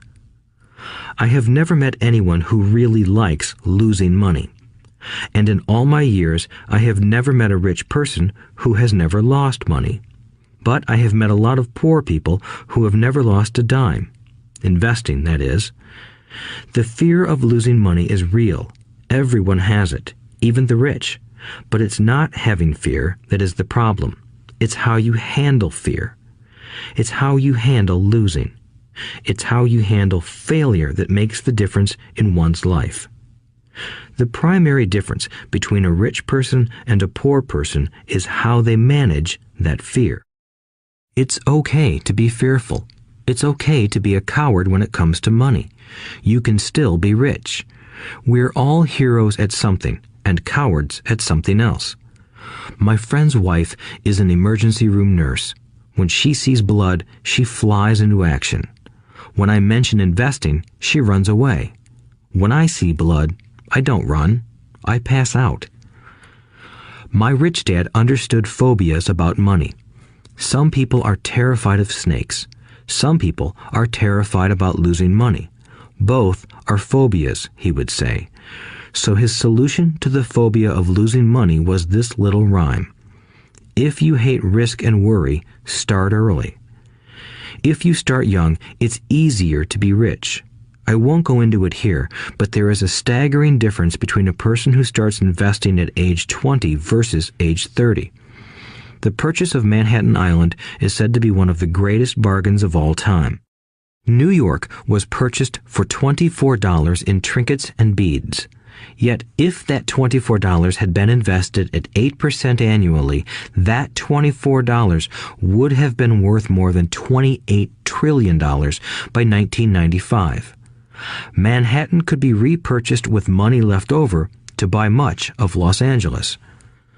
But what if you don't have much time left or would like to retire early? How do you handle the fear of losing money? My poor dad did nothing. He simply avoided the issue, refusing to discuss the subject. My rich dad, on the other hand, recommended that I think like a Texan. I like Texas and Texans, he used to say. In Texas, everything is bigger. When Texans win, they win big. And when they lose, it's spectacular. They like losing? I asked. That's not what I'm saying. Nobody likes losing. Show me a happy loser, and I'll show you a loser, said Rich Dad. It's a Texan's attitude toward risk, reward, and failure I'm talking about. It's how they handle life. They live it big. Not like most of the people around here, living like roaches when it comes to money, terrified that someone will shine a light on them and whimpering when the grocery clerk shortchanges them a quarter. Rich Dad went on, "What I like best is the Texas attitude. They're proud when they win, and they brag when they lose. Texans have a saying, if you're going to go broke, go big. You don't want to admit you went broke over a duplex."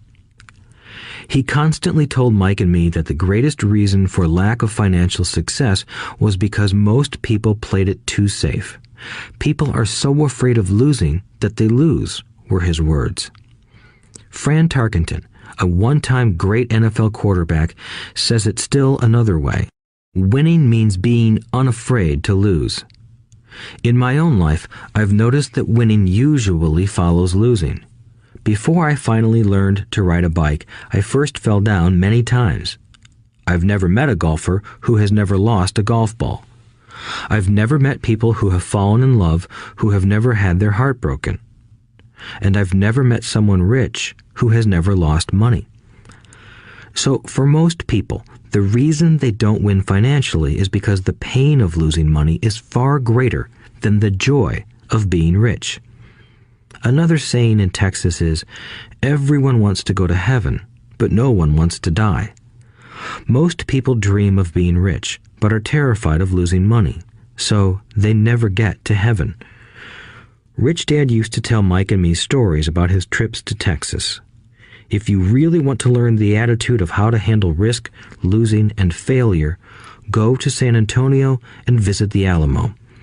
The Alamo is a great story of brave people who chose to fight, knowing there was no hope of success. They chose to die instead of surrendering. It's an inspiring story worthy of study. Nonetheless, it's still a tragic military defeat. They got their butts kicked. So, how do Texans handle failure? They still shout, "Remember the Alamo." Mike and I heard this story a lot. He always told us this story when he was about to go into a big deal and he was nervous. After he had done all his due diligence and it was time to put up or shut up, he told us this story. Every time he was afraid of making a mistake or losing money, he told us this story. It gave him strength, for it reminded him that he could always turn a financial loss into a financial win. Rich Dad knew that failure would only make him stronger and smarter. It's not that he wanted to lose. He just knew who he was and how he would take a loss. He would take a loss and make it a win. That's what made him a winner and others losers. It gave him the courage to cross the line when others backed out. That's why I like Texans so much, he would say. They took a great failure and turned it into inspiration, as well as a tourist destination that makes them millions. But probably his words that mean the most to me today are these. Texans don't bury their failures. They get inspired by them. They take their failures and turn them into rallying cries. Failure inspires Texans to become winners. But that formula is not just the formula for Texans. It is the formula for all winners. I've said that falling off my bike was part of learning to ride. I remember falling off only made me more determined to learn to ride, not less. I also said that I have never met a golfer who has never lost a ball. For top professional golfers, losing a ball or a tournament provides the inspiration to be better, to practice harder, to study more. That's what makes them better. For winners, losing inspires them. For losers, losing defeats them. I like to quote John D. Rockefeller, who said, "I always tried to turn every disaster into an opportunity." And being Japanese American, I can say this. Many people say that Pearl Harbor was an American mistake. I say it was a Japanese mistake. From the movie Tora, Tora, Tora, a somber Japanese admiral says to his cheering subordinates, "I am afraid we have awakened a sleeping giant." Remember Pearl Harbor became a rallying cry. It turned one of America's greatest losses into the reason to win. This great defeat gave America strength, and America soon emerged as a world power. Failure inspires winners, and failure defeats losers. It is the biggest secret of winners. It's the secret that losers do not know. The greatest secret of winners is that failure inspires winning. Thus, they're not afraid of losing. Repeating Fran Tarkenton's quote, "Winning means being unafraid to lose." People like Fran Tarkenton are not afraid of losing because they know who they are. They hate losing, so they know that losing will only inspire them to become better.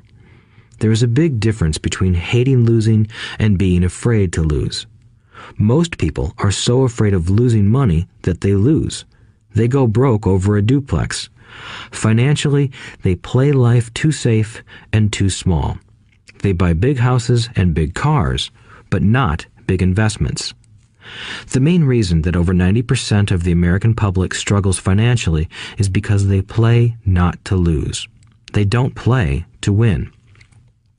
They go to their financial planners or accountants or stockbrokers and buy a balanced portfolio.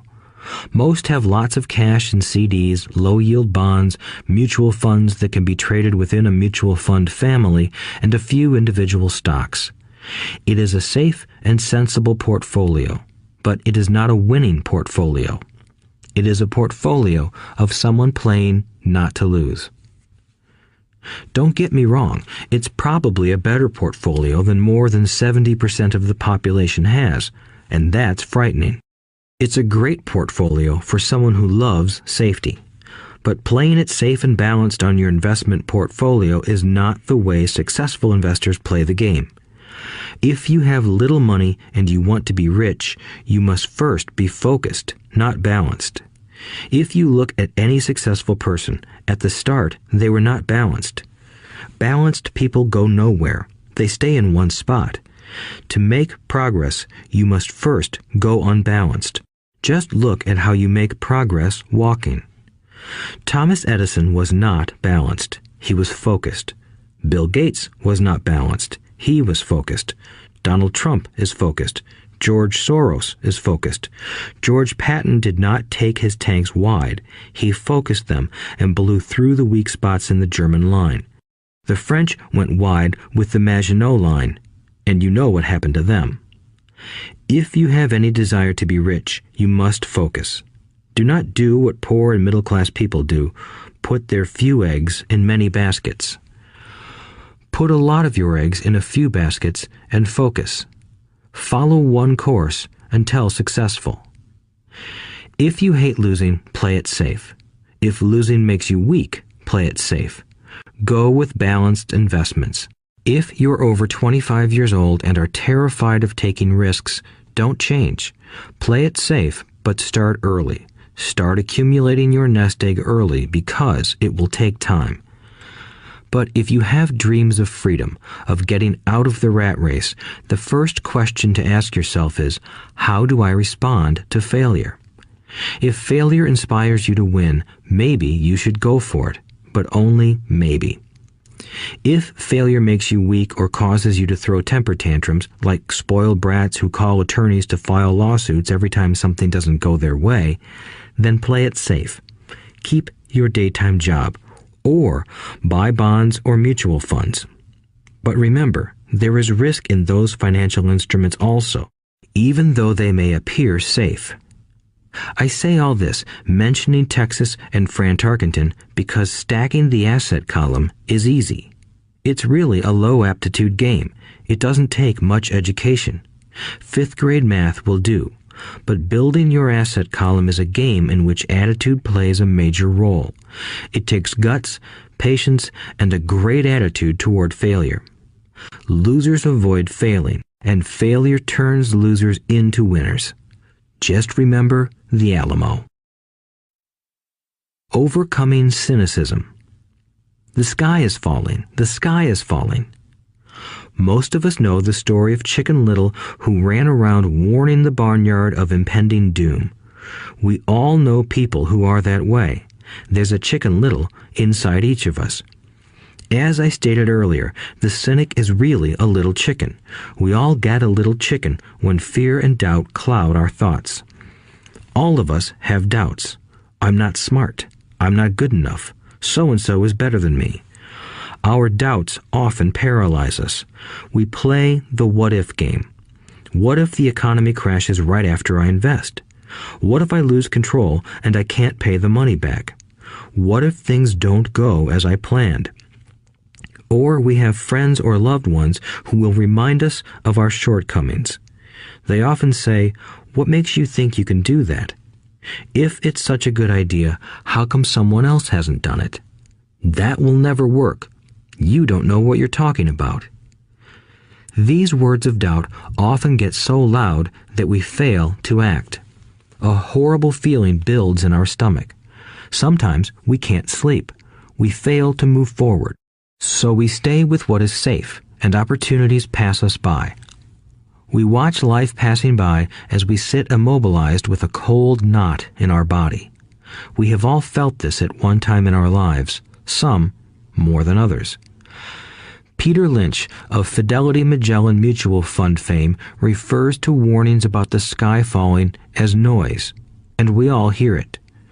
Noise is either created inside our heads or comes from outside, often from friends, family, co-workers, and the media. Lynch recalls the time during the 1950s when the threat of nuclear war was so prevalent in the news that people began building fallout shelters and storing food and water. If they had invested that money wisely in the market, instead of building a fallout shelter, they'd probably be financially independent today. When violence breaks out in a city, gun sales go up all over the country. A person dies from rare hamburger meat in the state of Washington, and the Arizona Health Department orders restaurants to have all beef cooked well done. A drug company runs a TV commercial in February showing people catching the flu. Colds go up as well as sales of cold medicine.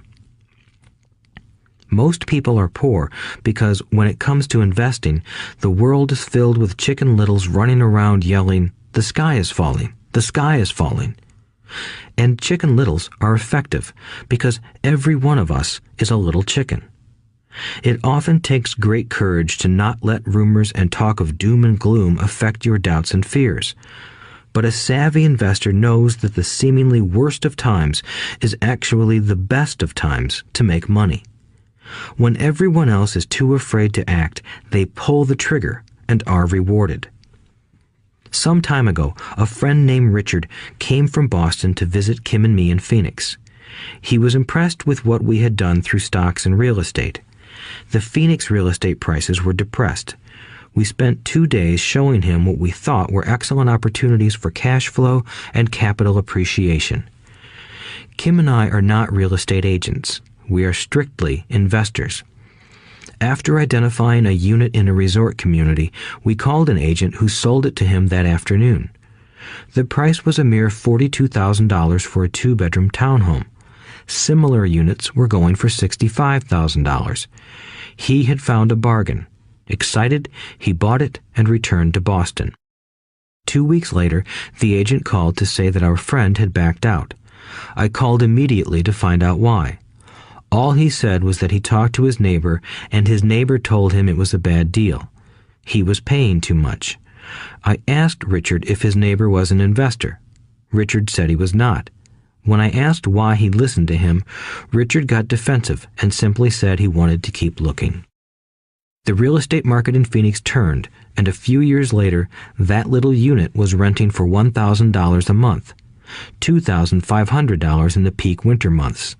The unit was worth $95,000. All Richard had to put down was $5,000, and he would have had a start at getting out of the rat race. Today, he still has done nothing. Richard's backing out did not surprise me. It's called buyer's remorse, and it affects all of us. The little chicken won, and a chance at freedom was lost.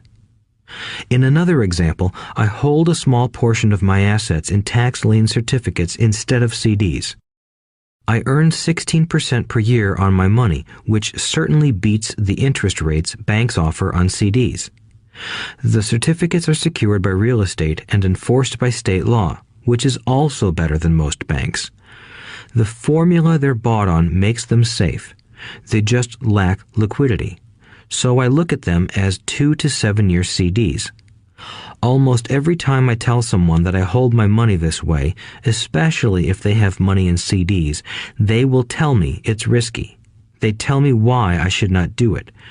When I ask them where they get their information, they say from a friend or an investment magazine. They've never done it, and they're telling someone who's doing it why they shouldn't. The lowest yield I look for is 16%, but people who are filled with doubt are willing to accept a far lower return. Doubt is expensive. My point is that it's those doubts and cynicism that keep most people poor and playing it safe. The real world is simply waiting for you to get rich. Only a person's doubts keep them poor. As I said, getting out of the rat race is technically easy.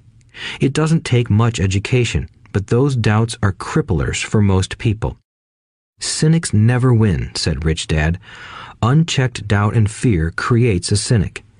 Cynics criticize and winners analyze was another of his favorite sayings. Rich Dad explained that criticism blinded while analysis opened eyes. Analysis allowed winners to see that critics were blind and to see opportunities that everyone else missed. And finding what people miss is key to any success. Real estate is a powerful investment tool for anyone seeking financial independence or freedom. It is a unique investment tool. Yet every time I mention real estate as a vehicle, I often hear, "I don't want to fix toilets." That's what Peter Lynch calls noise. That's what my rich dad would say is the cynic talking, someone who criticizes and does not analyze, someone who lets their doubts and fears close their mind instead of open their eyes. So when someone says, "I don't want to fix toilets, I want to fire back," what makes you think I want to? They're saying a toilet is more important than what they want. I talk about freedom from the rat race, and they focus on toilets. That is the thought pattern that keeps most people poor. They criticize instead of analyze. I don't once hold the key to your success, Rich Dad would say, because I too do not want to fix toilets. I shop hard for a property manager who does fix toilets. And by finding a great property manager who runs houses or apartments, well, my cash flow goes up. But more importantly, a great property manager allows me to buy a lot more real estate since I don't have to fix toilets. A great property manager is key to success in real estate. Finding a good manager is more important to me than the real estate. A great property manager often hears of great deals before real estate agents do, which makes them even more valuable. That is what Rich Dad meant by, I don't once hold the key to your success. Because I do not want to fix toilets either, I figured out how to buy more real estate and expedite my getting out of the rat race. The people who continue to say, I don't want to fix toilets, often deny themselves the use of this powerful investment vehicle. Toilets are more important than their freedom. In the stock market, I often hear people say, I don't want to lose money. Well, what makes them think I or anyone else likes losing money? They don't make money because they choose to not lose money. Instead of analyzing, they close their minds to another powerful investment vehicle, the stock market. I was riding with a friend past our neighborhood gas station. He looked up and saw that the price of gas was going up and thus the price of oil. My friend is a worrywart, or a Chicken Little. To him, the sky is always going to fall, and it usually does, on him. When we got home, he showed me all the stats as to why the price of oil was going to go up over the next few years, statistics I had never seen before, even though I already owned substantial shares of an existing oil company. With that information, I immediately began looking for and found a new undervalued oil company that was about to find some oil deposits. My broker was excited about this new company, and I bought 15,000 shares for 65 cents per share. 3 months later, this same friend and I drove by the same gas station, and sure enough, the price per gallon had gone up nearly 15%. Again, the Chicken Little worried and complained. I smiled, because a month earlier, that little oil company hit oil, and those 15,000 shares went up to more than $3 per share since he had first given me the tip. And the price of gas will continue to go up if what my friend says is true. If most people understood how a stop worked in stock market investing, there would be more people investing to win instead of investing not to lose. A stop is simply a computer command that sells your stock automatically if the price begins to drop, helping to minimize your losses and maximize some gains. It's a great tool for those who are terrified of losing. So whenever I hear people focusing on their I don't wants rather than what they do want, I know the noise in their head must be loud. Chicken Little has taken over their brain and is yelling, the sky is falling and toilets are breaking. So they avoid their don't wants, but they pay a huge price. They may never get what they want in life. Instead of analyzing, their inner Chicken Little closes their mind. Rich Dad gave me a way of looking at Chicken Little. Just do what Colonel Sanders did. At the age of 66, he lost his business and began to live on his Social Security check. It wasn't enough. He went around the country selling his recipe for fried chicken. He was turned down 1,009 times before someone said yes, and he went on to become a multimillionaire at an age when most people are quitting. He was a brave and tenacious man, Rich Dad said of Harlan Sanders. So when you're in doubt and feeling a little afraid, just do what Colonel Sanders did to his little chicken. He fried it. Overcoming laziness. Busy people are often the most lazy. We have all heard stories of a businessman who works hard to earn money. He works hard to be a good provider for his wife and children. He spends long hours at the office and brings work home on weekends. One day he comes home to an empty house. His wife has left with the kids. He knew he and his wife had problems, but rather than work to make the relationship strong, he stayed busy at work. Dismayed, his performance at work slips and he loses his job. Today, I often meet people who are too busy to take care of their wealth, and there are people too busy to take care of their health. The cause is the same. They're busy, and they stay busy as a way of avoiding something they do not want to face. Nobody has to tell them. Deep down, they know. In fact, if you remind them, they often respond with anger or irritation. If they aren't busy at work or with the kids, they're often busy watching TV, fishing, playing golf, or shopping. Yet deep down, they know they are avoiding something important. That's the most common form of laziness. Laziness by staying busy. So, what is the cure for laziness? The answer is a little greed. For many of us, we were raised thinking of greed or desire as bad. Greedy people are bad people, my mom used to say, yet we all have inside of us this yearning to have nice, new, or exciting things. So, to keep that emotion of desire under control, often parents find ways of suppressing that desire with guilt. You only think about yourself. Don't you know you have brothers and sisters? Was one of my mom's favorites. You want me to buy you what? Was a favorite of my dad. Do you think we're made of money? Do you think money grows on trees? We're not rich people, you know. It wasn't so much the words, but the angry guilt trip that went with the words that got to me. Or the reverse guilt trip was the, I'm sacrificing my life to buy this for you. I'm buying this for you because I never had this advantage when I was a kid. I have a neighbor who is stone broke but can't park his car in his garage. The garage is filled with toys for his kids. Those spoiled brats get everything they ask for. I don't want them to know the feeling of want are his everyday words. He has nothing set aside for their college or his retirement, but his kids have every toy ever made. He recently got a new credit card in the mail and took his kids to visit Las Vegas. I'm doing it for the kids, he said with great sacrifice. Rich Dad forbade the words, I can't afford it. In my real home, that's all I heard. Instead, Rich Dad required his children to say, how can I afford it? He believed that the words, I can't afford it, shut down your brain. It didn't have to think anymore. How can I afford it opened up the brain and forced it to think and search for answers. But most importantly, he felt the words, I can't afford it, were a lie, and the human spirit knows it. The human spirit is very, very powerful, he would say. It knows it can do anything. By having a lazy mind that says, I can't afford it, a war breaks out inside you. Your spirit is angry, and your lazy mind must defend its lie. The spirit is screaming, come on, let's go to the gym and work out. And the lazy mind says, but I'm tired, I worked really hard today. Or the human spirit says, I'm sick and tired of being poor, let's get out there and get rich. To which the lazy mind says, rich people are greedy.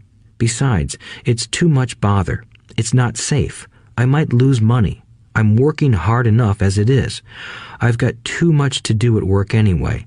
Look at what I have to do tonight. My boss wants it finished by morning. I can't afford it also causes sadness, a helplessness that leads to despondency and often depression. How can I afford it opens up possibilities, excitement, and dreams. So Rich Dad was not so concerned about what we wanted to buy as long as we understood that how can I afford it creates a stronger mind and a dynamic spirit. Thus, he rarely gave Mike or me anything. He would instead ask, how can you afford it? And that included college, which we paid for ourselves. It was not the goal, but the process of attaining the goal that he wanted us to learn. The problem I see today is that there are millions of people who feel guilty about their desire or their greed. It's old conditioning from their childhood. While they desire to have the finer things that life offers, most have been conditioned subconsciously to say, I can't have that, or I'll never be able to afford that. When I decided to exit the rat race, it was simply a question of how can I afford to never work again? And my mind began to kick out answers and solutions. The hardest part was fighting my real parents' dogma. We can't afford that. Stop thinking only about yourself. Why don't you think about others?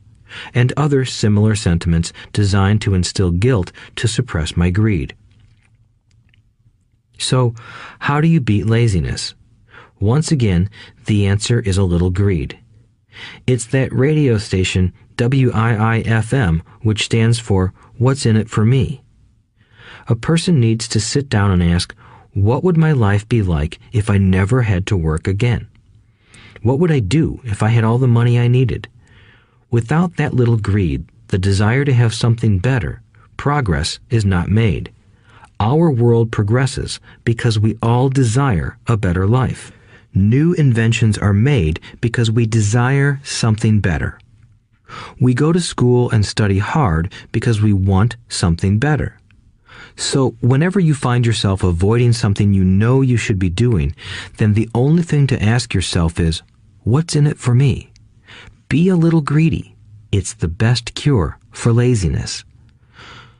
Too much greed, however, as anything in excess can be, is not good. But just remember what Michael Douglas said in the movie Wall Street. Greed is good. Rich Dad said it differently. Guilt is worse than greed, for guilt robs the body of its soul. I think Eleanor Roosevelt said it best.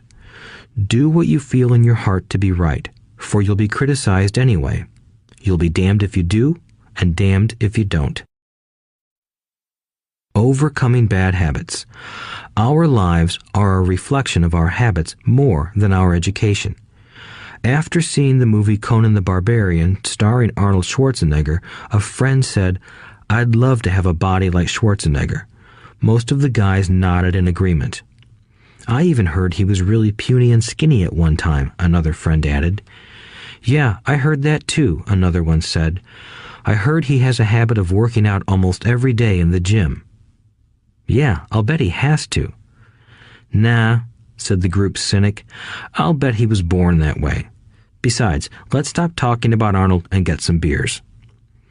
This is an example of habits controlling behavior. I remember asking my rich dad about the habits of the rich. Instead of answering me outright, he wanted me to learn through example, as usual. "When does your dad pay his bills?" Rich Dad asked. "The first of the month," I said. "Does he have anything left over?" he asked. "Very little," I said. "That's the main reason he struggles," said Rich Dad. "He has bad habits. Your dad pays everyone else first. He pays himself last, but only if he has anything left over." "Which he usually doesn't," I said. "But he has to pay his bills, doesn't he? You're saying he shouldn't pay his bills?" "Of course not," said Rich Dad. "I firmly believe in paying my bills on time. I just pay myself first, before I pay even the government." "But what happens if you don't have enough money?" I asked. "What do you do then?" "The same," said Rich Dad. "I still pay myself first, even if I'm short of money. My asset column is far more important to me than the government." "But," I said, "don't they come after you?" "Yes, if you don't pay," said Rich Dad. "Look, I did not say not to pay. I just said I pay myself first, even if I'm short of money." "But," I replied, "how do you do that?" "It's not how. The question is why," Rich Dad said. "Okay, why?" "Motivation," said Rich Dad. "Who do you think will complain louder if I don't pay them? Me or my creditors?" "Your creditors will definitely scream louder than you," I said, responding to the obvious. "You wouldn't say anything if you didn't pay yourself." So you see, after paying myself, the pressure to pay my taxes and the other creditors is so great that it forces me to seek other forms of income. The pressure to pay becomes my motivation. I've worked extra jobs, started other companies, traded in the stock market, anything, just to make sure those guys don't start yelling at me. That pressure made me work harder, forced me to think, and all in all, made me smarter and more active when it comes to money. If I had paid myself last, I would have felt no pressure, but I'd be broke. So it is the fear of the government or other people you owe money to that motivates you? "That's right," said Rich Dad. You see, government bill collectors are big bullies. So are bill collectors in general. Most people give in to those bullies. They pay them and never pay themselves. You know the story of the 98-pound weakling who gets sand kicked in his face? I nodded. I see that ad for weightlifting and bodybuilding lessons in the comic books all the time. Well, most people let the bullies kick sand in their faces. I decided to use the fear of the bully to make me stronger. Others got weaker. Forcing myself to think about how to make extra money is like going to the gym and working out with weights. The more I work my mental money muscles out, the stronger I get. Now, I'm not afraid of those bullies. I liked what Rich Dad was saying, so if I pay myself first, I get financially stronger mentally and fiscally. Rich Dad nodded. And if I pay myself last, or not at all, I get weaker. So, people like bosses, managers, tax collectors, bill collectors, and landlords push me around all my life just because I don't have good money habits.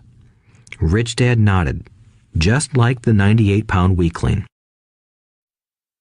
Overcoming arrogance. What I know makes me money. What I don't know loses me money. Every time I have been arrogant, I have lost money. Because when I'm arrogant, I truly believe that what I don't know is not important, Rich Dad would often tell me.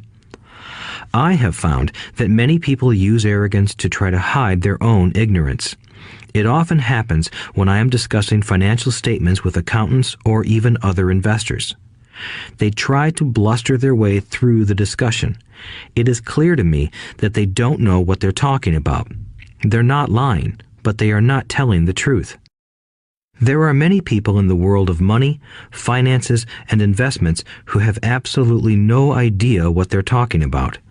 Most people in the money industry are just spouting off sales pitches like used car salesmen.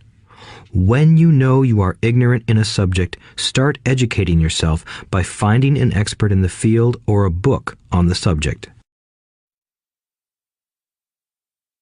Chapter 8. Getting Started. There is gold everywhere. Most people are not trained to see it. I wish I could say acquiring wealth was easy for me, but it wasn't. So in response to the question, how do I start, I offer the thought process I go through on a day-to-day basis. It really is easy to find great deals. I promise you that. It's just like riding a bike. After a little wobbling, it's a piece of cake. But when it comes to money, it takes determination to get through the wobbling. That's a personal thing. To find million-dollar deals of a lifetime requires us to call on our financial genius. I believe that each of us has a financial genius within us.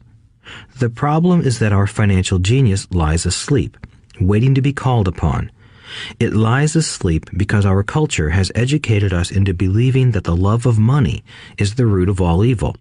It has encouraged us to learn a profession so we can work for money, but failed to teach us how to have money work for us. It taught us not to worry about our financial future because our company or the government would take care of us when our working days are over.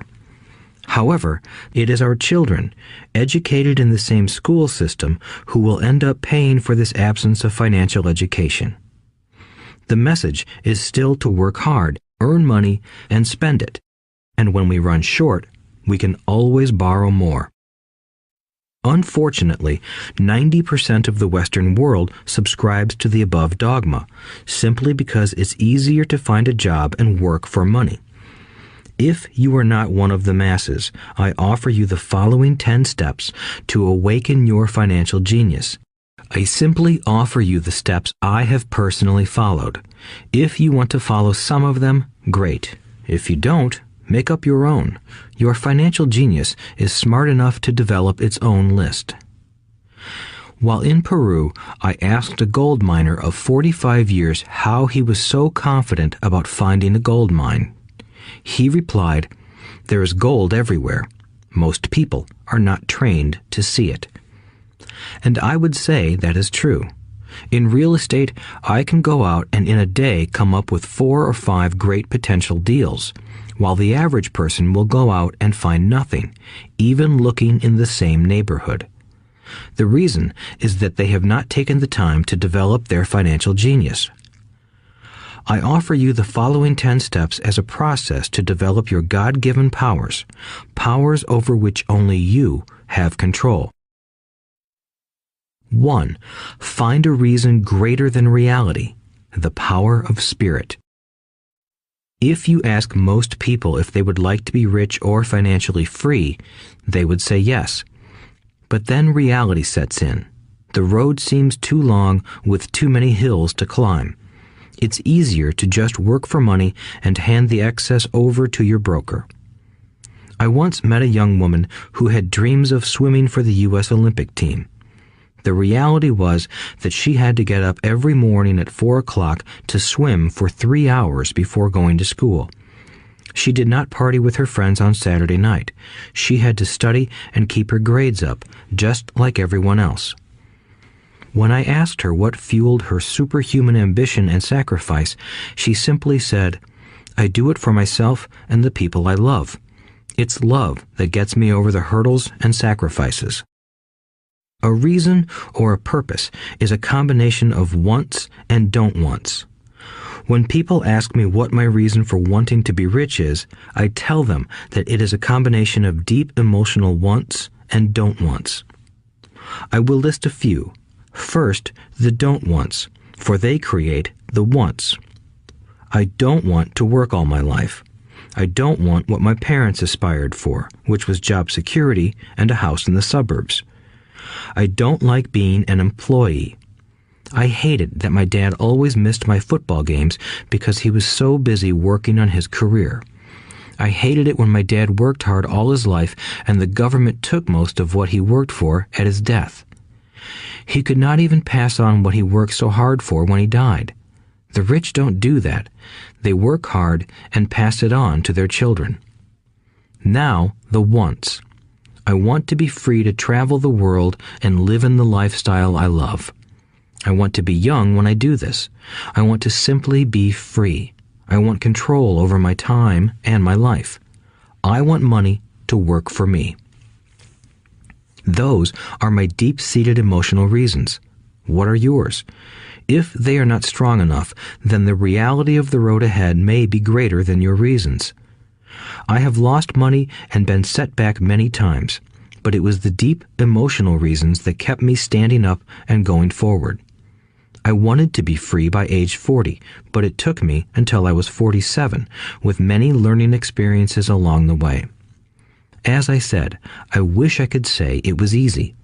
It wasn't, but it wasn't that hard either. I've learned that without a strong reason or purpose, anything in life is hard. If you do not have a strong reason, there is no sense listening further. It will sound like too much work. 2. Make daily choices. The power of choice. Choice is the main reason people want to live in a free country. We want the power to choose. Financially, with every dollar we get in our hands, we hold the power to choose our future, to be rich, poor, or middle class. Our spending habits reflect who we are. Poor people simply have poor spending habits. The benefit I had as a boy was that I loved playing Monopoly constantly. Nobody told me Monopoly was only for kids, so I just kept playing the game as an adult. I also had a rich dad who pointed out to me the difference between an asset and a liability.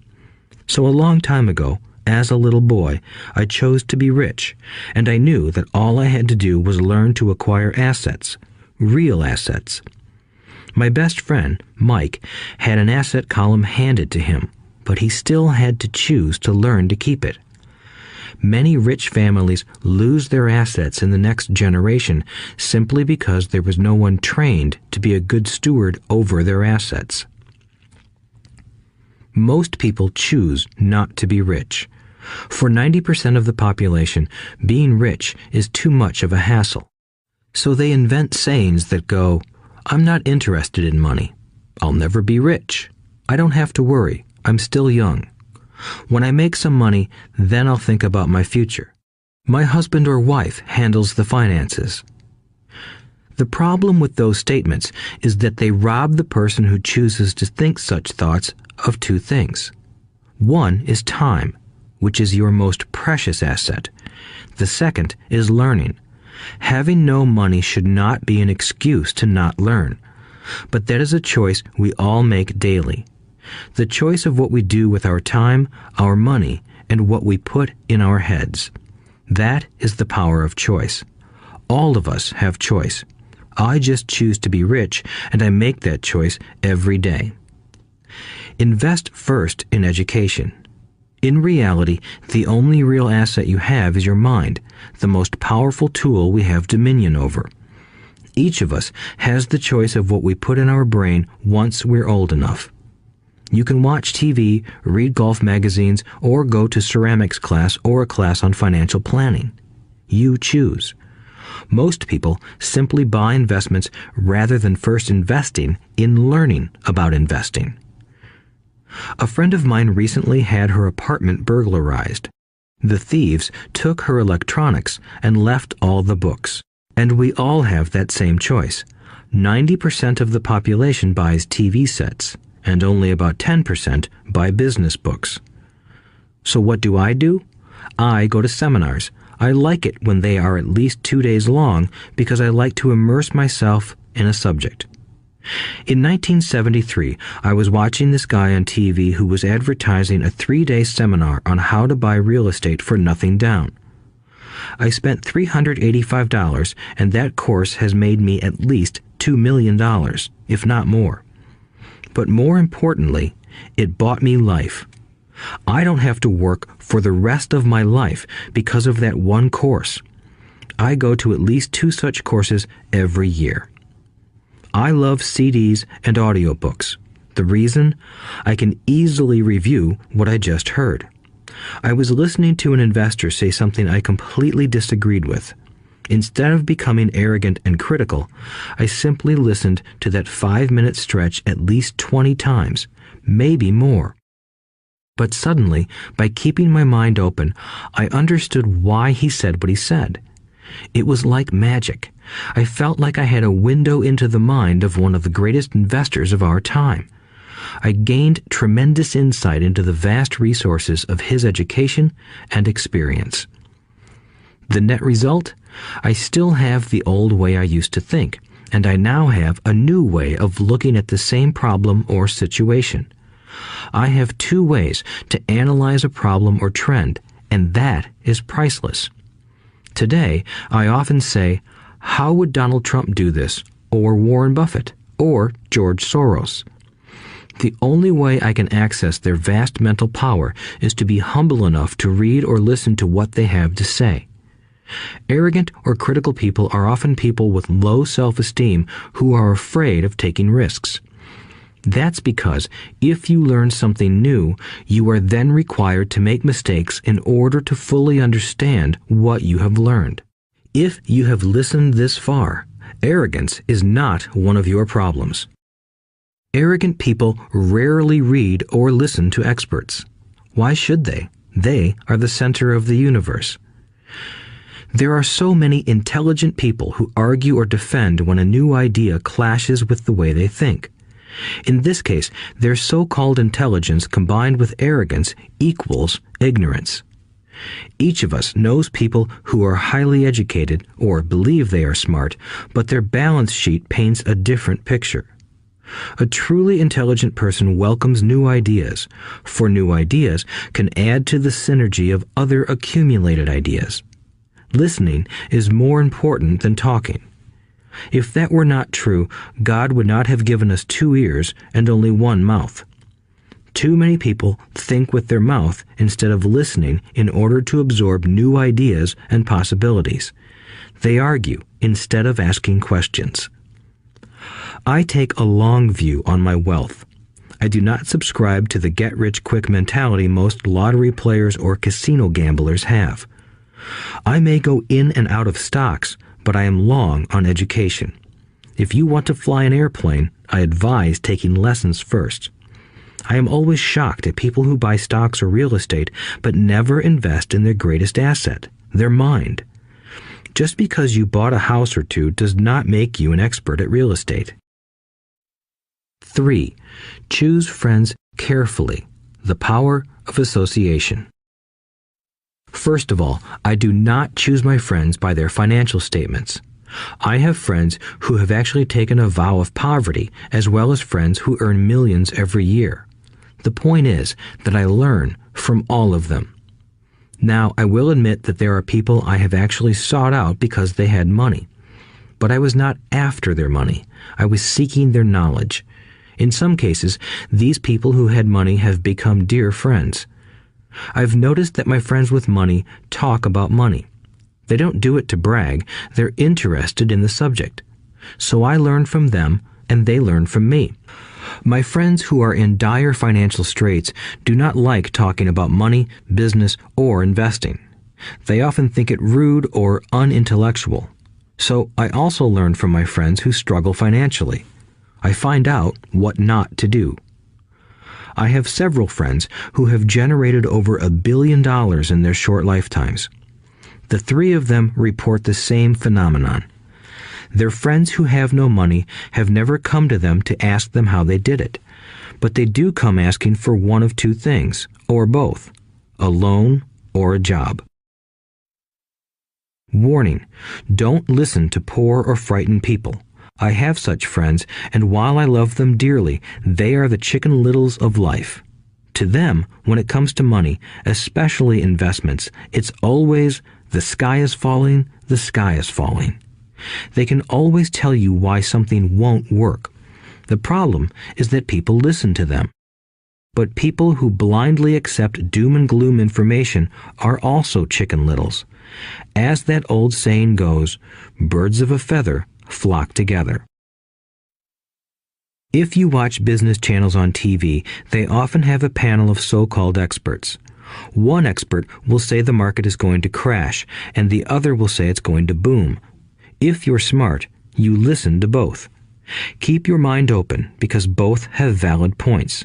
Unfortunately, most poor people listen to Chicken Little. I have had many close friends try to talk me out of a deal or an investment. Not long ago, a friend told me he was excited because he found a 6% certificate of deposit. I told him I earned 16% from the state government. The next day, he sent me an article about why my investment was dangerous.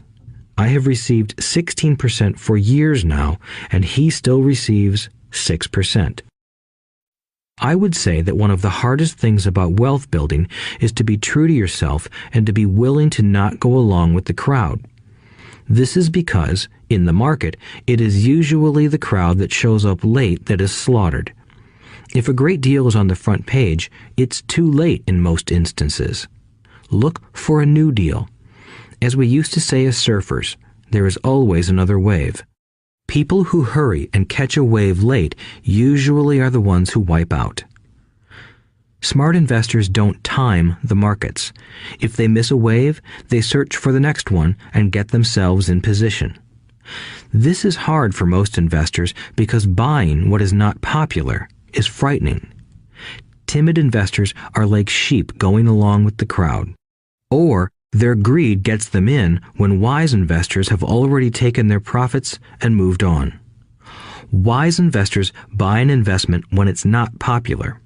They know their profits are made when they buy, not when they sell. They wait patiently. As I said, they do not time the market.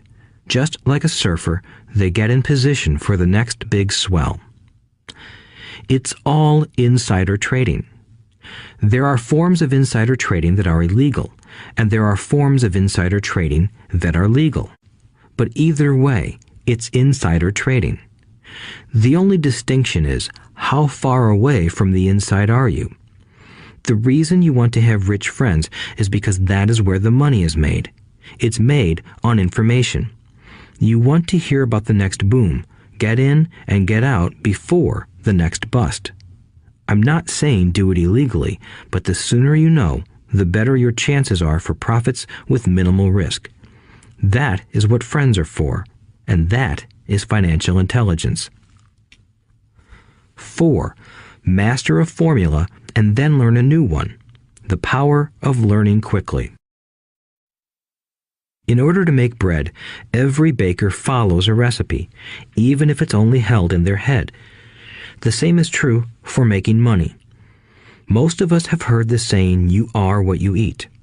I have a different slant. I say, "You become what you study."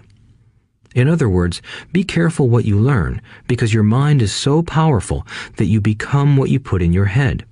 For example, if you study cooking, you then tend to cook. If you don't want to be a cook anymore, then you need to study something else.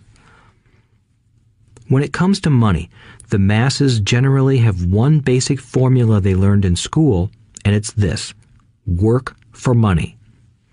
The predominant formula I see in the world is that every day millions of people get up, go to work, earn money, pay bills, balance checkbooks, buy some mutual funds, and go back to work.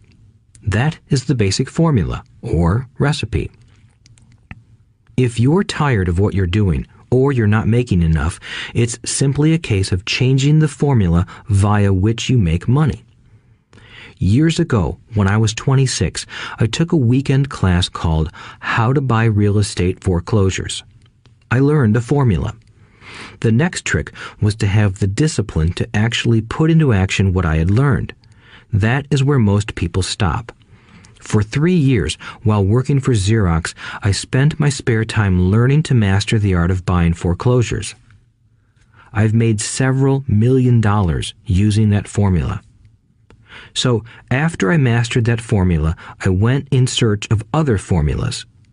For many of the classes, I did not directly use the information I learned, but I always learned something new. I have attended classes designed for derivative traders, commodity option traders, and chaologists. I was way out of my league, being in a room full of people with doctorates in nuclear physics and space science. Yet, I learned a lot that made my stock and real estate investing more meaningful and lucrative. Most junior colleges and community colleges have classes on financial planning and buying traditional investments. They are good places to start, but I always search for a faster formula. That is why, on a fairly regular basis, I make more in a day than many people will make in their lifetime. Another side note, in today's fast-changing world, it's not so much what you know anymore that counts, because often what you know is old. It is how fast you learn. That skill is priceless. It's priceless in finding faster formulas, recipes, if you will, for making dough. Working hard for money is an old formula born in the day of cavemen. 5. Pay yourself first. The power of self-discipline. If you cannot get control of yourself, do not try to get rich. It makes no sense to invest, make money, and blow it. It is the lack of self-discipline that causes most lottery winners to go broke soon after winning millions. It is the lack of self-discipline that causes people who get a raise to immediately go out and buy a new car or take a cruise. It is difficult to say which of the 10 steps is the most important, but of all the steps, this step is probably the most difficult to master if it is not already a part of your makeup. I would venture to say that personal self-discipline is the number one delineating factor between the rich, the poor, and the middle class. Simply put, people who have low self-esteem and low tolerance for financial pressure can never be rich. As I have said, a lesson learned from my rich dad was that the world will push you around. The world pushes people around, not because other people are bullies, but because the individual lacks internal control and discipline. People who lack internal fortitude often become victims of those who have self-discipline. In the entrepreneur classes I teach, I constantly remind people to not focus on their product, service, or widget, but to focus on developing management skills. The 3 most important management skills necessary to start your own business are management of 1. Cash flow, 2. People, 3. Personal time. I would say the skills to manage these three apply to anything, not just entrepreneurs. The three matter in the way you live your life as an individual or as part of a family, a business, a charitable organization, a city, or a nation. Each of these skills is enhanced by the mastery of self-discipline. I do not take the saying, "pay yourself first," lightly. The statement, "pay yourself first," comes from George Clayson's book, The Richest Man in Babylon. Millions of copies have been sold. But while millions of people freely repeat that powerful statement, few follow the advice. As I said, financial literacy allows one to read numbers, and numbers tell the story. By looking at a person's income statement and balance sheet, I can readily see if people who spout the words, "pay yourself first," actually practice what they preach. In reality, each month, many allocate money to their asset column before they pay their monthly expenses. Although millions of people have read Clayson's book and understand the words, "pay yourself first," in reality, they pay themselves last. Now, I can hear the howls from those of you who sincerely believe in paying your bills first, and I can hear all the responsible people who pay their bills on time. I am not saying be irresponsible and not pay your bills. All I am saying is do what the book says, which is pay yourself first. If you can truly begin to understand the power of cash flow, you will soon realize why 90% of people work hard all their lives and need government support like Social Security when they are no longer able to work. Kim and I have had many bookkeepers, accountants, and bankers who have had a major problem with this way of looking at pay yourself first. The reason is that these financial professionals actually do what the masses do. They pay themselves last.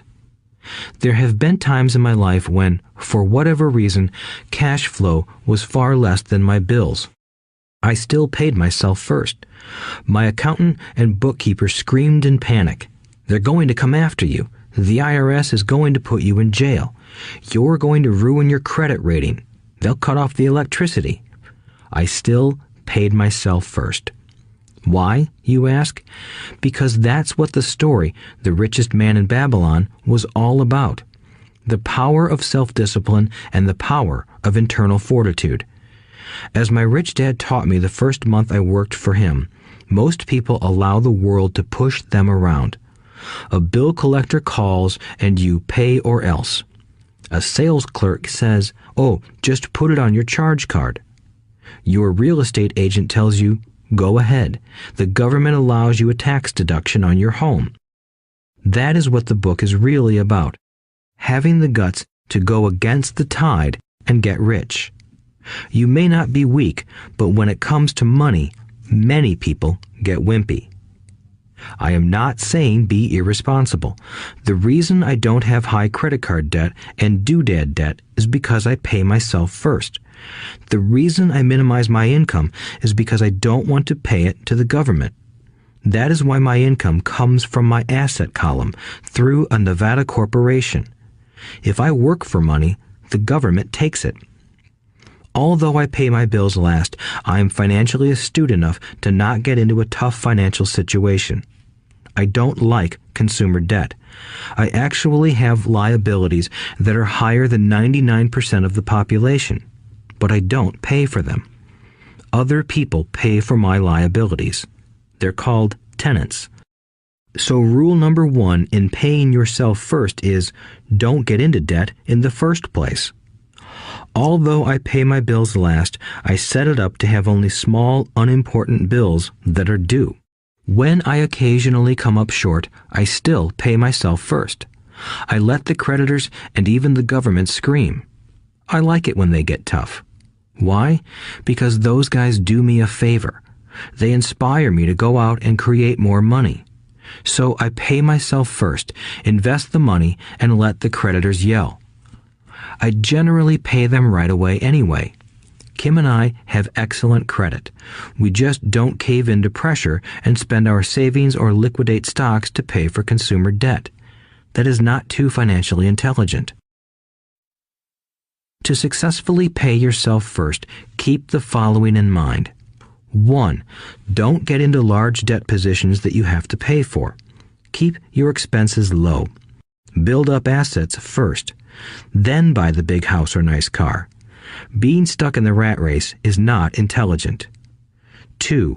When you come up short, let the pressure build and don't dip into your savings or investments. Use the pressure to inspire your financial genius to come up with new ways of making more money and then pay your bills. You will have increased your ability to make more money as well as your financial intelligence. So many times I have gotten into financial hot water and used my brain to create more income while staunchly defending the assets in my asset column. My bookkeeper has screamed and dived for cover, but I was like a good soldier defending the fort. Fort assets. Poor people have poor habits. A common bad habit is innocently called dipping into savings. The rich know that savings are only used to create more money, not to pay bills. I know that sounds tough, but as I said, if you're not tough inside, the world will always push you around anyway. If you do not like financial pressure, then find a formula that works for you. A good one is to cut expenses, put your money in the bank, pay more than your fair share of income tax, buy safe mutual funds, and take the vow of the average. But this violates the pay yourself first rule. This rule does not encourage self-sacrifice or financial abstinence. It doesn't mean pay yourself first and starve. Life was meant to be enjoyed. If you call on your financial genius, you can have all the goodies of life, get rich, and pay bills. And that is financial intelligence. 6. Pay your brokers well. The power of good advice. Sometimes I see people posting a sign in front of their house that says, "For sale by owner." Or I see people on TV claiming to be discount brokers. My rich dad taught me to take the opposite approach. He believed in paying professionals well, and I have adopted that policy also. Today, I have expensive attorneys, accountants, real estate brokers, and stockbrokers. Why? Because if, and I do mean if, the people are professionals, their services should make you money. And the more money they make, the more money I make. We live in the information age. Information is priceless. A good broker should provide you with information as well as take the time to educate you. I have several brokers who do that for me. Some taught me when I had little or no money, and I am still with them today. What I pay a broker is tiny in comparison with what kind of money I can make because of the information they provide. I love it when my real estate broker or stockbroker makes a lot of money because that usually means I made a lot of money. A good broker saves me time in addition to making me money. Like when I bought the vacant land for $9,000 and sold it immediately for over $25,000 so I could buy my Porsche quicker. A broker is my eyes and ears in the market. They're there every day, so I do not have to be. I'd rather play golf. People who sell their house on their own must not value their time much. Why would I want to save a few bucks when I could use that time to make more money or spend it with those I love? What I find funny is that so many poor and middle-class people insist on tipping restaurant help 15 to 20%, even for bad service, but complain about paying a broker 3 to 7%. They enjoy tipping people in the expense column and stiffing people in the asset column. That is not financially intelligent.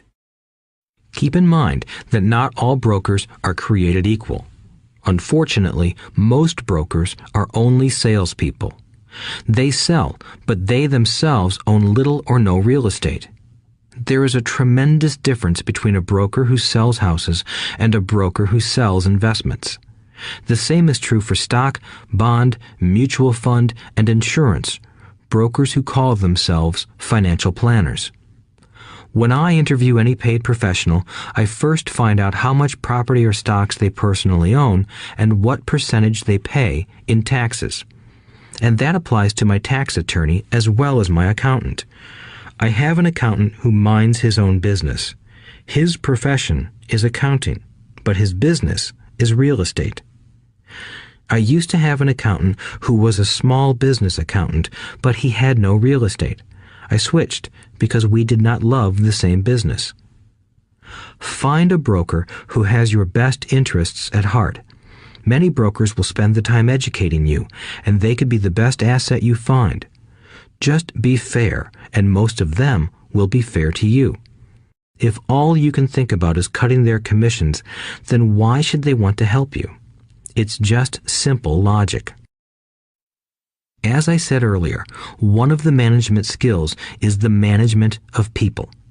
Many people only manage people they feel smarter than and they have power over. Many middle managers remain middle managers, failing to get promoted because they know how to work with people below them, but not with people above them. The real skill is to manage and reward the people who are smarter than you in some technical area. That is why companies have a board of directors. You should have one too. That is financial intelligence. 7. Be an Indian giver. The power of getting something for nothing. When the first European settlers came to America, they were taken aback by a cultural practice some American Indians had.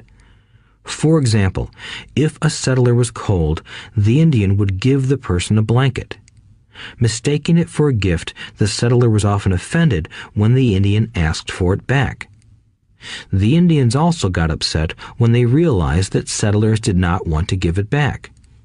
That is where the term Indian giver came from, a simple cultural misunderstanding. In the world of the asset column, being an Indian giver is vital to wealth. The sophisticated investor's first question is, how fast do I get my money back? They also want to know what they get for free, also called a piece of the action. That is why the ROI, or return on investment, is so important.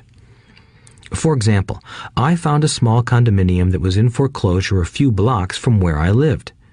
The bank wanted $60,000 and I submitted a bid for $50,000, which they took simply because, along with my bid, was a cashier's check for $50,000. They realized I was serious. Most investors would say, "Aren't you tying up a lot of cash? Would it not be better to get a loan on it?" The answer is, not in this case.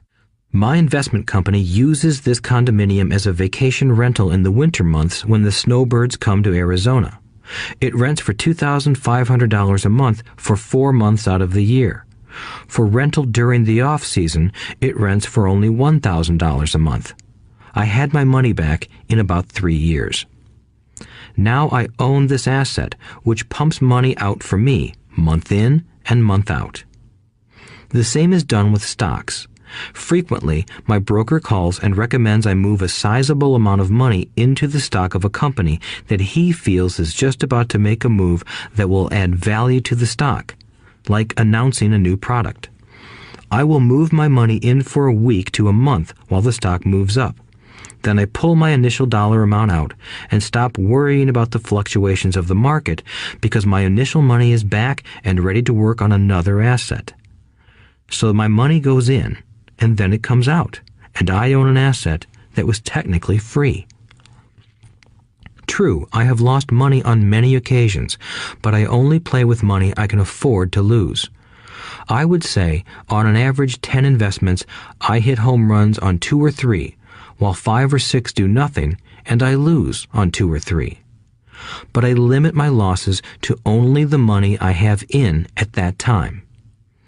People who hate risk put their money in the bank. In the long run, safe savings are better than no savings. But it takes a long time to get your money back, and, in most instances, you don't get anything for free with it.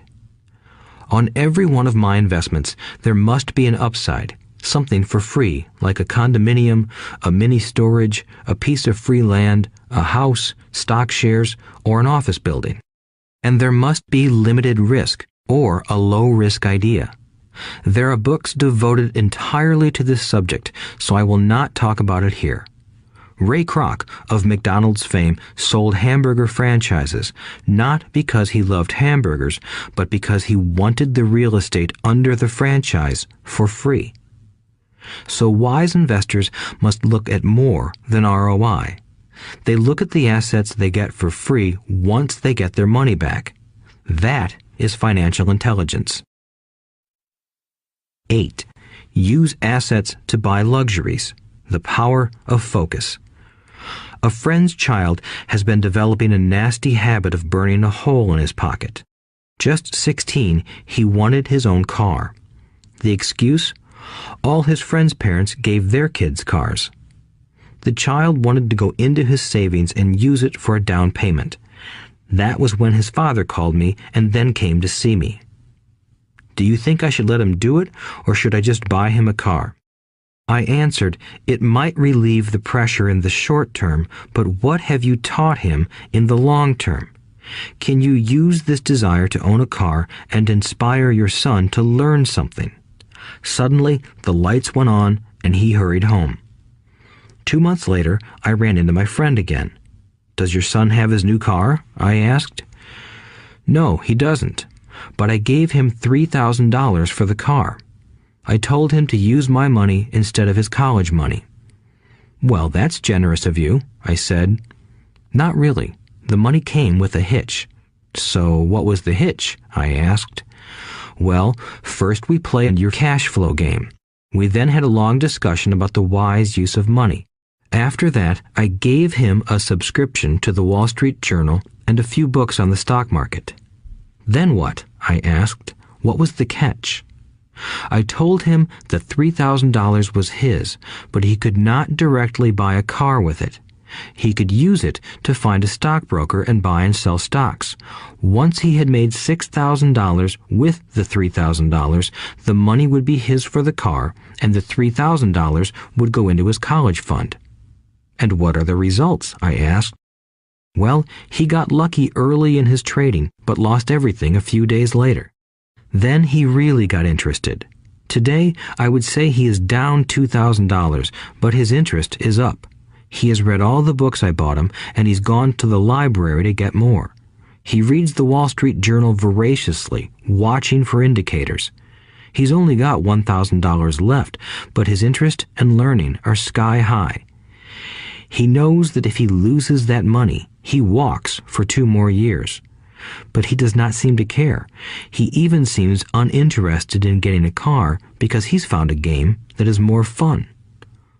What happens if he loses all the money? I asked. We'll cross that bridge when we get to it. I'd rather have him lose everything now than wait till he's our age to risk losing everything. And besides, that is the best $3,000 I've ever spent on his education. What he is learning will serve him for life, and he seems to have gained a new respect for the power of money. As I said earlier, if a person cannot master the power of self-discipline, it is best not to try to get rich. I say this because although the process of developing cash flow from an asset column is easy in theory, what's hard is the mental fortitude to direct money to the correct use. Due to external temptations, it is much easier in today's consumer world to simply blow money out the expense column. With weak mental fortitude, that money flows into the paths of least resistance. That is the cause of poverty and financial struggle. The following example illustrates the financial intelligence needed to direct money to make more money. If we give 100 people $10,000 at the start of the year, I believe that at the end of the year, 80 would have nothing left. In fact, many would have created greater debt by making a down payment on a new car, refrigerator, electronics, or a holiday. 16 would have increased that $10,000 by 5 to 10%. 4 would have increased it to $20,000 or into the millions. We go to school to learn a profession so we can work for money. It is my opinion that it's just as important to learn how to have money work for you. I love my luxuries as much as anyone else. The difference is I don't buy them on credit. It's the keep up with the Joneses trap. When I wanted to buy a Porsche, the easy road would have been to call my banker and get a loan. Instead of choosing to focus in the liability column, I chose to focus in the asset column.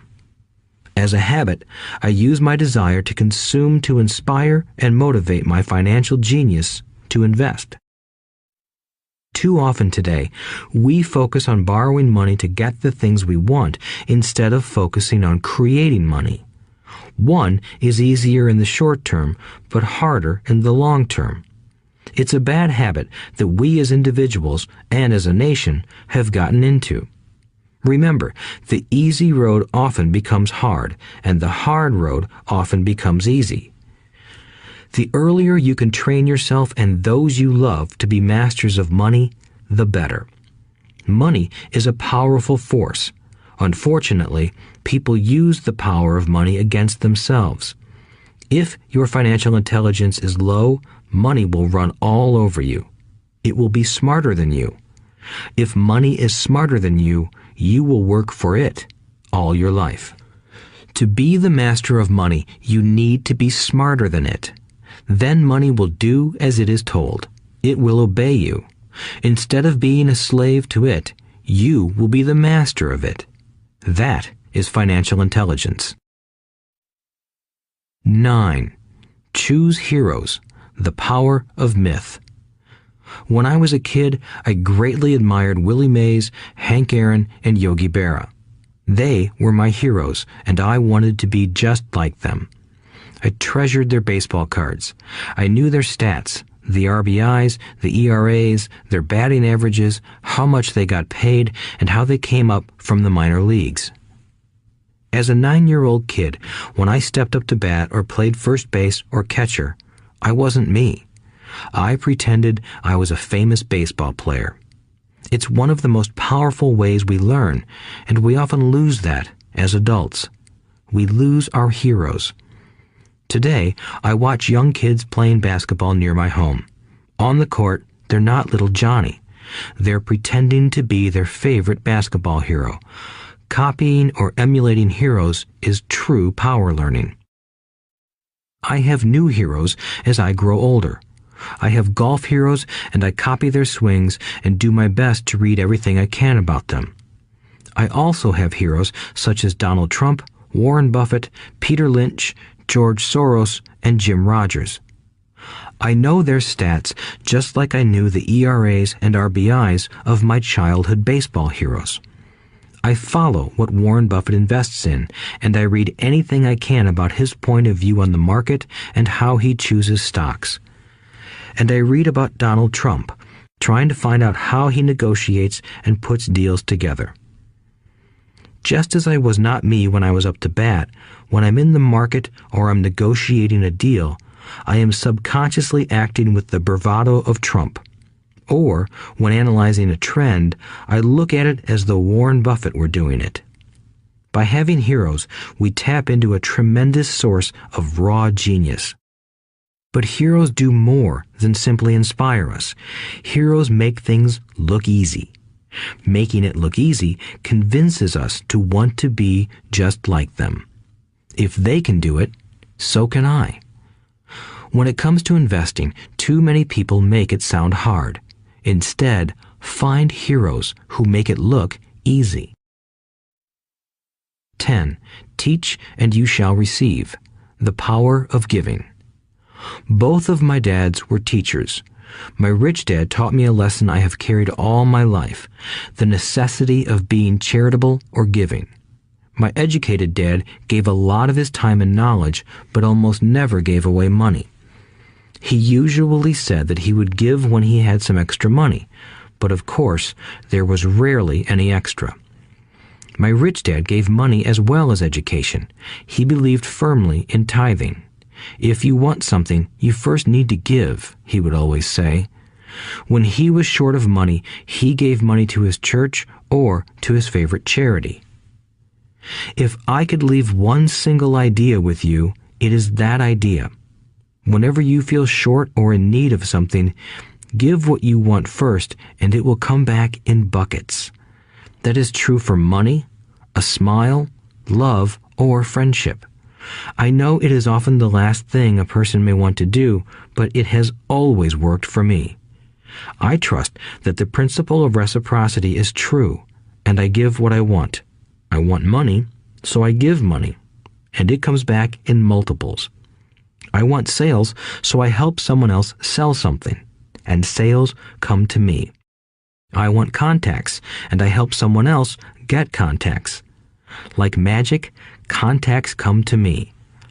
I heard a saying years ago that went, "God does not need to receive, but humans need to give." My rich dad would often say, poor people are more greedy than rich people. He would explain that if a person was rich, that person was providing something that other people wanted. In my life, whenever I have felt needy or short of money or short of help, I simply went out or found in my heart what I wanted and decided to give it first. And when I gave, it always came back. It reminds me of the story of the guy sitting with firewood in his arms on a cold, freezing night. He is yelling at the pot-bellied stove, "When you give me some heat, then I'll put some wood in you." And when it comes to money, love, happiness, sales, and contacts, all one needs to remember is to give first. Often, just the process of thinking of what I want and how I could give that to someone else breaks free a torrent of bounty. Whenever I feel that people aren't smiling at me, I simply begin smiling and saying hello. Like magic, the next thing I know, I'm surrounded by smiling people. It is true that your world is only a mirror of you. So that's why I say, teach and you shall receive. I have found that the more I teach those who want to learn, the more I learn. If you want to learn about money, teach it to someone else. A torrent of new ideas and finer distinctions will come in. There are times when I have given and nothing has come back, or what I have received is not what I wanted. But upon closer inspection and soul-searching, I was often giving to receive in those instances instead of giving for the joy that giving itself brings. My dad taught teachers, and he became a master teacher. My rich dad always taught young people his way of doing business. In retrospect, it was their generosity with what they knew that made them smarter. There are powers in this world that are much smarter than we are. You can get there on your own, but it's easier with the help of the powers that be. You only need to be generous with what you have. Chapter 9. Still want more? Here are some to-dos. Many people may not be satisfied with my 10 steps. They see them more as philosophies than actions. I think understanding the philosophy is just as important as the action. There are many people who want to do instead of think, and then there are people who think but do not do. I would say that I am both. I love new ideas, and I love action. So for those who want a to-do list on how to get started, I will share with you some of the things I do in abbreviated form. Stop doing what you're doing. In other words, take a break and assess what is working and what is not working. The definition of insanity is doing the same thing over and over and expecting a different result. Stop doing what is not working and look for something new. Look for new ideas. For new investing ideas, I go to bookstores and search for books on different and unique subjects. I call them formulas. I buy how-to books on formulas I know nothing about. For example, in the bookstore I found the book The 16% Solution by Joel Moskowitz. I bought the book and read it, and the next Thursday I did exactly as the book said. Most people do not take action, or they let someone talk them out of whatever new formula they are studying. My neighbor told me why 16% would not work. I did not listen to him because he's never done it.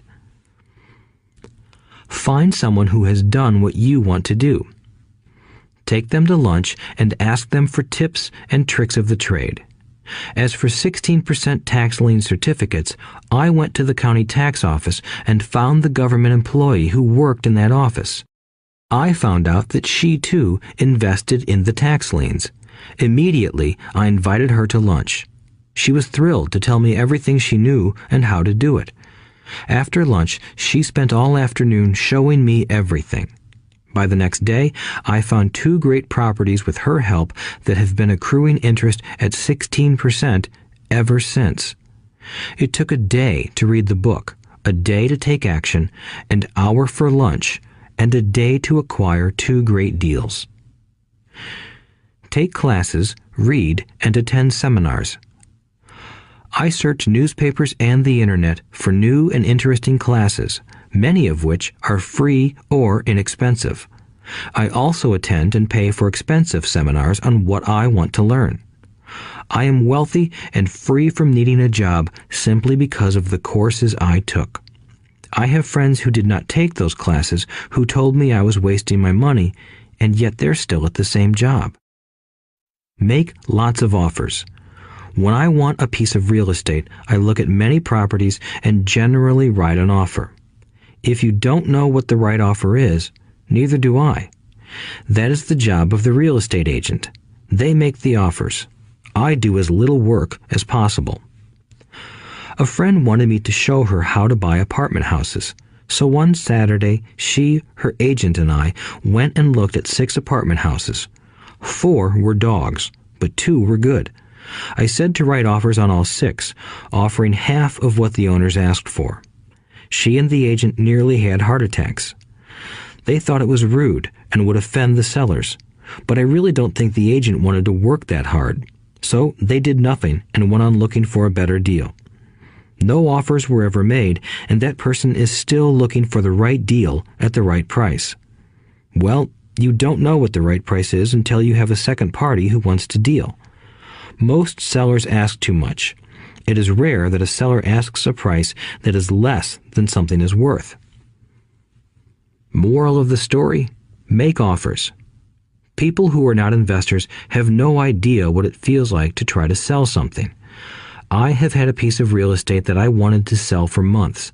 I would have welcomed any offer. They could have offered me 10 pigs and I would have been happy. Not at the offer, but just because someone was interested. I would have countered, maybe for a pig farm in exchange. But that's how the game works. The game of buying and selling is fun. Keep that in mind. It's fun and only a game. Make offers. Someone might say yes. I always make offers with escape clauses. In real estate, I make an offer with language that details subject to contingencies, such as the approval of a business partner. Never specify who the business partner is. Most people don't know that my partner is my cat. If they accept the offer, and I don't want the deal, I call home and speak to my cat. I make this ridiculous statement to illustrate how absurdly easy and simple the game is. So many people make things too difficult and take it too seriously. Finding a good deal, the right business, the right people, the right investors, or whatever is just like dating. You must go to the market and talk to a lot of people, make a lot of offers, counter-offers, negotiate, reject, and accept. I know single people who sit at home and wait for the phone to ring, but it's better to go to the market, even if it's only the supermarket. Search, offer, reject, negotiate, and accept are all parts of the process of almost everything in life. Jog, walk, or drive a certain area once a month for 10 minutes. I have found some of my best real estate investments doing this. I will jog a certain neighborhood for a year and look for change. For there to be profit in a deal, there must be 2 elements, a bargain and change. There are lots of bargains, but it's change that turns a bargain into a profitable opportunity. So when I jog a neighborhood I might like to invest in. It is the repetition that causes me to notice slight differences. I notice real estate signs that are up for a long time. That means the seller might be more agreeable to deal. I watch for moving trucks going in or out. I stop and talk to the drivers. I talk to the postal carriers. It's amazing how much information they acquire about an area. I find a bad area, especially an area that the news has scared everyone away from.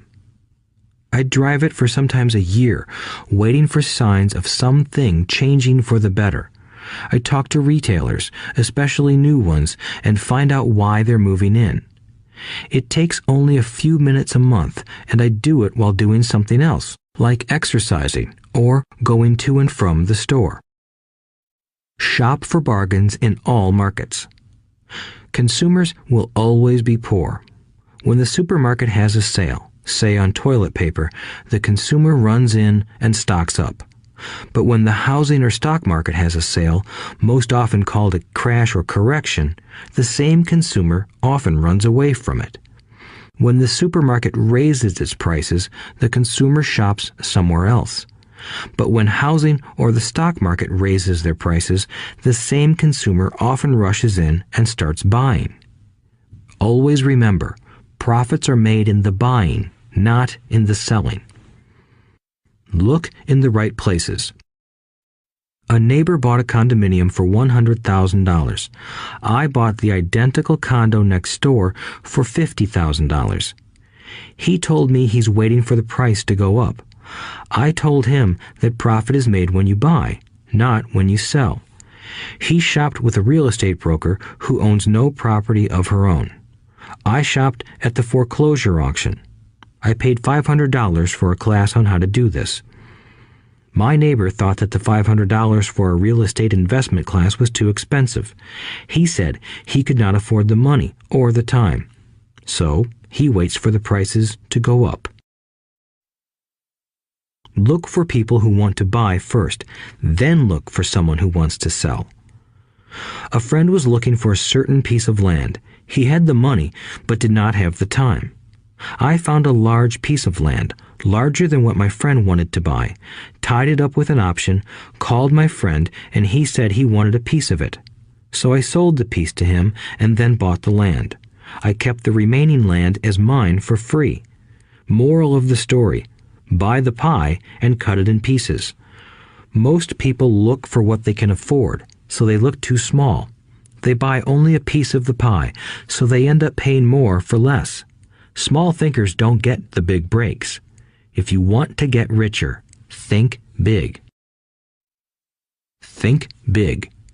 Retailers love giving volume discounts simply because most business people love big spenders. So even if you're small, you can always think big. When my company was in the market for computers, I called several friends and asked them if they were ready to buy also. We then went to different dealers and negotiated a great deal because we wanted to buy so many. I have done the same with stocks. Small people remain small because they think small, act alone, or don't act at all. Learn from history. All the big companies on the stock exchange started out as small companies. Colonel Sanders did not get rich until after he lost everything in his 60s. Bill Gates was one of the richest men in the world before he was 30. Action always beats inaction.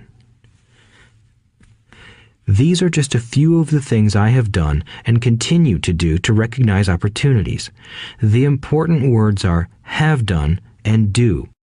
As repeated many times throughout this audiobook, you must take action before you can receive the financial rewards. Act now. Final thoughts.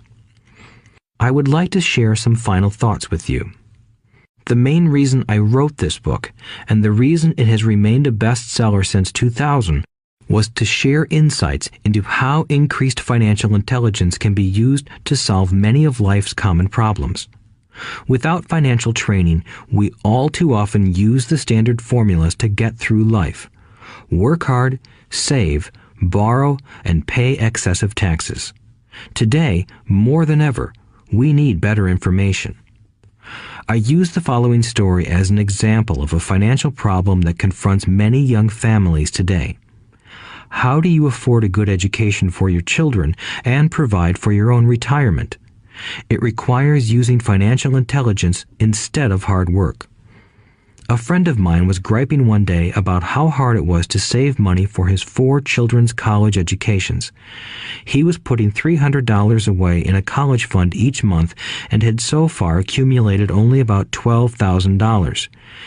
He had about 12 more years to save for college since his oldest child was then 6 years old. At the time, the real estate market in Phoenix was terrible. People were giving houses away. I suggested to my friend that he buy a house with some of the money in his college fund. The idea intrigued him, and we began to discuss the possibility. His primary concern was that he did not have credit with the bank to buy another house since he was so overextended. I assured him that there were other ways to finance a property rather than through the bank. We looked for a house for 2 weeks, a house that would fit all our criteria. There were plenty to choose from, so shopping was fun. Finally, we found a 3-bedroom, 2-bath home in a prime neighborhood. The owner had been downsized and needed to sell that day because he and his family were moving to California where another job waited. The owner wanted $102,000, but we offered only $79,000. He took it immediately and agreed to carry back the loan with a 10% down payment. All my friend had to come up with was $7,900. As soon as the owner moved, my friend put the house up for rent. After all expenses were paid, including the mortgage, he put $125 in his pocket each month. His plan was to keep the house for 12 years and let the mortgage get paid down faster by applying the extra $125 to the principal each month. We figured that in 12 years, a large portion of the mortgage would be paid off and he could possibly be clearing $800 a month by the time his first child went to college. He could also sell the house if it had appreciated in value. 3 years later, the real estate market greatly improved in Phoenix, and he was offered $156,000 for the same house by the tenant who lived in it. Again, he asked me what I thought. I advised that he sell it, using a 1031 tax-deferred exchange.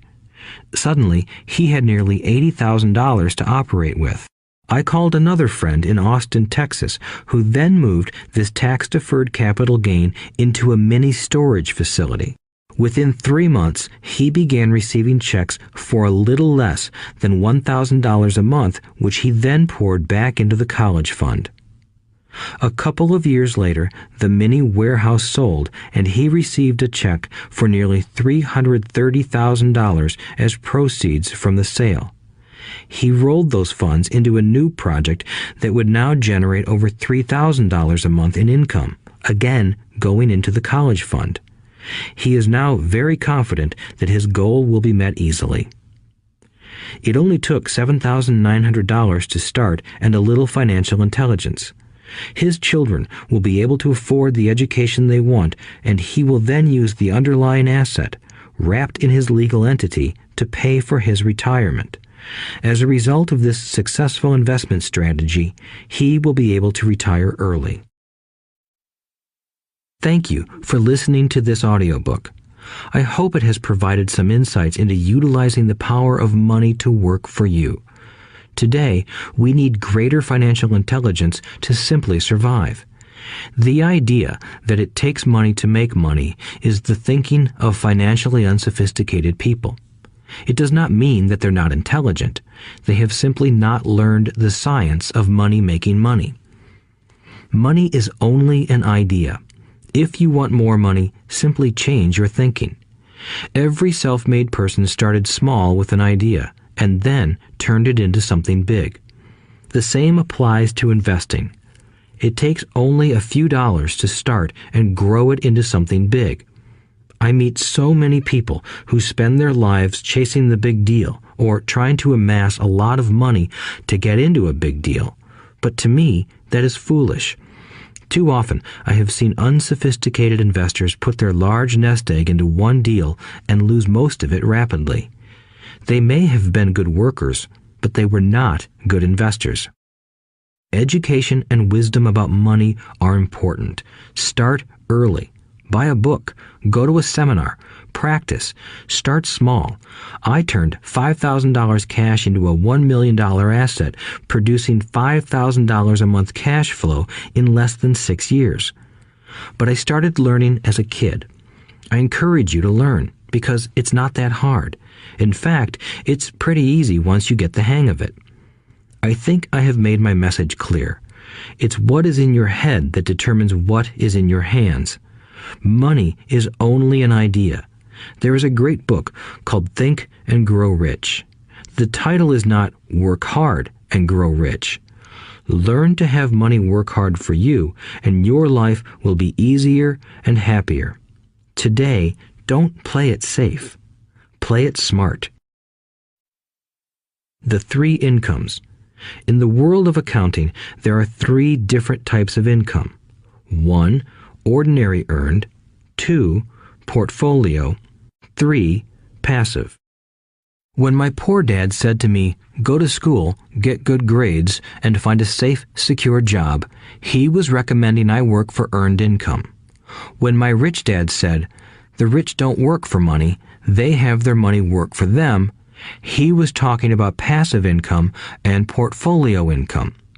Passive income, in most cases, is income derived from real estate investments. Portfolio income is income derived from paper assets such as stocks and bonds. Portfolio income is the income that makes Bill Gates the richest man in the world, not earned income. Rich Dad used to say, the key to becoming wealthy is the ability to convert earned income into passive income or portfolio income as quickly as possible. He would say, taxes are highest on earned income. The least taxed income is passive income. That is another reason why you want your money working hard for you. The government taxes the income you work hard for more than the income your money works hard for. In my second book, Rich Dad's Cash Flow Quadrant, I explain the 4 different types of people who make up the world of business. They are E, employee, S, self-employed, B, business owner, and I, investor. Most people go to school to learn to be an E or an S. The cash flow quadrant is written about the core differences of these 4 types and how people can change their quadrant. In fact, most of our products are created for people in the B and I quadrants. In Rich Dad's Guide to Investing, book number 3 in the Rich Dad series, I go into more detail on the importance of converting earned income into passive and portfolio income. Rich Dad used to say, all a real investor does is convert earned income into passive and portfolio income. If you know what you're doing, investing is not risky. It's just common sense. The key to financial freedom. The key to financial freedom and great wealth is a person's ability to convert earned income into passive and/or portfolio income. My rich dad spent a lot of time teaching Mike and me this skill. Having this ability is the reason my wife Kim and I are financially free, never needing to work again. We continue to work because we choose to. Today, we own a real estate investment company for passive income and participate in private placements and initial public offerings of stock for portfolio income. We also went back to work to build a financial education company so that we can continue to create and publish books and games. All of our educational products are created to teach the same skills my rich dad taught me, the skills of converting earned income into passive and portfolio income. The games we create are important because they teach what books cannot teach. For example, you would never learn to ride a bicycle by only reading a book. Our cash flow games for adults and cash flow for kids game are designed to teach players the basic investment skills of converting earned income into passive and portfolio income. They also teach the principles of accounting and financial literacy. These games are the only educational products in the world that teach people all of these skills simultaneously. Cash Flow 202 is the advanced version of Cash Flow 101 and requires the game board from 101 as well as a full understanding of 101 before it can be played. Cash Flow 101 and Cash Flow for Kids teach the principles of fundamental investing. Cash Flow 202 teaches the principles of technical investing. Technical investing involves advanced trading techniques such as short selling, call options, put options, and straddles. A person who understands these advanced techniques is able to make money when the market goes up, as well as when the market comes down. As my rich dad would say, a real investor makes money in an up market and a down market. That is why they make so much money. One of the reasons they make more money is simply because they have more self-confidence. Rich Dad would say they have more self-confidence because they are less afraid of losing. In other words, the average investor does not make as much money because they are so afraid of losing money. The average investor does not know how to protect themselves from losses, and that is what Cash Flow 202 teaches. Average investors think investing is risky because they have not been formally trained to be professional investors. As Warren Buffett, America's richest investor, says, risk comes from not knowing what you're doing. My board games teach the simple basics of fundamental investing and technical investing while people are having fun. I occasionally hear someone say, your educational games are expensive, which poses the question of ROI, the return on investment, or the value returned for the price paid. I nod my head and reply, yes, they may be expensive, especially when compared to entertainment board games. But my games are not as expensive as a college education, working hard all your life for earned income, paying excessive taxes, and then living in terror of losing all of your money in the investment markets. When someone walks away mumbling about the price, I can hear my rich dad saying, if you want to be rich, you must know what kind of income to work hard for, how to keep it, and how to protect it from loss. That is the key to great wealth. Rich Dad would also say, if you do not understand the differences in those three incomes and do not learn the skills on how to acquire and protect those incomes, you will probably spend your life earning less than you could and working harder than you should. My poor dad thought a good education, a good job, and years of hard work were all you needed to be successful. My rich dad also thought a good education was important. But to him, it was also important that Mike and I know the differences in the three incomes and what kind of income to work hard for. To him, that was basic financial education. Knowing the differences in the three incomes and learning the investment skills of how to acquire the different incomes is basic education for anyone who strives to acquire great wealth and achieve financial freedom, a special kind of freedom that only a few will ever know. As Rich Dad states in lesson number 1, the rich do not work for money. They know how to have money work hard for them. Rich Dad said, earned income is money you work for, and passive and portfolio income is money working for you. Knowing that little difference has been significant in my life. Or, as Robert Frost ends his poem, and that has made all the difference. Take action. All of you were given two great gifts, your mind and your time. It is up to you to do what you please with both. With each dollar bill that enters your hand, you and only you have the power to determine your destiny. Spend it foolishly, and you choose to be poor. Spend it on liabilities, and you join the middle class. Invest it in your mind and learn how to acquire assets, and you will be choosing wealth as your goal and your future. The choice is yours, and only yours. Every day, with every dollar, you decide to be rich, poor, or middle class. Choose to share this knowledge with your children, and you choose to prepare them for the world that awaits. No one else will. You and your children's future will be determined by choices you make today. not tomorrow.